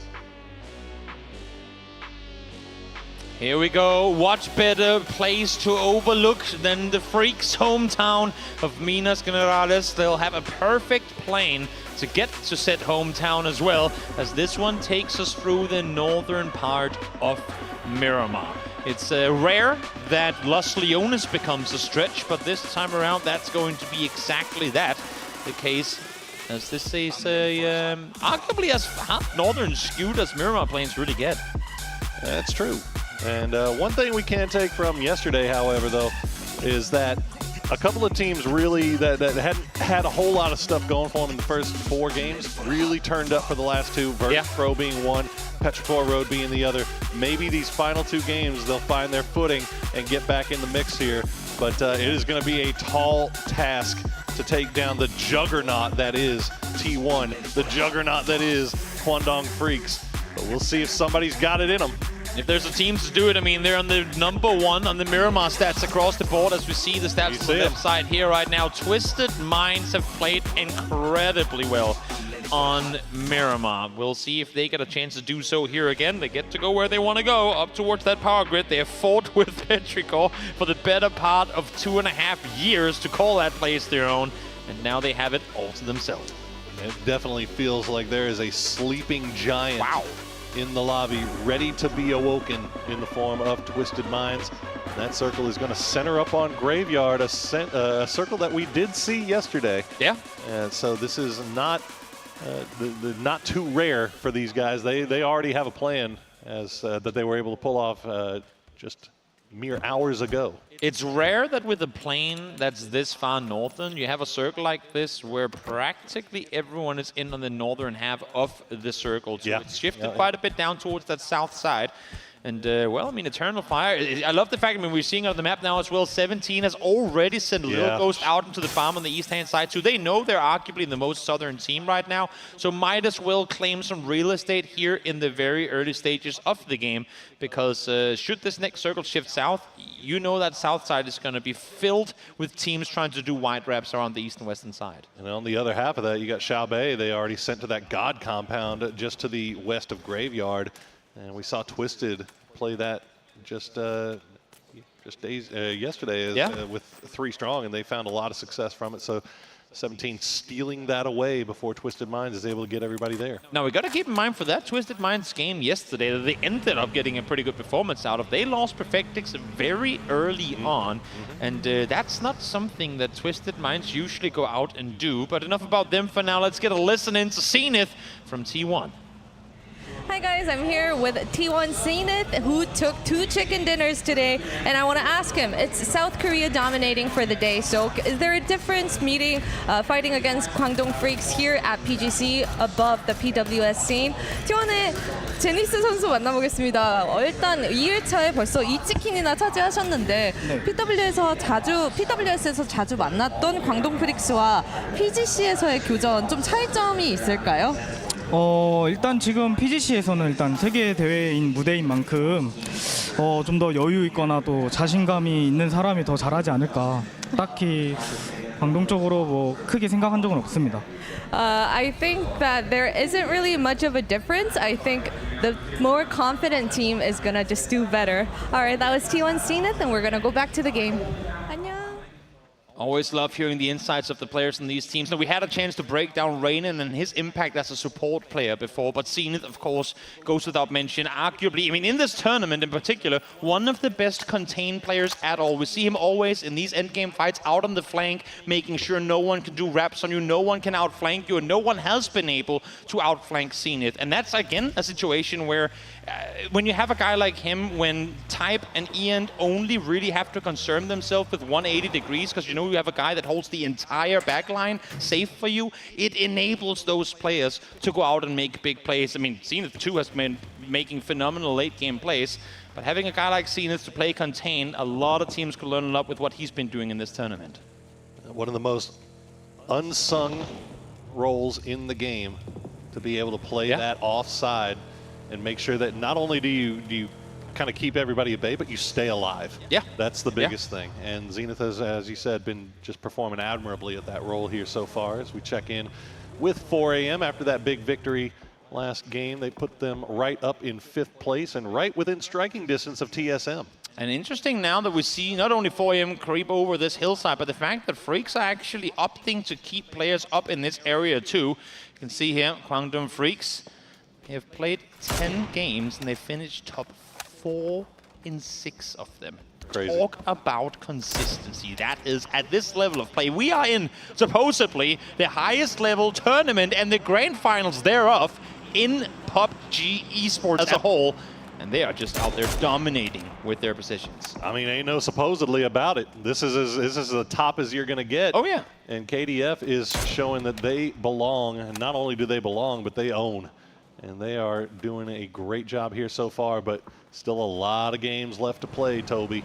And heavy is the head that wears the crown going into the final day of Grand Finals, as you have the target painted on the back of your back. And so far through day 2, they've been able to hold off just fine. Yeah, well, they definitely have, but as you say too, I mean, coming into day 3 tomorrow, not only is it another set of hours for teams to go back over and watch videos, come up with plans for the final day, but the desperation is also going to start to creep in.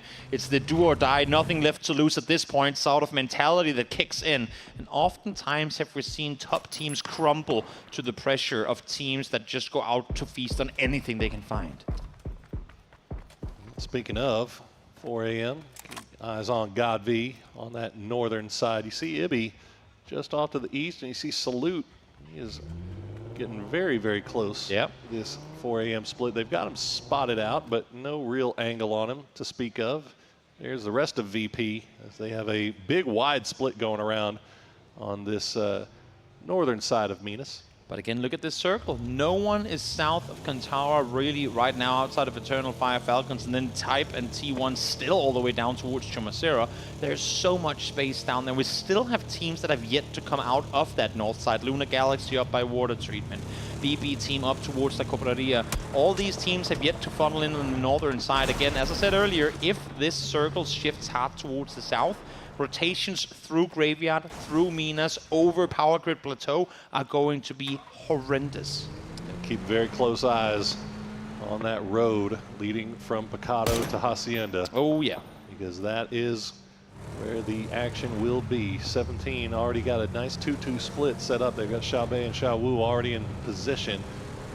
We'll see if the circle will pay them off this time around. BB team, meanwhile, coming in from that northwestern side. They've got Haven keeping eyes on them as Luna Galaxy once again. I mean, this is just kind of their bread and butter. Yeah. Big wide splits. Gaining a lot of information, but Belmoth getting a little bit close to duck juice. Not the first time on Miramon that these two APAC teams have run into one another, so this is really no different from what we've seen in the past. Belmoth does get to run away with the scare. As Duck Juice turns around, goes the other way, but Delvin has an angle on him. Maybe the getting back into the car was a bait all along, trying to get Belmoth to re-peek it, thinking he got something off of it. But Belmoth was read like an open book, and Spiro now might be able to steal it. One more bullet should be enough. There it is. There you go, point fed over to BP team. Yoink. Okay, we take those, and of course, as soon as you take a shot, of course, half the lobby starts shooting back at you as well, because that's just how this lobby goes. Yep. Tanvu getting a few shots in them as they make their retreat. You see the smoke lay down. Oh, Nurins was going to spot out Delwyn. Gets the instant knock and flush, so the Expendables, they get a knock. They don't even get paid for it. The point gets stolen away from them, and they lose a player. Yeah.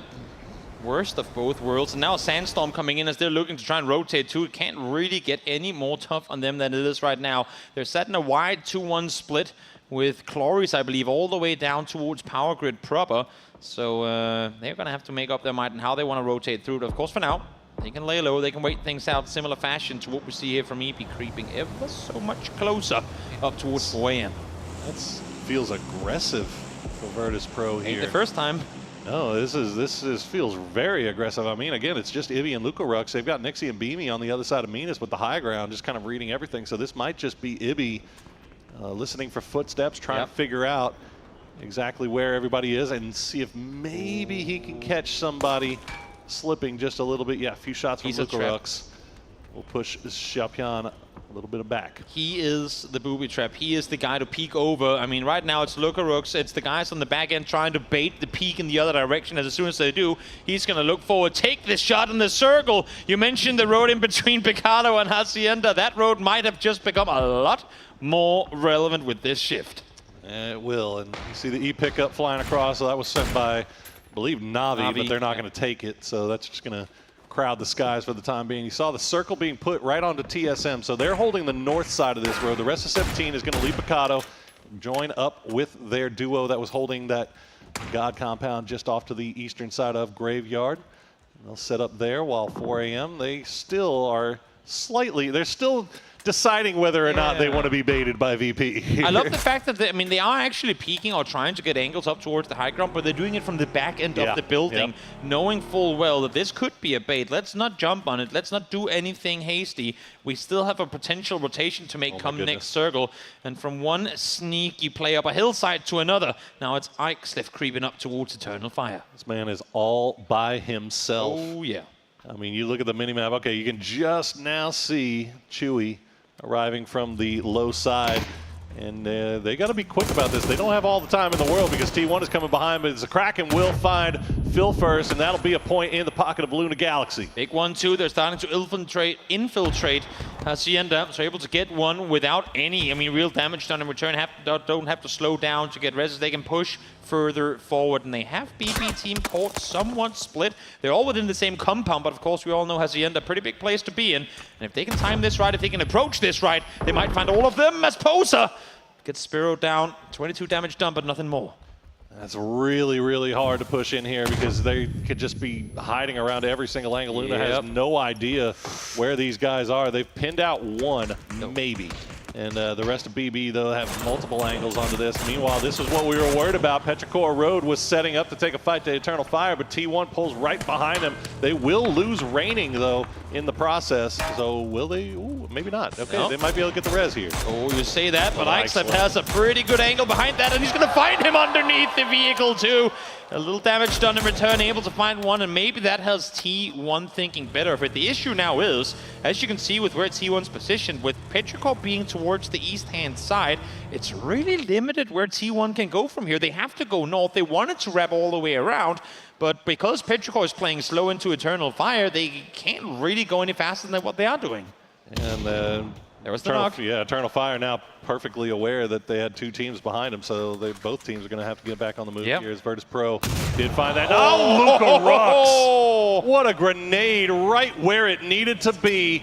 And Bobo gets flushed out. Now Xiaopian all by himself. The Molotov will do the dirty work there as Lukarooks showing up here for Virtus Pro. Again, phenomenal. Really, really extraordinary utility usage on the side of Virtus Pro. Use those blue zone nades, not necessarily to do the damage, but to force them into a corner and then lob on over the nades, the mollies as well to secure the points. Really great play coming through from VP. And phenomenal patience as well to really just stick around for so long, waiting for the perfect play to present itself. And as soon as it does, they take advantage. As we see Luna Galaxy still squaring off with BB Team. It looks like they might have a better read on where these guys are, but the Kraken had a great angle as that circle has popped, and we are going all the way to the northwest and San Martin.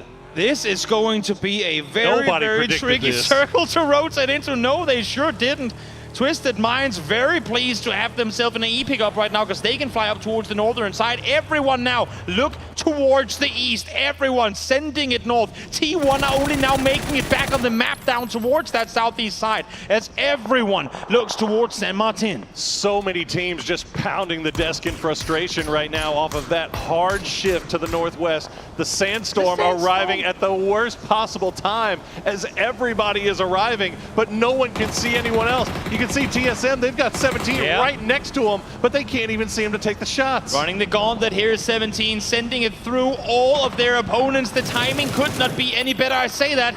As Xiaobei do get tacked up a bit, but able to make it through to the other side. Kraken finding best of luck. That's a fight still happening, but 17 running through all of the teams to find their way safely and on the other side.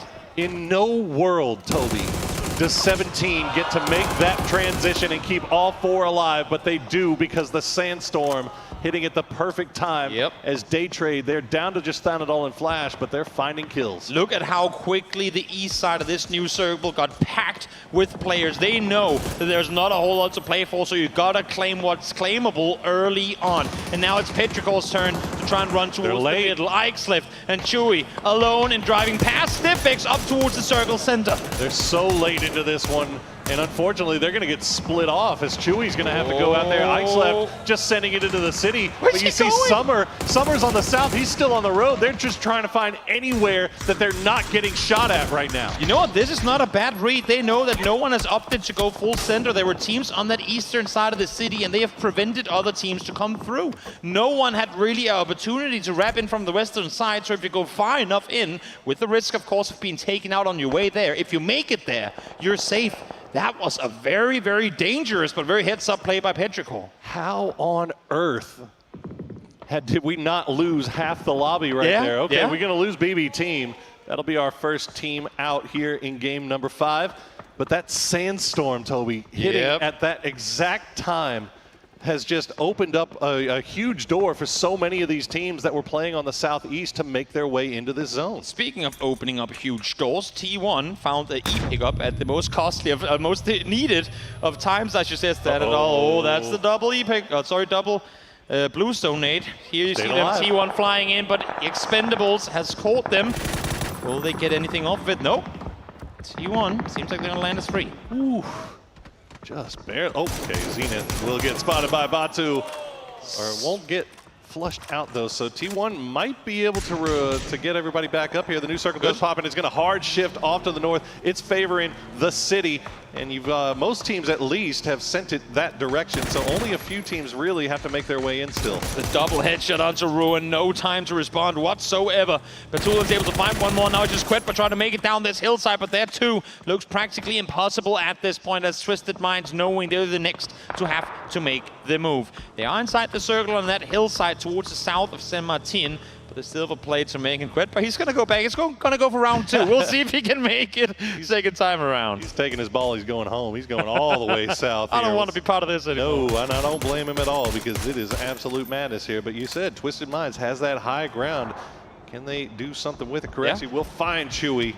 Remember, he got separated from the rest of the pack as they were trying to make their way into San Martin. He will go down. 17 meanwhile pushing right into Navi. Hakator with the drop shot and the grenade will find 2, but he will get taken down in the end. Yeah, Navi not in a position to really try to make anything off of that. Isolated on the other side with 4AM players in between them as well. Tricky, to say the least, to try and get him, or any really points off of this. The double rest should come through. Nice play here from 17 again in a game where they could get a lot from this and they desperately need it. They really do, and there you go. Petrichor Road will go down in 15th place after they get picked out in the middle of the city. But you can see what we're working with here, building to building. Falcon's already in there. 17 will get everybody back on their feet.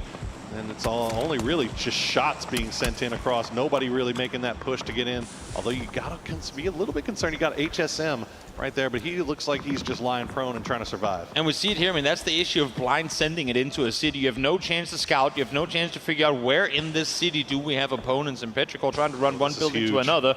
Seen by 3 teams on the opposite side. Smoke trail now across the street as T1 tries to make a run for the apartments. They are free. There's no one in the western side of the city. But once Twisted Mind sees this, they are going to open up an example. Finds Ian right off the get-go. Oh man, nobody really taking shots at T1 except for Twisted Minds, but they've got all 4 guns pointing right down onto them. They're going to stop down, try to get the revive onto E-End as Type is just creepy crawling, resetting that smoke wall. Zenith, get back in there. You got to play it safe, my dude. And it looks like they should be able to get across, but now they're out of the smoke. The shots are going to hit. Example will find Type. Zenith finds a tree. Ian staying alive just barely against the wall. They are playing with... The fact that they're able to make these plays happen and constantly have the chance and time to rest one another. You can see Twisted Minds, they've had enough of it. They know who they're getting knocks on to. They want to eliminate T1. They want that western side of the city to themselves. Example, with the MK finds Ian once more, but still Type commits to the rest. Oh my goodness.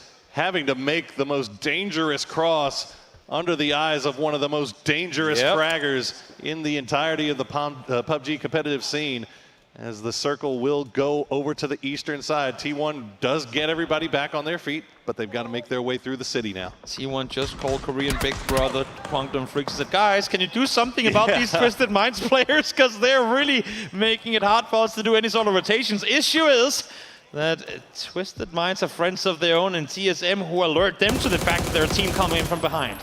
Big danger right here on the south side as KDF will try to stop down. Yeah, you get to see what the markers. Yeah, the markers from Kwangdong Freaks. They have a pretty good idea of exactly where TSM is and how to play around that. That grenade will fall just short, so Bean will be able to get Salute back on his feet. I think Example just knocked Ian for the 3rd time in 2 minutes. There's something personal about this now. Seriously.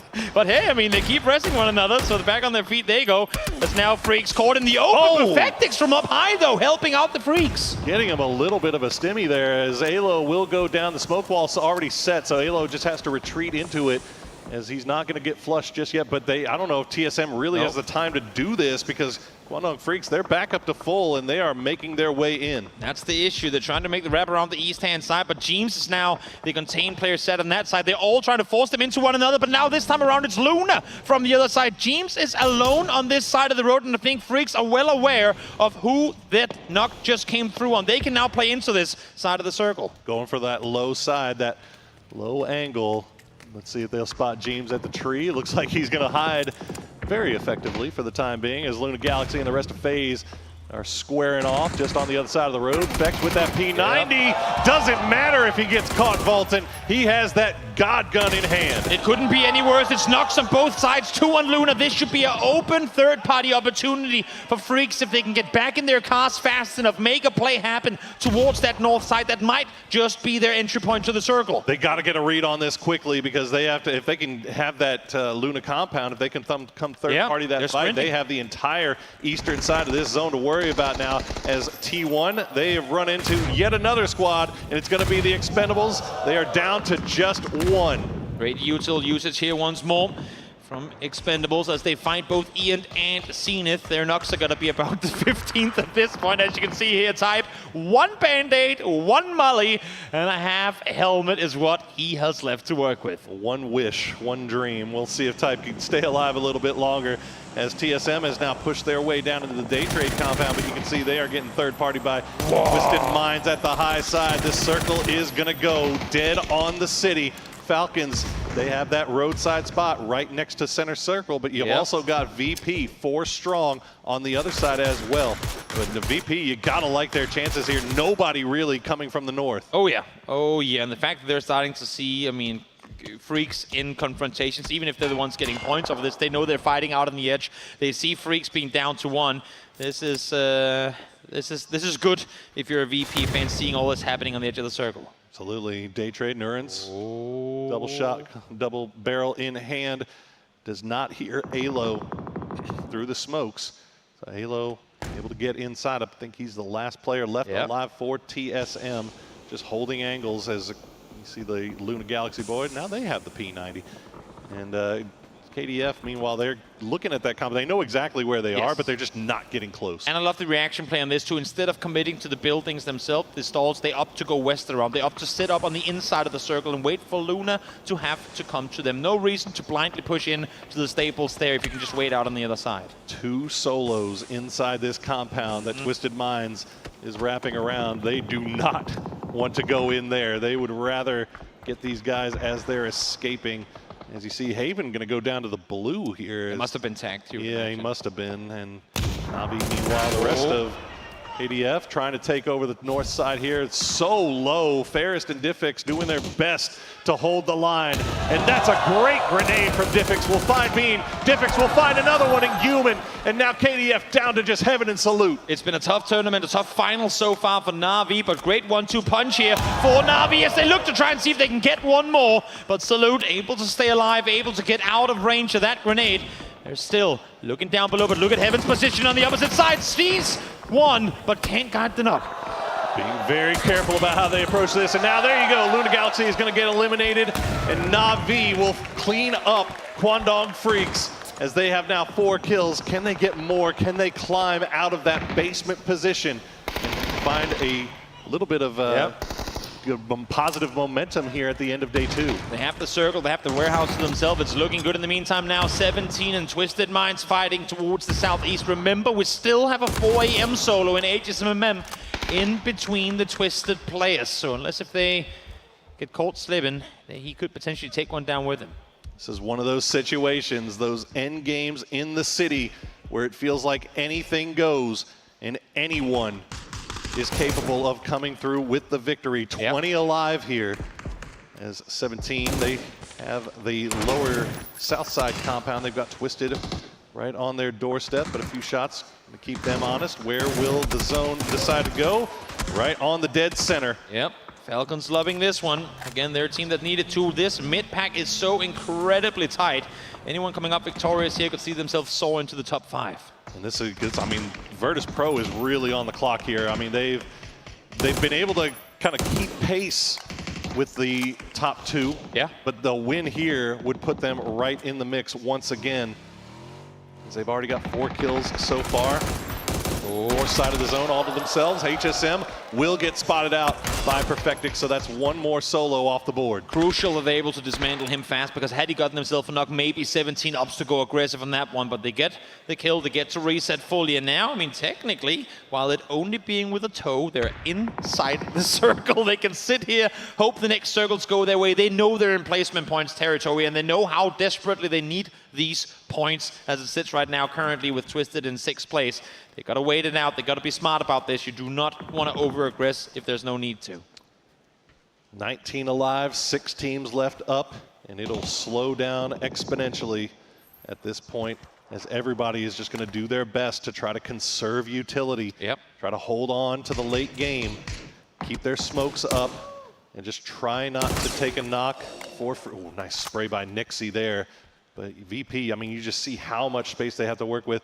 This feels like it's set for that. It's basically between VP and Falcons. Yeah. Who's going to get the zone shift, right? Have to imagine. I mean, I love the fact that we have the the road goes straight down the middle of this one too. If it hard shifts north, you'd have to imagine that Na'Vi and VP comes out top 2 in this game. Na'Vi very much aware of their neighbors in Virtus Pro, and they're not creeping over, not overextending. But, oh, nice shots from Flood. We'll get the knock onto Lou, but Example is right there, so that should be an easy res. But 17, they see that in the kill feed.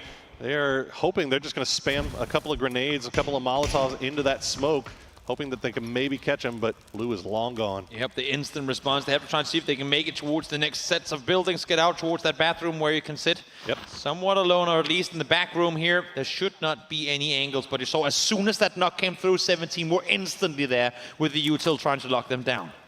Again, it's that question of trying to, like, when is the appropriate time to use your utility, because you really, really want to hold on to it as long as you can, as the circle centers up dead center once again. And now the dot will be on the south side of the road, as Xiaobei gets spotted out by Example as he was priming a grenade. So he's going to go down, as 17 is now down to just 2. Everyone's been waiting for Example to wake up here in the finals. 800 damage tells me he is woken, but only 3 kills to show for. Of course, this game is still far from over. As you say, the dot is just on the southern side of this road, so Na'Vi, VP as well will have to make moves. Thing is, for Twisted Minds, they're currently trying to maneuver their way north, and they know they still have a trailing 17 player outside the circle. Now it's all hands on deck here for VP to try to hold Na'Vi at bay, as Nixie with the jiggle peaks won't find the damage, but at least Na'Vi knows that VP is now looking in that direction, so that's going to slow things down here just a bit for them. They've got a little bit of utility left in the bag as well. As you see Nixie with those grenades, he's waiting for the perfect time to use them. It's a great read on their part in this one, trying to make sure to clear their side of the road before having to push towards the south side. You cannot run side by side with opponents. It's simply too dangerous at this point in the game. As Xiao Wu looks towards Falcons, but my man, you gotta keep your eyes on the on the main opponent right now. You have Twisted right next door. Xiaobei, that's a replay from earlier. Got knocked, nade of his own. Falls baited because by the fit. replay once again. Not too much you can do about that one. Now, though, the push comes through, and I think pubg just saw him. He did. He saw him just on the edge of that smoke example. Oh. Gonna find him through the wall, and that's Xiaowu down. It's all down to Suju, who's got the building. He's got the hard cover. Example, make sure you see. There you go. Get that point, buddy.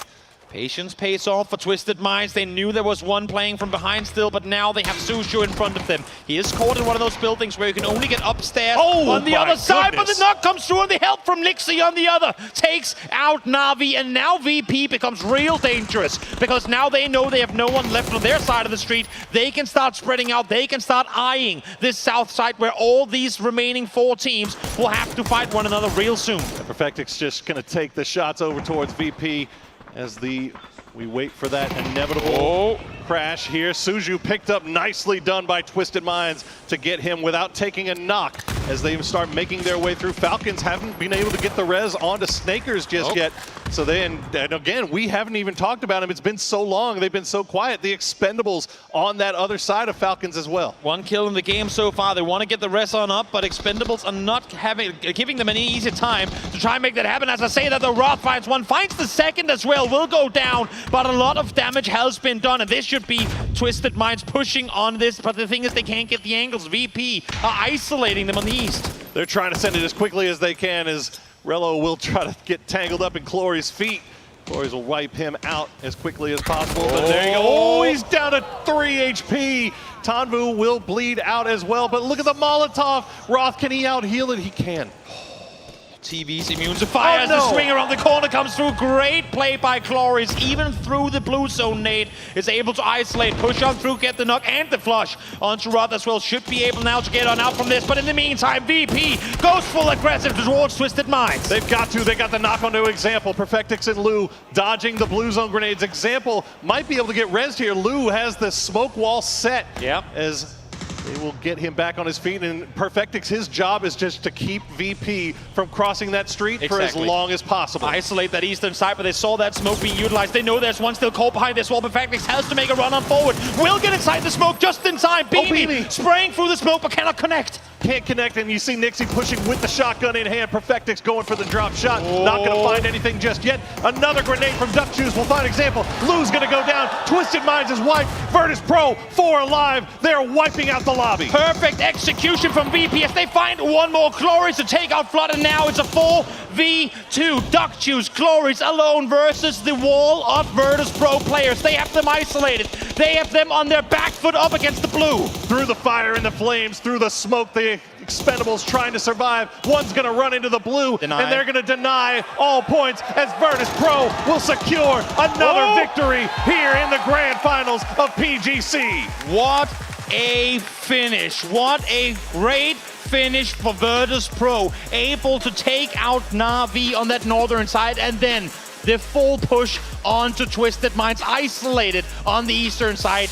Great execution. You saw it playing out, but you saw how the game plan would actually have to play for them to get the win. I mean, they were the only team on the north side of the road, but crossing that road at the end of the game is such a hard task. An Example and the rest of the Twisted Minds boys really put Virtus Pro up against it, but they came out clutch. Gotta give it to Expendables as well. They were one of the first teams in the game to lose a player. They had points taken away from them. They had an impossible task at hand to make it into the city, but here they come out with a great game. And now let's throw it over to the desk before we get into our final match of day number 2 of the grand finals.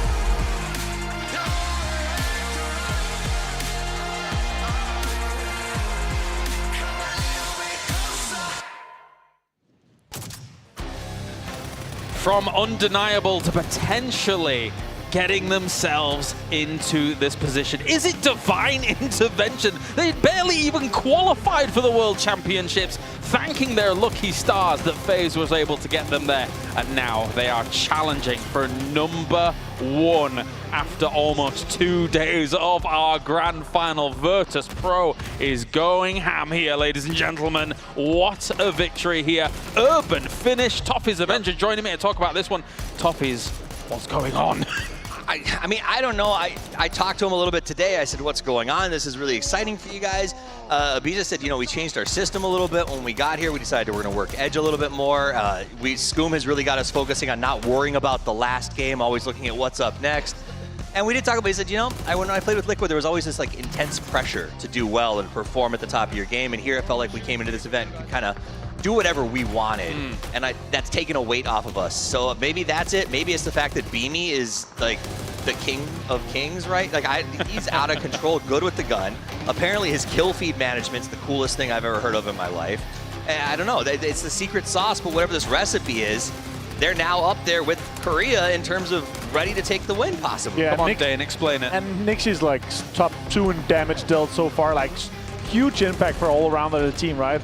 And also salvage moments from Ibi, as we saw in the previous game, right? Yeah, and again, squeezing the maximum points out of the games you're not winning, and then winning the games that you potentially could win, because this is not a given. This game is hard fought for, right? They had to make sure that they're containing the Twisted Minds guys. They made sure they had to contain the Falcons while they were fighting with the Expendables and kind of force them to fight each other more aggressively, and then just take control of that road, make sure that they can peek, you know, jump shotgunning everyone with Nixie, right? Just going completely ham. And overall, yeah, this is just some insane levels of game here. I'm really loving what I'm seeing from them. And for them to take this to this level here in this short amount of games with one more game to go, if they could finish on top, that's where I feel like the pressure maybe could come to them a little bit. So I absolutely love the end game, right? They've got that north side for a long time. They don't have to worry about anything. They're just tracking where people are.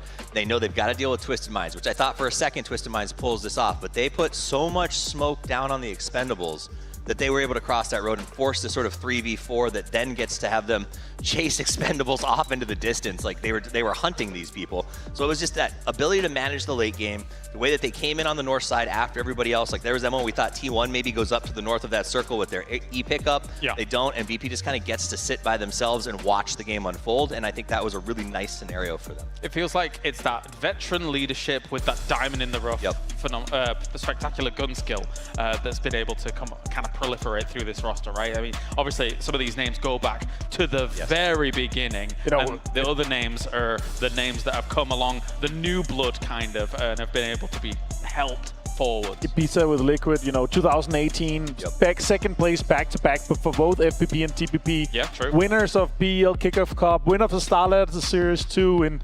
2018, right? They have a long history. And of course, with this and with Nixie coming in, providing as he's able to, Beamy second place PGC 2021, right? Yeah. These guys are fraggers. Lukarook's at PGC 2022 with Dubai, with Entropic as well. Like, these guys have so much history.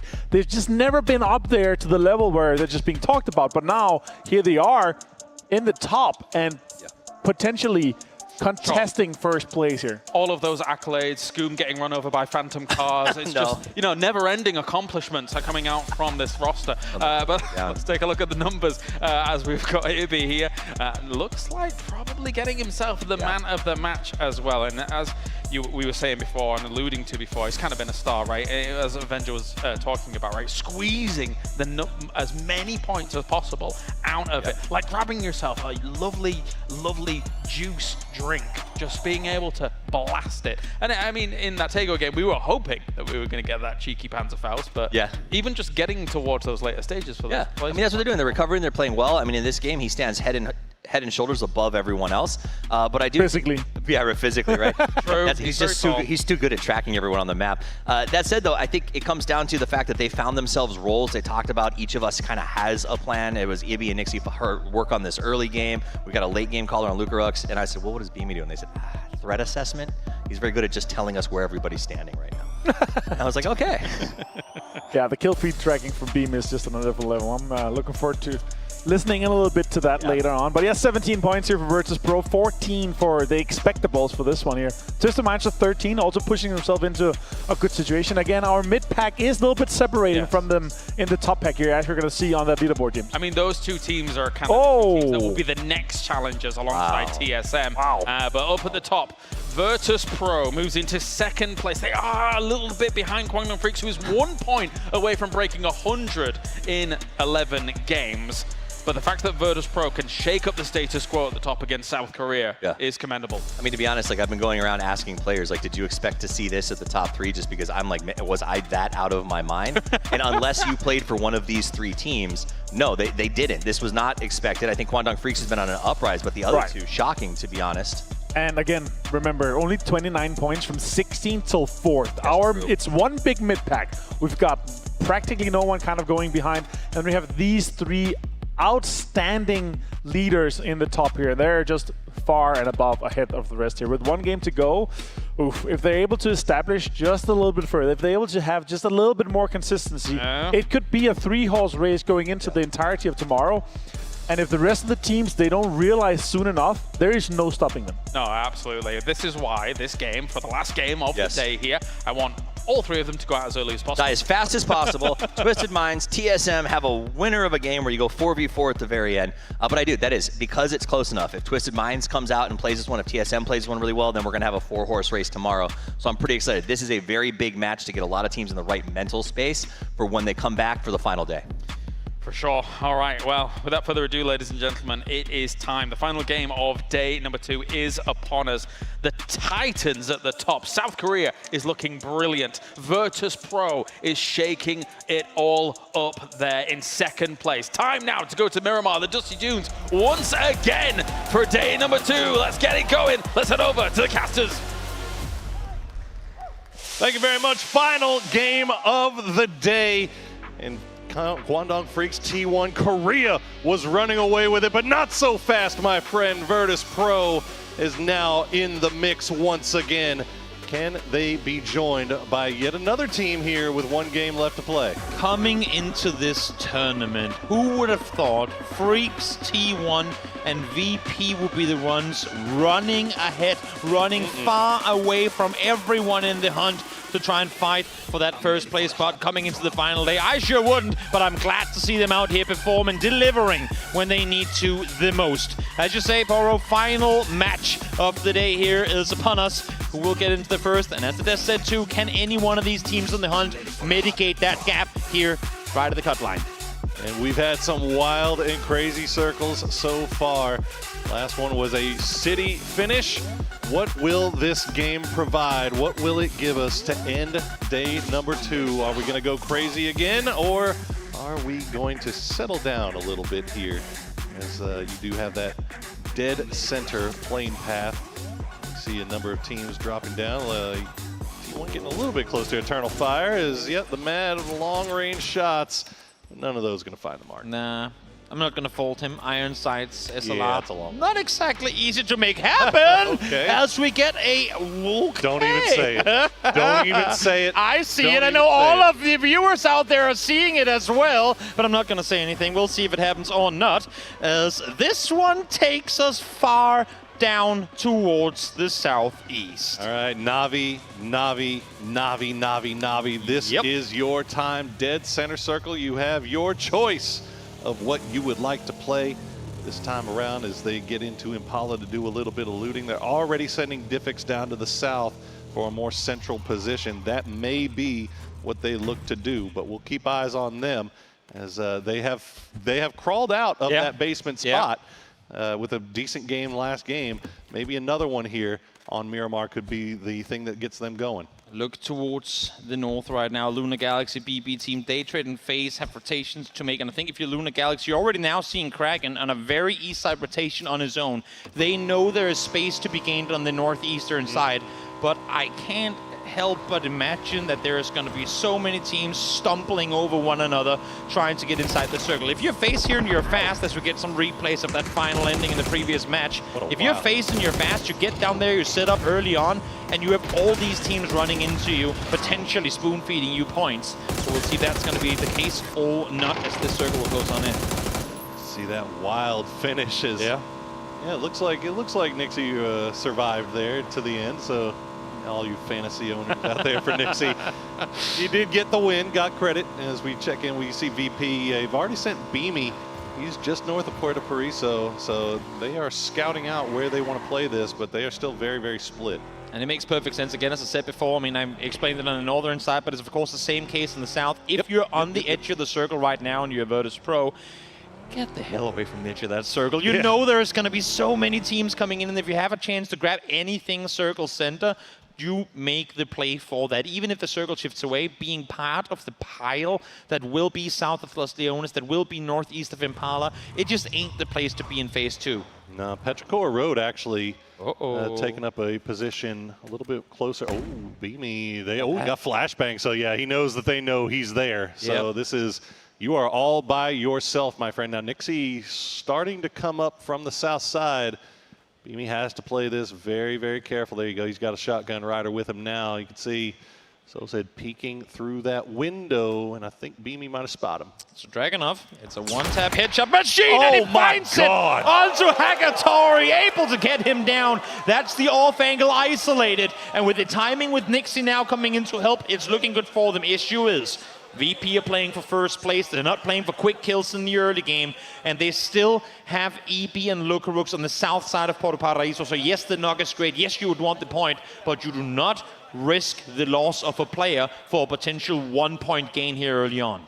Absolutely disgusting from Beamy, as Sosaid waiting for the rest of the boys to arrive, and it looks like they're going to get here. Dipix having an angle there onto Nixie, so keep him honest. Won't be able to come in and flush out that kill with a grenade, but now the rest of VP has arrived. Ibby already taking some shots. You got to avoid those. Good work from Ferrist to make sure that they are not able to freely crash onto this compound. Crucial initial spot by Diffix as well, that he's able to see Nixie on that shoreline, because he parked his vehicle quite far back. He wanted to make the running play along the shoreline to maybe lob a nade in there, get the flush onto Hagatori. Not quite the case, so I like this disengage by Beamy as well. Take the time while you know you've done some damage, get back on the other side of the road, get out of there. Again, yes, that 1 point on Hagatori would have been great, but it's simply too risky to try and go for, knowing that you're practically set in, I mean, circle center. Come here for circle 1. Clinical fighting and decision making on the part of both of these EMEA squads. As VP will retreat back down towards the south, and Na'Vi, meanwhile, will secure their hold onto their coastal compound as we see T1 taking that E pickup. How far do they fly? They are right over the top of Petrichor Road. There you go. You see where they are right now, but they are sending it very far here, Toby, it feels like. Keep on going. Now, you'd imagine that they go to the hilltop. You'd imagine that they go towards Impala mountainside, or maybe even the south side of Impala. Looks like that's where Ian is going to fly you. Yeah, I would kind go of for the high ground. Just send one out there. Yeah, just send one guy out there to sit around, see what happens. But now they think better of it. They play the odds, and of course they should. They're set in third place, tied with VP right now. All of them.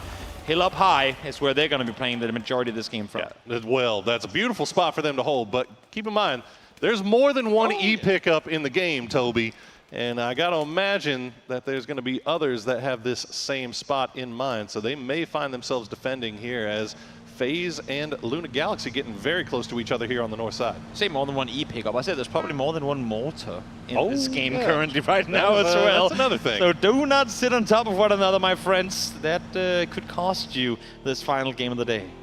All right, KDF starting to make their way into Impala as you see another P90 in the hands of the most dangerous team in the lobby. That is terrifying. And salute the most dangerous player currently in the lobby. Here's TSM doing a little bit of roadside camping. BB, they're going to find themselves losing a tire. Are they going to find themselves losing a player as well as Purdy Curdy once again with that M24? Oh no, your cover ran away. I don't think I thought the M249 was immune to running out of bullets. I don't Not think when Kurt holds it.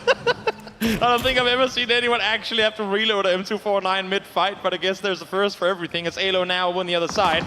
They know exactly where they have the rest of the BB players. There comes the last one now. They know, well, quite literally where they all are. Issue is, they're getting a little greedy on this one. Have to be smart about it as Luke is able to find Phil first with a nade. Phil first going down, not being flushed just yet, and they've got Bestalock pinned up against that rock right now. Alo trying to take the shots in return. Going to force him to keep on the move as the grenades are still coming out from, I believe that's Spiro.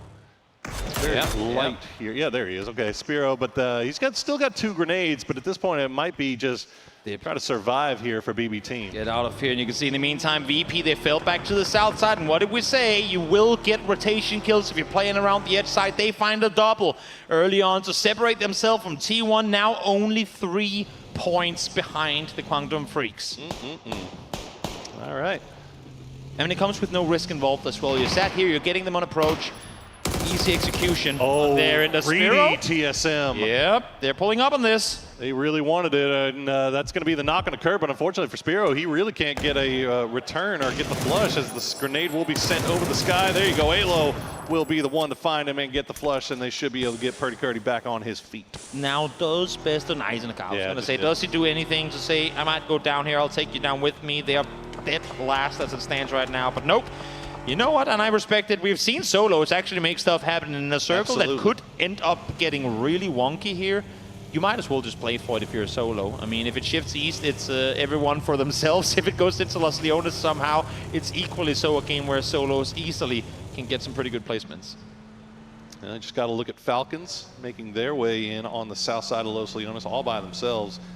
Closest team next to them is the last duo from Eternal Fire of Ruin and Code Marco. TSM, after getting those kills onto BB team, will reset and get back on their way. Day Trade, they are just now making it into the west side of Los Leones. So a lot of slow moving, slow rotating teams here in the final game of the day. And that's the issue when you have a circle that is that far on the edge of the playing path. I see the initial knocks there coming through from Virtus Pro. When you have a circle that's that far edge and you have Los Leones blocking off one side and you have this blocking off the other, it's gonna get hard. But now let's see, chat, where are we going with this circle? It's gonna shift back towards the mainland and down towards the south. Oh, I love how disappointed everybody sounded out. Oh, well, look, this Eastern Los Leones ending is equally as exciting here as we see a number of teams already making the move. You can see the Twisted Minds rotating into the north side of Los Leones. They're going to have to make their way past a 2-2-17 split. Meanwhile, Na'Vi,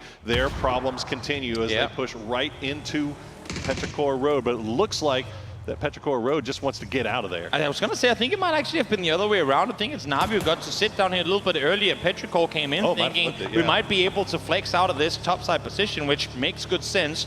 You want to have more real estate to rotate back from, but quickly figured, you know what, I think this is taken. There's a nade coming our way. We might not want to stick around any longer.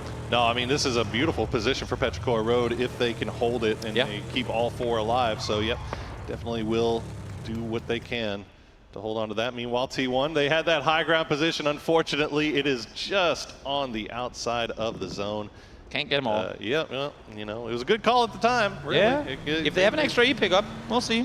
We'll see where they end up going. We'll see. Well, they are keeping eyes on 4 a.m. on the coast side. They do know that FaZe is down there as well. Luna Galaxy, meanwhile, still off to the north, trying to decide how they want to come in to this next zone as well. Day Trade, they've got 2 over here on the cliffs, but they know that Falcons is above them as they have Flash in Los Leones proper that's feeding them information. I was going to say, do they know that they have them up there? I think getting into the, I mean, now they know for sure with all these shots fired. I was going to say they're not, I mean, they're taking their time getting out and rotating these vehicles to get back to the city proper.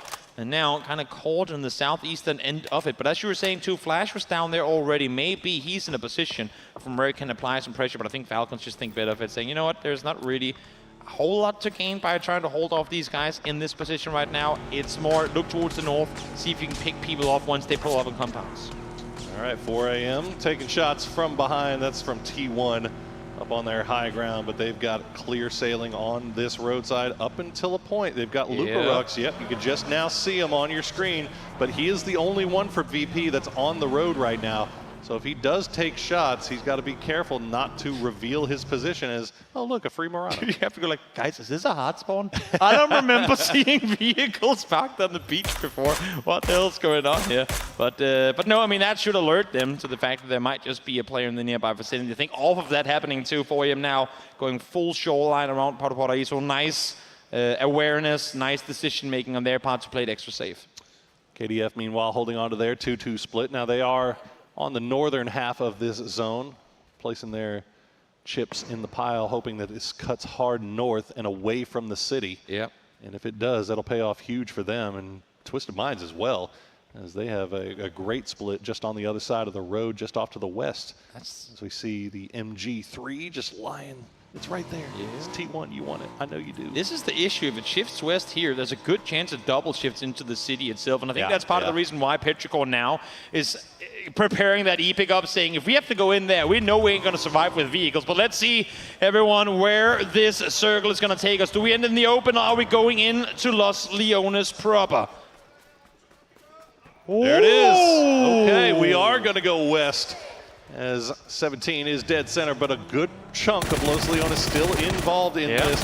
Twisted Mind's already there, as well as Ian's going to find Gilman and gets out of, Salute is able to get out of range here, as there you go, okay. Finally, we'll finish off that kill. First and third place team fighting one another. Sweet song in the ears of Virtus Pro, who will happily have these two teams take out one another's face. Use the time here to just rotate around, get towards the circle.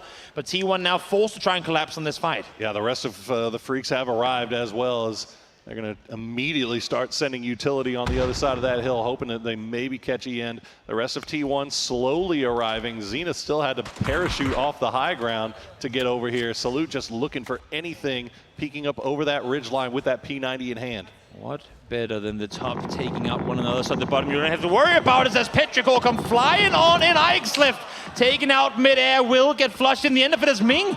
Two will be able to be taken down from the roof side. It's going to be Luke from out on the other side, able to spot him, catch him, and it's sparking to flush. Oh man, that is brutal. They had to take that E-pickup in. That was going to be the best and easiest rotation path, but unfortunately, two people get spotted off there. As you see, Freaks will just hop in the Murano and get into zone. T1, meanwhile, they've got Navi on the north side, so they force them away as well. That's the issue. Navi is going to, I should say, Freaks are going to see and hear Navi in this rotation. That's going to force them to slow things down for a moment, but Freaks are still outside the circle now. Twisted Minds is playing a 2-2 split, and you'd argue that the compound in the fields, what we call the Ends compound, is a lot more valuable than the one to the hard southwest. But of course, it is also closer to the circle edge. So you really want, if you have the time to, you really want to wait this one out and see where the next circle goes. That's, as you say, Freaks opting to deploy an E-pickup potentially. And we saw Luna Galaxy have that big wide split on the north side as well. It's going to force Navi off into the distance as Luca Rux has spotted out T1. He's all by himself. He sees them riding on bicycles, but no shots coming through just yet. He's got no support as Ibby is the closest one. Ibby's going to hide behind as Luca Rux finally, he's just got to open it up and he's going to miss the shots. Not only missed the shot, but I feel like they missed the window to take this fight in their advantage. Now Ibby's been seeing the back end, and Ian is going to be the one to find him. They had the chance to pull the trigger earlier, but left now deep in the blue. I think the issue was that Nixie and Beamy were not in position to assist, not set up for this fight to come. And T1, at least as it starts off, comes out victorious in this fight, but Beamy has other things in mind as he finds Type. The rest of the squad has arrived, and they will at least find one, but Type was the southernmost player. He was all by himself. They managed to catch him out when he was slipping. So T1 will clean up the last player there as Navi will get finished off by Luna Galaxy. Navi's no good, very bad day continuing.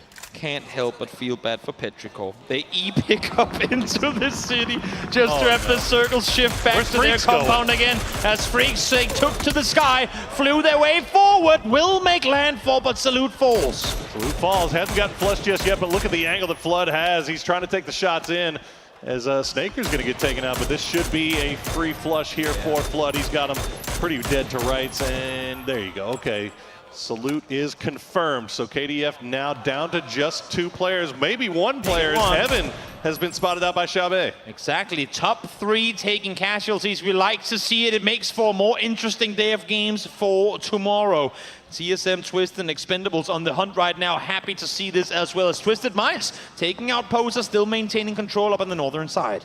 Yeah, TSM got a lot of work to do here on the western side to make their way into this next zone. Twisted Minds, meanwhile, had those great compounds, that beautiful split, but now they have to find somewhere new to play. 17 Gaming, meanwhile, would love to be able to clean up what's left of Kwandong Freaks. That grenade will find heaven, but it won't get the last player, Bean, staying alive. One more, still got a third, but he's feeling the pressure from TSM behind him now. Xiaowu, it's now or never. Lob the nade on over, see what you can get with it, and then back off this hillside. Who is so paranoid about getting shot from the back here, but Xiaobei has a little bit of an angle here. Yep. Bean will stay alive for the time being, it seems, as Xiaobei not able to find that spot. Broth, though, it looks like he may have gotten an angle. There you he go. is. Freaks is eliminated. They are out. We said it, not immortal, still able to maintain first place, despite the fact that they've had 3 of their 6 games today be with practically nothing on the board. Okay, down to 39 alive, 14 teams still left in it. And right dead center is FaZe Clan. They've got 3 on one side of the road, 1 on the other. Nixie, VP trying to survive here against Ruin. Don't take a knock. Don't take a flush if you can avoid it. Keep all 4 alive. As Ruin is able to make his way out of the compound again, of course, isolated player, solo player making a run for it, now seen by FaZe. That's going to help them out as he finds one, but Vex finds Lucarooks in return. This opens up the opportunity for FaZe to do something about it. The issue is they're sat with a dead center compound with Team split on the other side. There's no good reason for FaZe to try and make a play in this direction. Absolutely not, but at least now you have full knowledge of who is playing on your southeastern side. So they trade down to just 2. Thanadol and Belmoth fighting their way out of Los Leones. You also have HSM, who I believe yet the last player alive for 4 a.m. slowly making his way out as well, with the blue right on his heels. Sneaky, sneaky, pruned a bit too far behind as the circle shifts east once more. Zenith is in, Twisted Minds are in, FaZe are as well, and I mean as well as Expendables, but everyone else now having to make plays happen. Nixie in the meantime now coming real close to Ian. I don't think he has any clue that he's down there, and shots actually coming in from the backside. That's Falcons up on the hill. I tell you what, the way this thing is setting up, it looks like it might be a really nice Twisted Minds win if they get a little bit of circle luck, if they're able to hold on to that field position on the north side. I've seen teams win from there plenty of times in the past, but they've got a lot of game left to play. As Zenith always running, just Ian is keeping running. track. Yep, he's keeping track of Ian. I think Nixie has no idea that he's over here. The spray coming through from Ian. He'll find another one as Nixie gets knocked and flushed. Timing could not be any better. Shots were coming in from FaZe on the other side, suppressing the audio, allowing for Ian to wrap around the side. And Nixie, you saw him get the M4 out, but it was too little too late. Ian gets to not only get the kill, but also fall back and now play safe inside the circle with Zenith.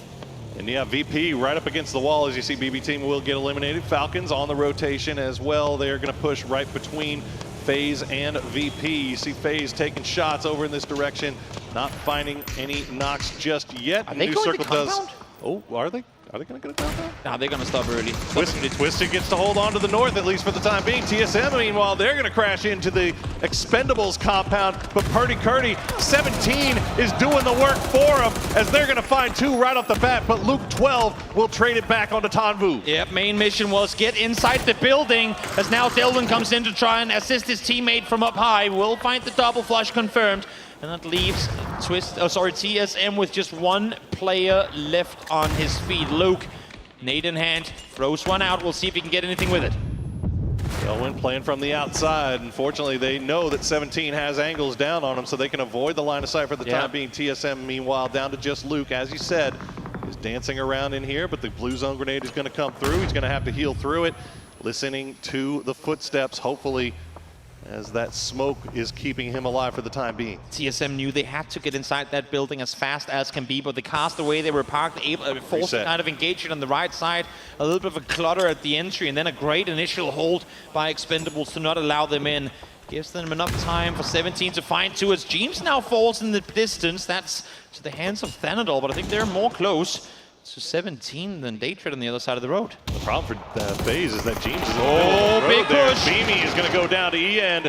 And now Luke staying alive. He'll find Delwyn, but he's going to get finished off by Duck Shoes the Expendables should be able to reset here. And that's T1, the first team to make it into 100 points, surpassing Guangdong Freak, surpassing VP, taking out VP. And how many times today have we seen Virtus.pro and T1 fighting for it? You said it early, give Twisted a bit of circle lock in this one, they could bring it home. This looks like a really, really scary game if you're not a Twisted fan. They are getting some great shifts right now, but now the question is, can they get the kills to go along with it? True. Right now, just one in the bank, and they've got a lot of work left to do if they want to try to catch up to the top of the leaderboard, as Petrichor Road will go down. Summer will succumb to the blue out in the middle of nowhere there. And FaZe, they actually are able to smoke off the road and get James back on his feet, so back up to full strength. Not only that, but they're able to, with Twisted Mind's help as well, take out Day Trade 2. That's the big threat on the road side for them,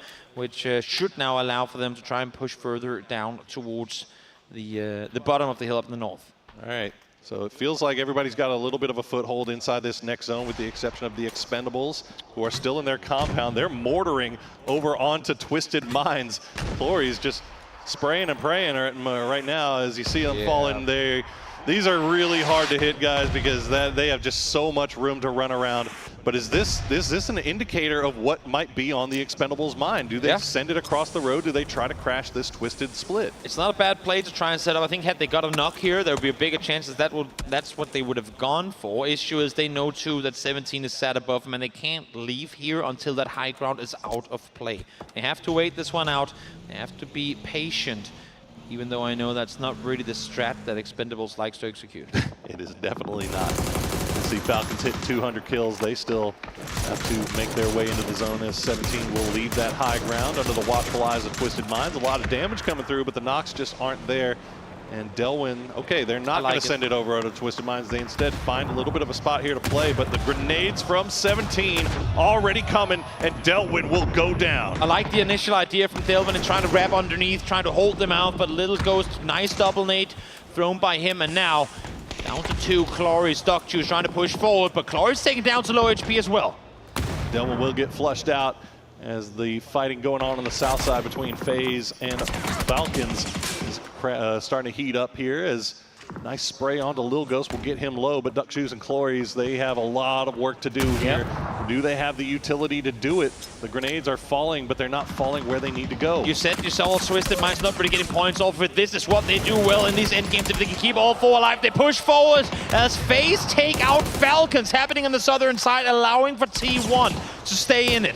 FaZe taking out Falcons without taking a single knock either, and now they are sending it immediately across the road. They're trying to get into a position to start third-partying 17, as Example will finish off Little Ghost. Gustav will take out Clory's. The Expendables are out. That grenade will take down Xiao Bei, and Suju now the last player left alive for 17. Trying to make something happen, but you'd have to imagine that his days are gonna be counted. Circle swings back in favor of T1. Keep in mind, they came in with the E pickup. They played on bicycles out of Impala, and here they are in the top 4 once again. They can't keep getting away with it, can they? E-End with grenade in hand will fall just a little bit shy of James. Fortunately, FaZe knows exactly where these guys are. E-End trying to play that anchor position, will retreat back to Zenith. Doesn't matter though now. Perfectix has angles onto FaZe, so that's going to force FaZe to turn back around and take their attention away from T1. Big issue. They're caught in a 2-way split, and I think T1 is starting to read this. They can start to reapply pressure the other way. Twisted Minds are fully having their attention on the west side of the road. Perfectix haven't had a chance to cross on over just yet, haven't had a need to do so just yet, but all this is doing is allowing T1 into the game to stay on the east side uncontested. Twisted Minds Perfectix is giving so much information over to the rest of the boys, letting them know exactly what's going on that roadside. Fex is able to get that res onto Corexi, so they're back up to 2 strong. They can turn their attention back over to Suju, back towards Twisted Minds, and they get another res as well. T1, Suju has just been a thorn in the side of everybody here. He's down to 5 HP, but somehow still alive. Look at the wall that Twisted Minds have set up on the edge of the circle. There's no entry on this side, and I think FaZe is starting to realize this now, as Ian from the other side finds one, gets his kill number 5, as FaZe lose Corexi. Unbelievable from T1 today. They are down to 2. They feel like they are at death's door so many times, but they keep staying alive. They keep getting more kills, more points, as Suju will finally go down, and we have our top 3. FaZe, Twisted, and T1. Twisted, the one on the hunt, the ones they want to take out these guys, this Korean team that has practically been unstoppable throughout the day. 3 wins already, hoping, praying that this could be their 4th. Slowing things down here just a little bit. As FaZe, they've got 3 right on top of each other, but as you said, pinned right up against the wall by this duo from T1. Ian has the angles, but they're starting to run a little bit low on ammo here. 736 damage so far for Ian. No, he's gonna fight. Oh, he can't keep getting away with it.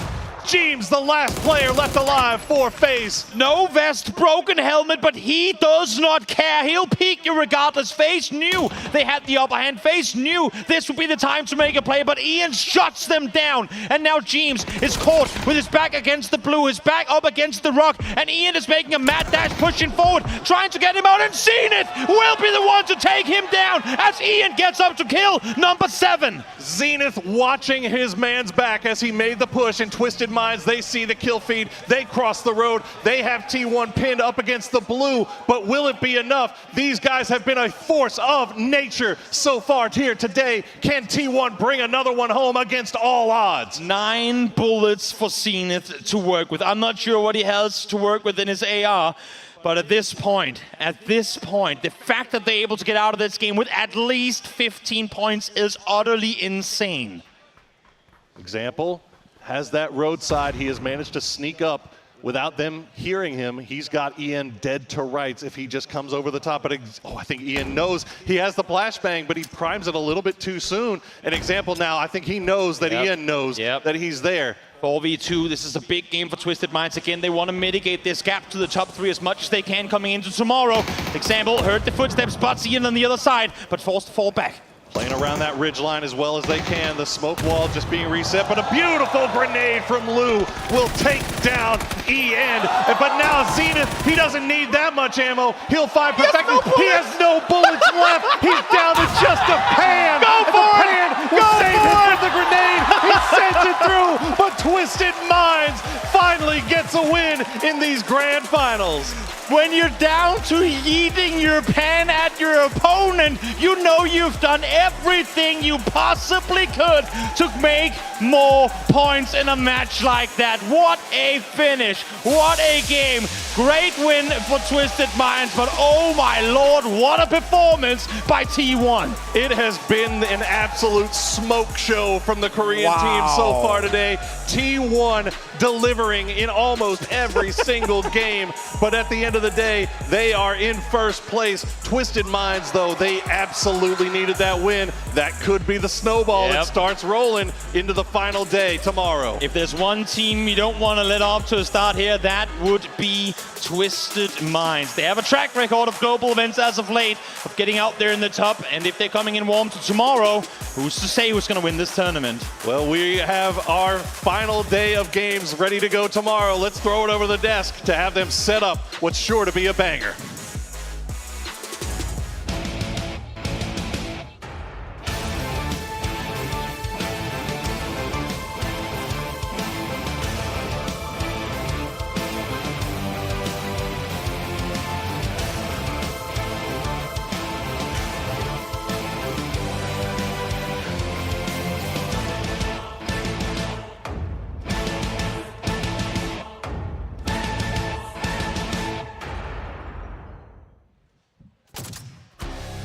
The team that 2/3 of our fan base thought was going to take it all finally gets themselves a rival spot going into the final day of the PGC Grand Finals. But we've got to talk about some things here. Well, T1 as well. A flank with 9 bullets and then trying to attempt with a pan. I thought they had to deny, but I mean... I think that speaks to the attitude that this team is functioning with right now, right? They got Sonic added about a month ago, and apparently he's been drilling into them since he joined the team. Aggression and fights, aggression and fights, aggression and fights. And they literally, you're right, they should have denied. We've seen denies 9 times out of 10, and he doesn't even have bullets. He says, I'm going to try to pan for that flush. They're like, I can get 1 more point. One more, but I can One more point? maximize here. Giving 2 points to these guys, they're not even top 3, they're not even triple digits. We got triple digits. It's disrespect. I love it. Did you see them at the end? No, I had closed eyes for 3 minutes. Actually, to be fair, you were walking around.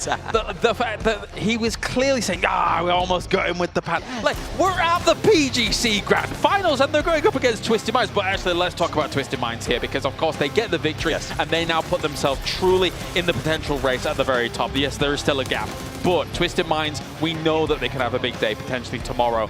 And this will give them a bit of an edge going into that last day. They had a lot of room at the top of this map here, Toffees. Yeah, about midday you could see them a little bit gassed, a little bit saying, oh man, I feel like we're just not catching what we need to. But that's what Twisted Minds does better than anybody else in the world. They have a grind set mentality. They come back, they do the next game, they fix what they need to. They're willing to look at a problem and come back at a different angle, and they just ground this one out. They have a great spot in this end game, and they honestly, I think pretty frustratingly for them, have to watch right here where T1 just wipes out FaZe in this beautiful play by End, and then it was the same. And then I think they didn't push as fast as they could have because they're like, surely they'll deny this. And they sat there, and that pan flies right past his head. He did almost get him, and that would just, I mean, it's the hubris in the brass that it took to beat T1 in that situation speaks to I'd be worried about them tomorrow for sure.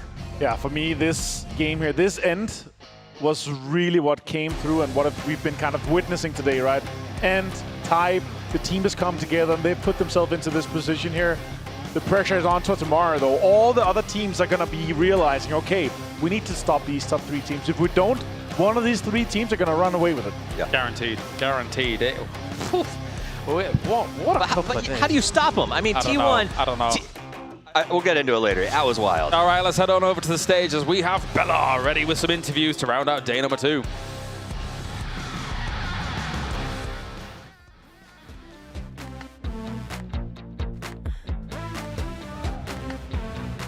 Hello guys, it's Bella on the stage for our Day 2 post-match interviews. I'm joined by Day Trade Gaming's Thanadol and our lovely translator Jai. GG Thanadol, congratulations on the day. That was, you wiped the slate clean from yesterday and made a huge jump on the leaderboard. So tell me, how would you describe your day today? ก็เมื่อวานนี้นะคะจากตารางแข่งวันนี้ก็ก้าวอันดับขึ้นมาเยอะมากเลยเราอยากจะอธิบายผลงานของตัวเองวันนี้ว่ายังไงดีคะ ก็รู้สึกดีครับที่หลุดจากท้ายตารางได้แล้วก็ต้องทำให้ดีกว่าเดิมครับ He feels great, very great that we can come out from the 16th place and for tomorrow we're gonna be better. Oh, I want to ask you, how did you guys manage to come back so strong? What was your secret for popping off today? ก็จากผลงานวันนี้เราทำยังไงถึงได้แบบว่าคัมแบ็กได้มากขนาดนี้คะ ก็กลับไปทำกันบ้านแล้วก็ตั้งสมาธิเตรียมรับอะไรหลายๆอย่างเพื่อให้ดีกว่าเดิมครับ So we do a lot of homeworks and we try to focus more in the game and we try to prepare like everything for today. And I mean, it really showed on the chicken angle that you took. And I want to ask you about the comms. What was the comm like when you were like waiting outside the fence, waiting for the right time to strike? อยากทราบว่าในเกม2ที่เราได้ไก่ไปอะค่ะเราสื่อสารกันยังไงในทีมตอนที่เราอยู่หลังรั้วก่อนที่จะเข้าไปปะทะค่ะ ก็รู้สึกว่าวงมันจบแค่ตรงข้างหน้าเพื่อนก็เลยเข้าไปได้ครับแล้วก็ฝั่งซ้ายมันเล่นไม่ได้แล้วต้องไม่บอกฝั่งขวาก็เลยเข้าไปใกล้ๆครับเพื่อรอปิดเกม So from what we see we cannot move anywhere else so we just have to wait and find a right time to strike so that's what did come out.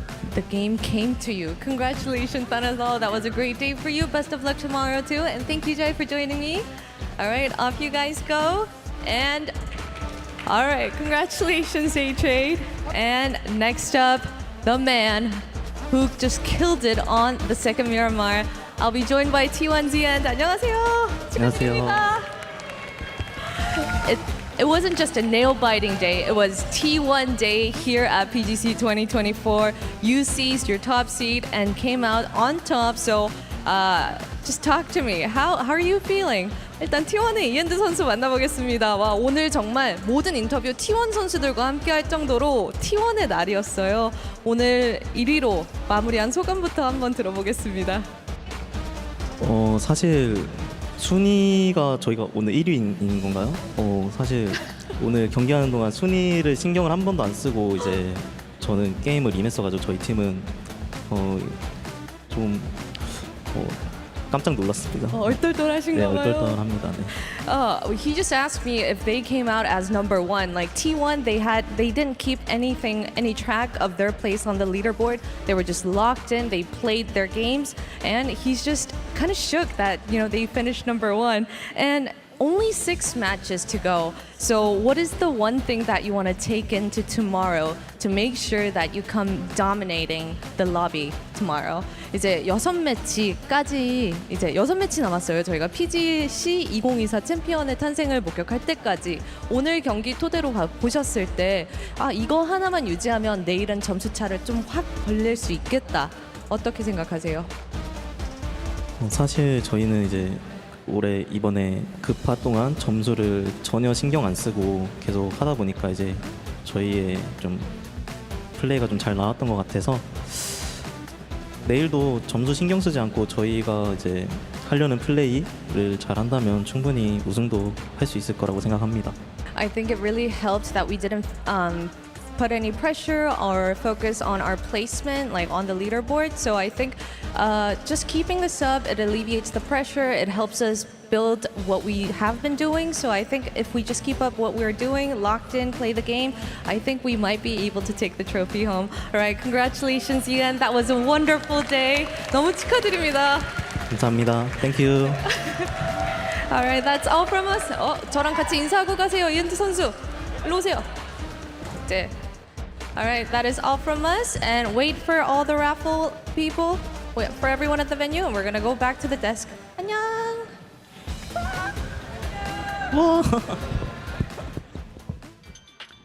All right, well, thank you for those interviews as we get some thoughts from the players after day 2. Oh my days. What a few games we have witnessed here, and we also get now finally the challenge of Twisted Minds coming up and trying to go against these teams at the very top of Avenger that have 9 bullets in a pan. Well, that was interesting and scary and concerning. 2 versus 4. Yes, that was concerning. Imagine if that's the 2 point of the Twisted Minds. They should have done that tomorrow. I don't understand. It's crazy. They're crazy. Yeah. That was an insane play at the end of day 2. It was. I mean, Twisted Minds grinds incredibly well. They put up 45 points today to work their way up, but T1, true Terminators, right? I mean, what is that, 62 points on the day? Absolutely bananas, and I don't know how you catch them if they have that confidence. They're like, you know what, here, have 2 points. Like, literally, they gave them 2 points because they don't care. They think they're just that good. 7 kills go the way of Twisted Minds as they take #1 spot. T1 is ever present in the late game for today. Now, FaZe being able to get themselves to the 6 kills and the Expendables. Another challenger towards the top, but again, needing to try and catch up with those top 3. You said they're ever present, and they were. I mean, T1 had to do an E-pickup. They had to ride bikes for a while. They got into a crazy fight with, was it VP for a bit? It was just like a non-stop battle for them, and they still somehow managed to get to this late game and get points out of it. Well, if we want teams to catch up to the top teams, thank all the stars in heaven that we did not have a circle shift towards the high ground that they emergency picked up, because if we did, it would have been another 20-some point game. It would have been done and over. Well, we have, well, look who it is. Mr. Example being able to take 5 kills for this game, 440 damage going their way. It's not the biggest chicken dinner. I do think that there is a little bit of Twisted Minds here that was like, okay, right, this is a circle for us. This is our chance. We're going to play it calm. We're going to play it cool, not take any risks. There was definitely a level of caution to the way that they played that side of the road. They didn't come. I think if it had been T1, if it had been a few other teams in this lobby, they would have charged FaZe up on that north side as quickly as they could. They had a good angle with Perfectix watching and making sure this team was covered at all times. And you even saw Example getting a little lusty for some of those kills and being pulled back, not over peaking and saying, okay, we're going to wait this one out and do it the right way. Yeah, man of the match here, Example, but also the man of the day, actually. 13 kills total for him so far in 6, but 2,095 damage. Super impressed with his performance today. He's really been able to turn on, but they're 26 points behind T1. Is that too much to catch in a single day? No. There you go. There's my answer. No. It's still doable technically. When T1's numbers look like this, it's a harder no for me to sell to you, right? It's a slight problem, yes. Yes, it is. But I'm still going to say no. We have to, and we have to believe it. Like, you know, KDF had an incredible day yesterday. They let off the gas, only had 28 points today compared to their opponents. So that does mean tomorrow things shift, but you know, that was that percentage we talked about at the start of the show. 1 in 13. Exactly. T1 came out and said, we got to make the play. They walk away with 69 kills. Very nice. Yeah, we're going to go back and look at how many of the teams that are in the lead in the second day wins on the championship. Crunch the numbers. I'll bet that goes up a lot more. Yeah, probably. 17 points for Twisted Minds. We'll try and get them on the next step towards challenging those top spots as we take a look at the overall leaderboard. T1 breaks that 100-point mark. Wow. 109 points. Kwangdong Freaks 1 point from breaking it. Virtus Pro 2 points from breaking it. What a 2 days they've had so far. And Twisted Minds now puts themselves in the conversation. I said it at the start of our grand finals.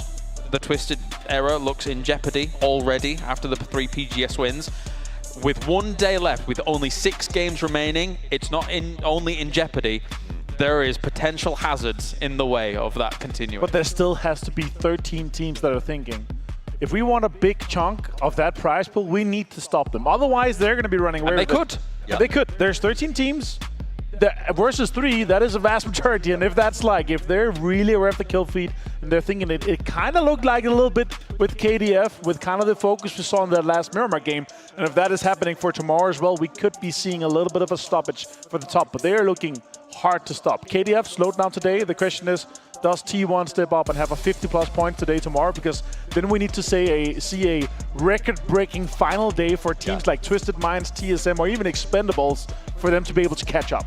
We saw T1 using a lot of emergency pickups, a lot of sort of like big outside plays today. I think tomorrow, if it's pure chaos from the middle as they search for these points, that benefits a Twisted Mind style of play. They're more methodical, they're more middle-based, they're going to be a little bit safer holding positions, and I think T1 and KDF are going to be where there are a few more fistfights. As much as I hope that the players get a lot of rest tonight to try and kind of compete for the championship as a whole, I think a lot of minds are going to be buzzing. A lot of minds are going to be racing tonight, Avenger, as there is a mountain to climb for some, and then for others, there is going to be a huge target on their backs, potentially. Because as you say, like, unless there is a potentially coordinated effort to try and deal with what they currently have available at the top, my. Has South Korea looked phenomenal? Has Virtus Pro looked brilliant as well throughout the days? Yeah, it has really been a standout performance for South Korea. It's crazy to see that without a defending championship roster, right? It's new players coming up, Type coming in here, Salute coming on, stepping, Human having an insane performance. Of course, T1 has looked incredible today, and for me, it's, you know, for the teams to be able to catch, you're going back, you're not sleeping for 3 or 4 hours. You're analyzing, you're improving. What can we do to stop these guys? What can we do to take a bigger chunk of that $1.5 million plus prize pool? Yeah, very, very scary. Well, if, of course, you're sticking around here, we do have the lucky draw and the raffle going on, but we are done here for the desk. First and foremost, a huge thank you to all of our partners that are going along for us. OP.GG, our official main esports partner for PUBG. You can overpower your game if you head over to OP.GG. We are currently residing and sitting in the Tropicana Gardens Mall here in Kuala Lumpur.